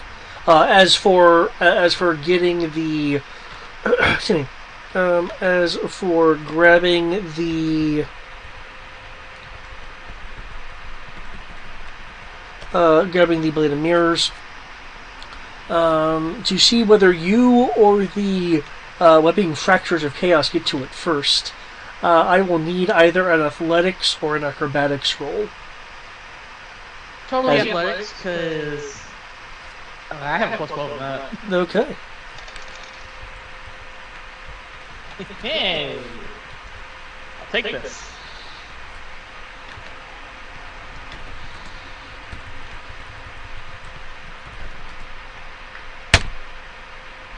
Okay.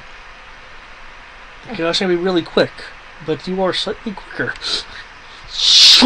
You remove the blade a few moments before the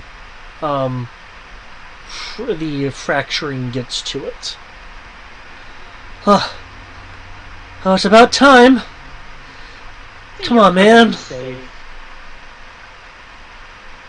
That was minutes. It wasn't minutes, by the way. It was minutes. That's the exact way I'm going to respond to it, by the way, David. That was just perfect. It wasn't minutes, by the way. But, I'm just going to put it back in the layer. Okay. I feel like listening to it, and Abyss will speak probably. As you're moving through and getting to excuse me, to where the Tree of Gaia is, Echo Talisman. So, you will see in the ceiling that those kind of shadows of fractures that I mentioned that were behind kind of the curtain of light on the ceiling is now close enough that while there is still light from the ceiling and the walls illuminating the area, there is a webbing fracture of dim, dead light in the ceiling, which is now, because there's no longer light there, is becoming like this dark translucence. cool. Found the problem.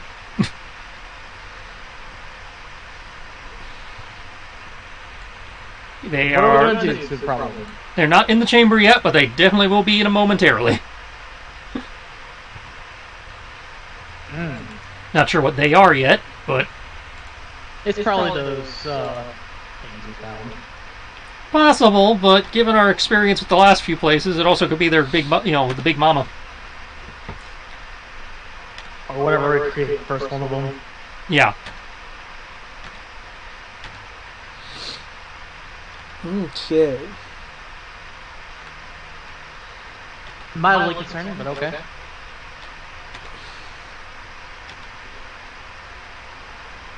Thanks to the proximity of Gaia Tree to the McQuote, those that were exhausted from earlier are regaining their full capacities. Oh, here we go. I think I unmarked the people who were affected. Okay. As you're still holding Tian.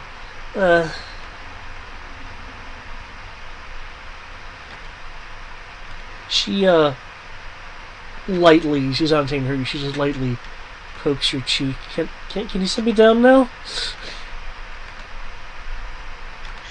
Sure. Yeah. I'll just set her down casually. Okay. She'll rush over to Shakar. Oh, you guys are here now. Awesome. Yeah, as they enter yeah. Is it weird seeing your own body from a different perspective? No, I say it all the time. Remember, I fight like this. Oh yeah, you do. If anything, this is actually, more normal. Usually I'm seeing myself from 7 different perspectives plus my normal perspective. You know what the great thing is? Like, if you land in a pile of glass, you can help yourself remove it from your back. Yeah. Okay. I never thought of it that way. Fair enough. Hell, you know what that also means you could do? He could have an Echo try on clothes and be like, that doesn't look really good on me. All the slice of life stuff you can do with Echoes. But the world crystal, as you guys have been calling it, is now in here.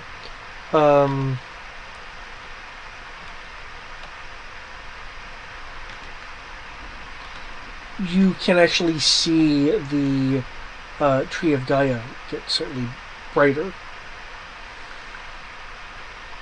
As a reminder, you guys were able to come up with a ritual. Yeah. I will disconnect. I'll leave the Echo at max 30-foot range so I can keep an eye on up there, but I'll disconnect so I can actually start helping set up the ritual and walking the actual casters we have through the ritual we devised. Okay. I imagine Moogle Prince will be helpful here since he's the only caster who bothered to show up to the session.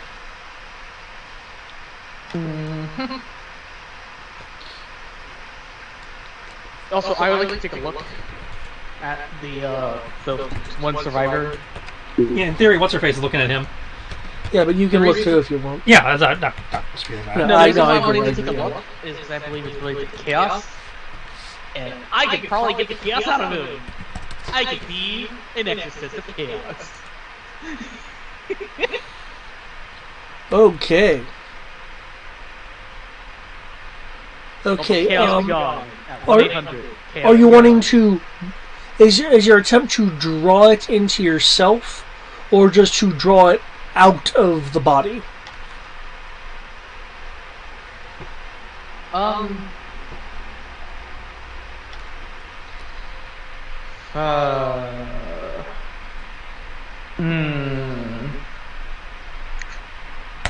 It's Allison, where do you think we should put this chaos? Because I could probably remove it from this guy. So I'm just going to take a minute to process that statement. Where do you want me to put this chaos? I could remove it from him, but I gotta put it somewhere. Well, we don't want it anywhere around here. Or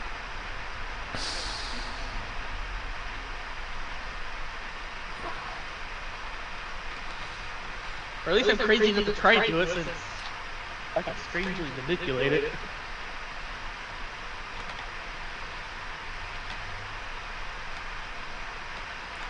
That's you can send it somewhere that's not anywhere near the tree where we're trying to do the ritual to purge this shit. That would be great. I could probably throw it into the wall over there. It's not that far away.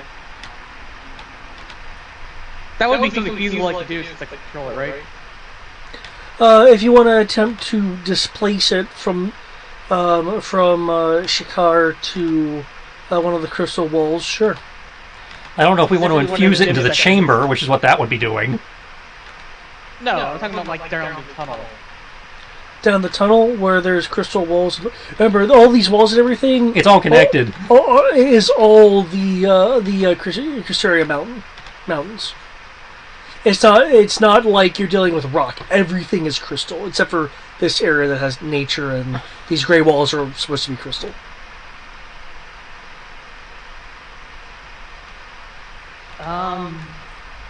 So there is no good answer. I'm gonna do something stupid, Taliesin. Pray for me.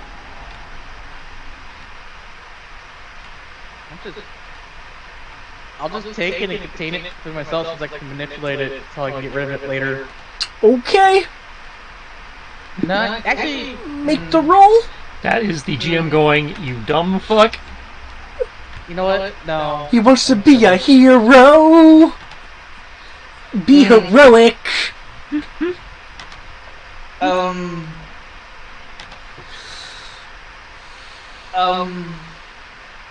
I will let you know this right now, since you were able to see it.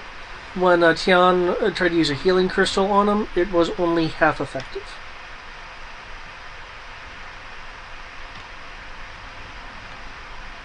So I was doing that. I'm going to wait until we have to deal with whatever's coming. Okay. It's okay. I have the area surrounded. You have the area surrounded for yourself.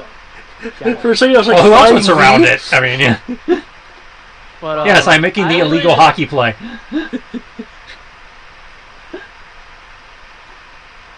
I would let him know that anything that you do magic related is only half as effective on him. He currently has chaos residing within him, slowly corrupting him. And that we could deal with this later once we get the tree set up to, sponge chaos from this area.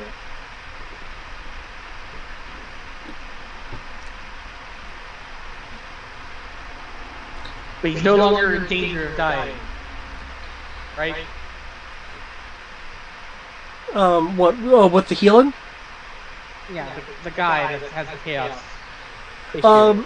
He's been partially healed, which means that some of the damage has been retarded but not stopped.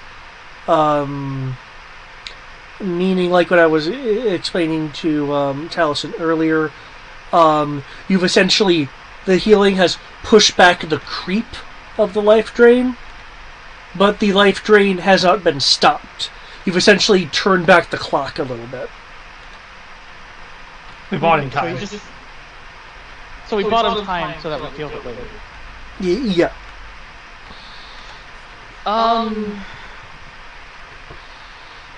I'm no doctor, but I think I could. Can I make a roll to kind of deduce like how much damage it's doing in meta terms per round?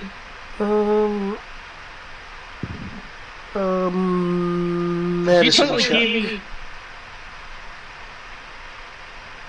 You just gave me an idea, and I am willing to do this boss fight on hard mode.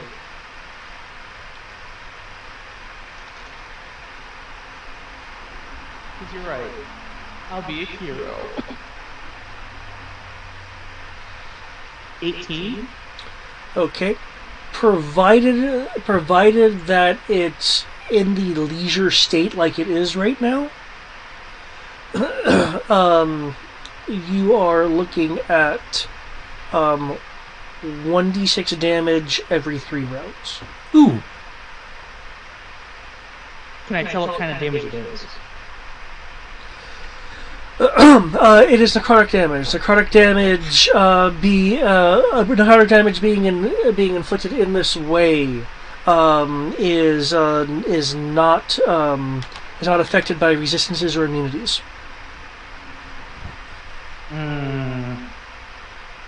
But it's 1d6 damage every 3 rounds. This is all new shit because chaos is new.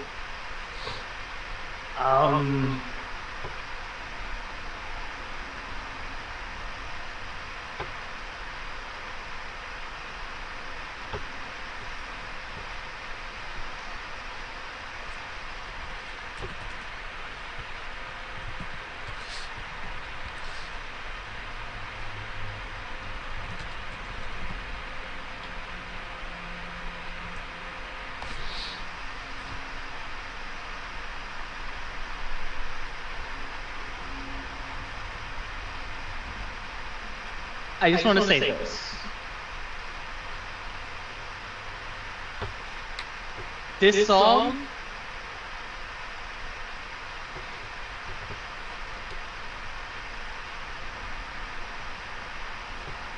I'm just going to say this real quick. This, you know the song I Need to Hear, yes? Mm-hmm. Yeah. Just change one word in that, and that's what I'm about to do. Because fuck it. I'm doing it. Doing it live. Okay.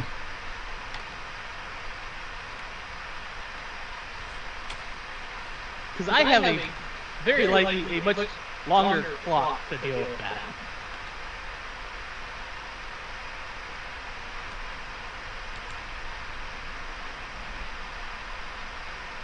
Given that I can kind of control it, I feel like I can at least contain it so it doesn't really do anything. That makes sense? Wait a second. I have a better idea. Look at that's doing this to one of them. But they're technically not real. I found a way around this, David. I think I know what you're thinking, and you can certainly try. It may not have the effect that you're expecting. If we're thinking the same thing. Putting in one of the dragons. One of the dragons? Draconic Manifest. Okay.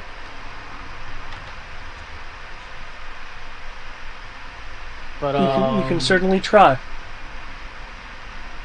I'll just put it in myself for now. Okay. Give me a charisma roll to draw it into yourself, and just know that there will be consequences to this action. Yeah, I know. There will be consequences to this action, but I ain't trying to be heroic. Oh yeah, no, yeah. Let's see. You said just a charisma check. Yep. 23. 23? Okay.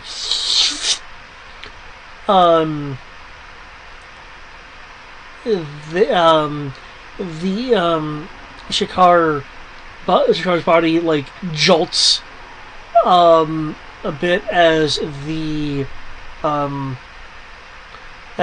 pallor is fading and the dark necrosis on the visible parts of his body is receding as the as the chaos is going into yourself. I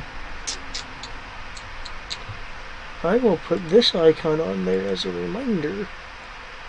Also, guess what?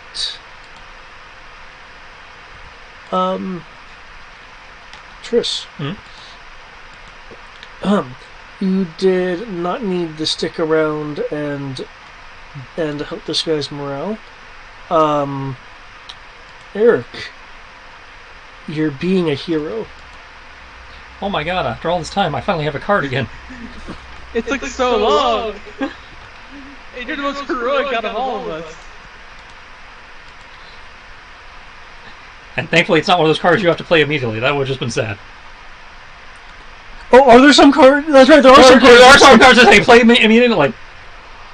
Like, That's pretty one? the XP's one's one. Like, Kenshi has one that I haven't been able to play. I didn't realize he had because of the way the thing was glitched, but now it's fixed. It's like, play immediately. It's like, well, fuck, I can't play it immediately, but it'll be the first thing I play the second I switch over because, you know, once he's no longer an NPC, he can use cards again. No.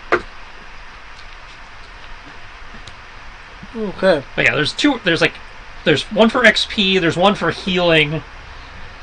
I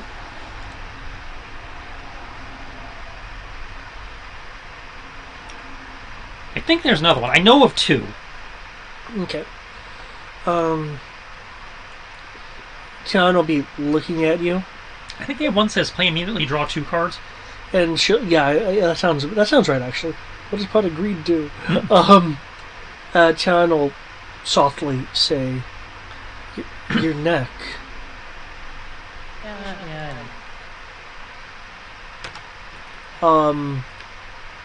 With that, let's see, you're positioned.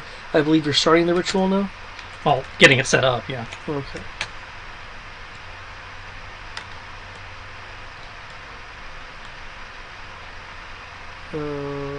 Actually, they're going to be, I guess, guarding the crystal. Okay. With that, with the if anyone in defensive positions, the I'll do one last thing. Yep. Just because we're expecting a fight, I will turn into a dragon. Just make sure to stay out of the way of the ritual setup.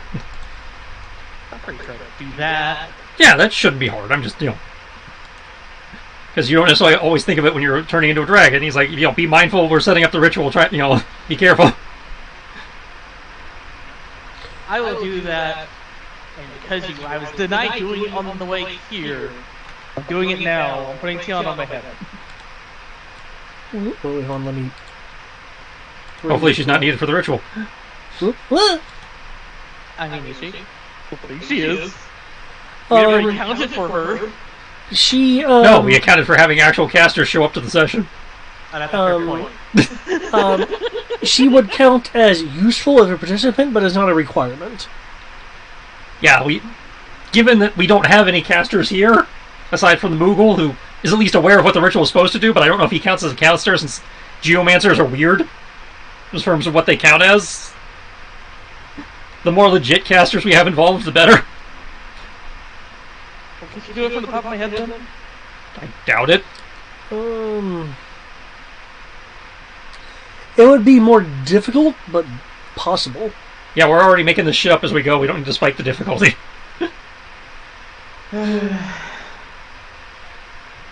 Fine. Sorry, man. Blame the people who quit.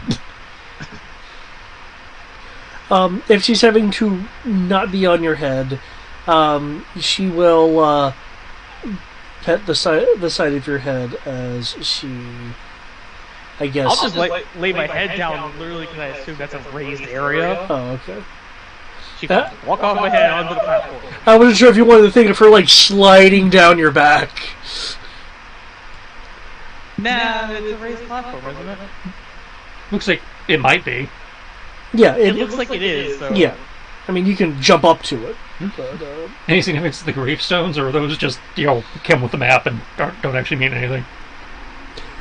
The gravestones did come with map. That being said, since your echo has been looking around, they bear the names that, if the markers are to be believed, those little statements, are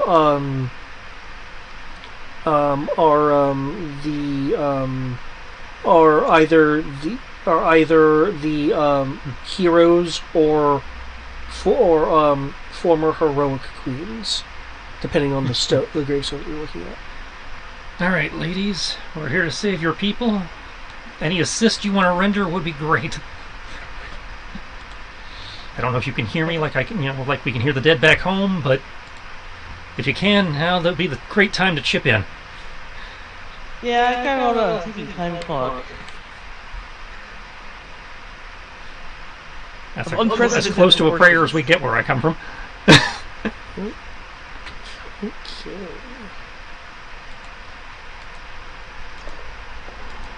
I want you to know, if I figure out how to do this with my normal character, I'm doing this. Omnom and Chaos? I'm pretty sure that's how you shift from a normal Azamar to a fallen Azamar. Well, the reason why I say that is because I can purify it as the cleric. So I can control it into myself, I can just purify myself. If it was that easy to purify, I'm pretty sure we wouldn't be in the current situation. Well, I've been able to do it in the game.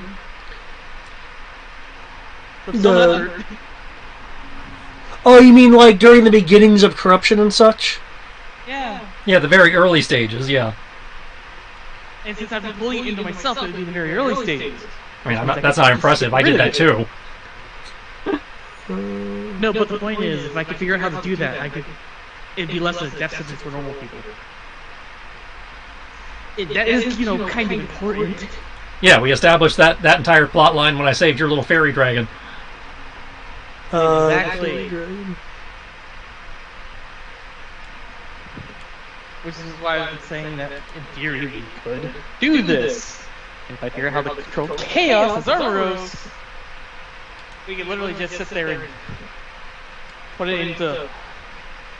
I'm just saying, thinking you could control chaos is how this entire world imploded in the first place. Did it? Yeah! I'm not trying to control it, I'm just trying to get it out of people who I don't think should suffer a fate worse than death. They built the Black Gate to summon chaos so that they could use its power for their own Oh, I'm not trying to use it. I'm just trying to get rid of it. And it's like chaos is an eldritch force. I'm not sure you can. Maybe you can. We'll find out when we get there. Let's get to that point in the plot. But okay, with the right now we're watching Catgirls and Moogles try to make a rock do something. I mean, you're not wrong. And you see a pitch black shadow is slowly necrotic looking. Very, very faintly. with the beginnings of the ritual, Wind picks up, bringing up blades of grass, some flower petals. I don't know if you can see the slight animation going on the screen. Yeah, the pollen effect or whatever that's supposed to be. Yeah, as it begins swirling around the tree of Gaia's branches, swaying as the wind begins to pick up a harmonious noise fills the chamber coming from the world crystal as the chants and movements from the how do you phrase it, from the cat girls, and the Catgirl and the Moogle. Moogles pick up with the occasional Kupo kind of joining the choir. As this is picking up, the light on the ground, save for where the illumination from the tree is, suddenly webs with shadow versus being a uniform light. And with that, while no damage is caused to you, Ixior, you feel inside you something bubble and sizzle, like in 3 dimensions, like something inside you is being stretched and twisted in multiple directions. Again, no damage.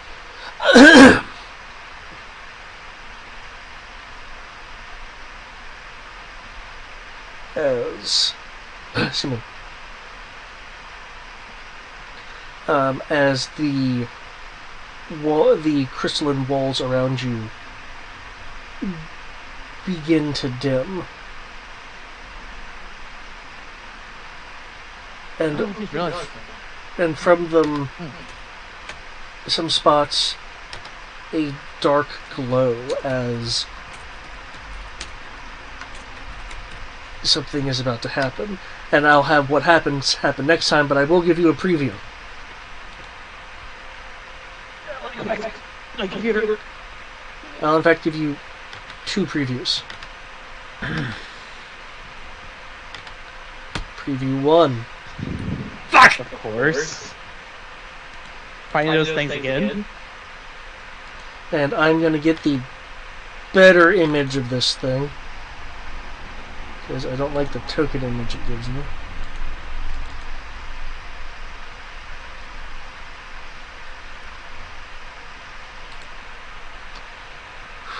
I'd like to remind you, Eldritch Chaos. Yeah, I know.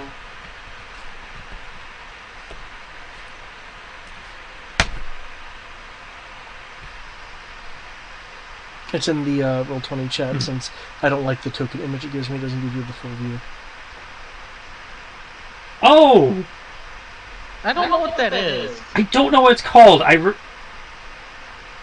It's a monster that was introduced in... If it's what I think it is. It's a monster that was introduced in one of the spin-off books. It's when a skeleton is created. When you create like a skeleton, the skin is usually left behind. They figured out how to use the skin and make it its own monster. Ooh. If that's the one I think it is. I know that is a thing. Because, why waste the... I wish I gave you a third preview, but that's for next time.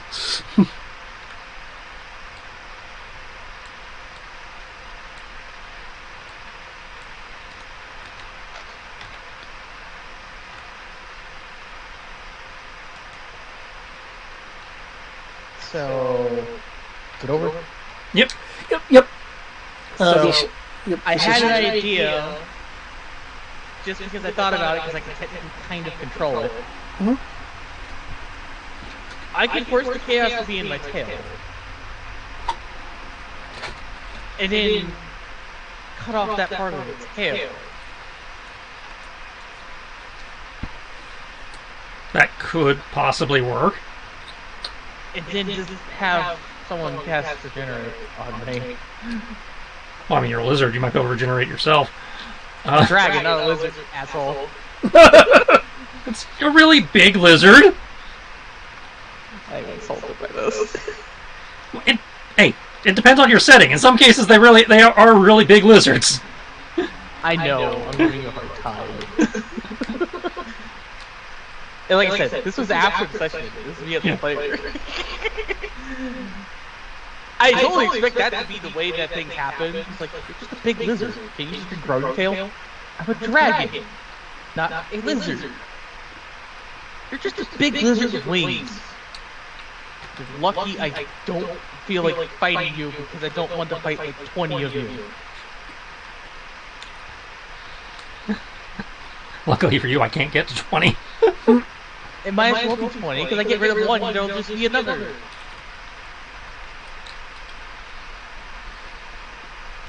Yeah, but it does terrible things to my action economy. I'd have to keep respawning them. That's my only way to get revenge on you. I'll just make you sit there constantly spawn versions of yourself that fit my anger on you.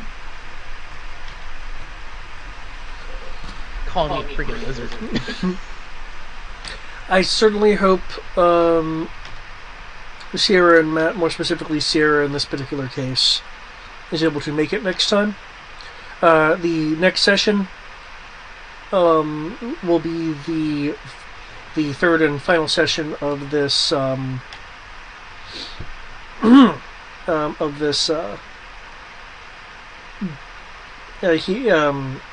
legendary hero memory fragment.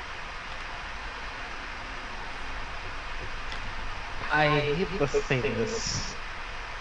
I feel like I am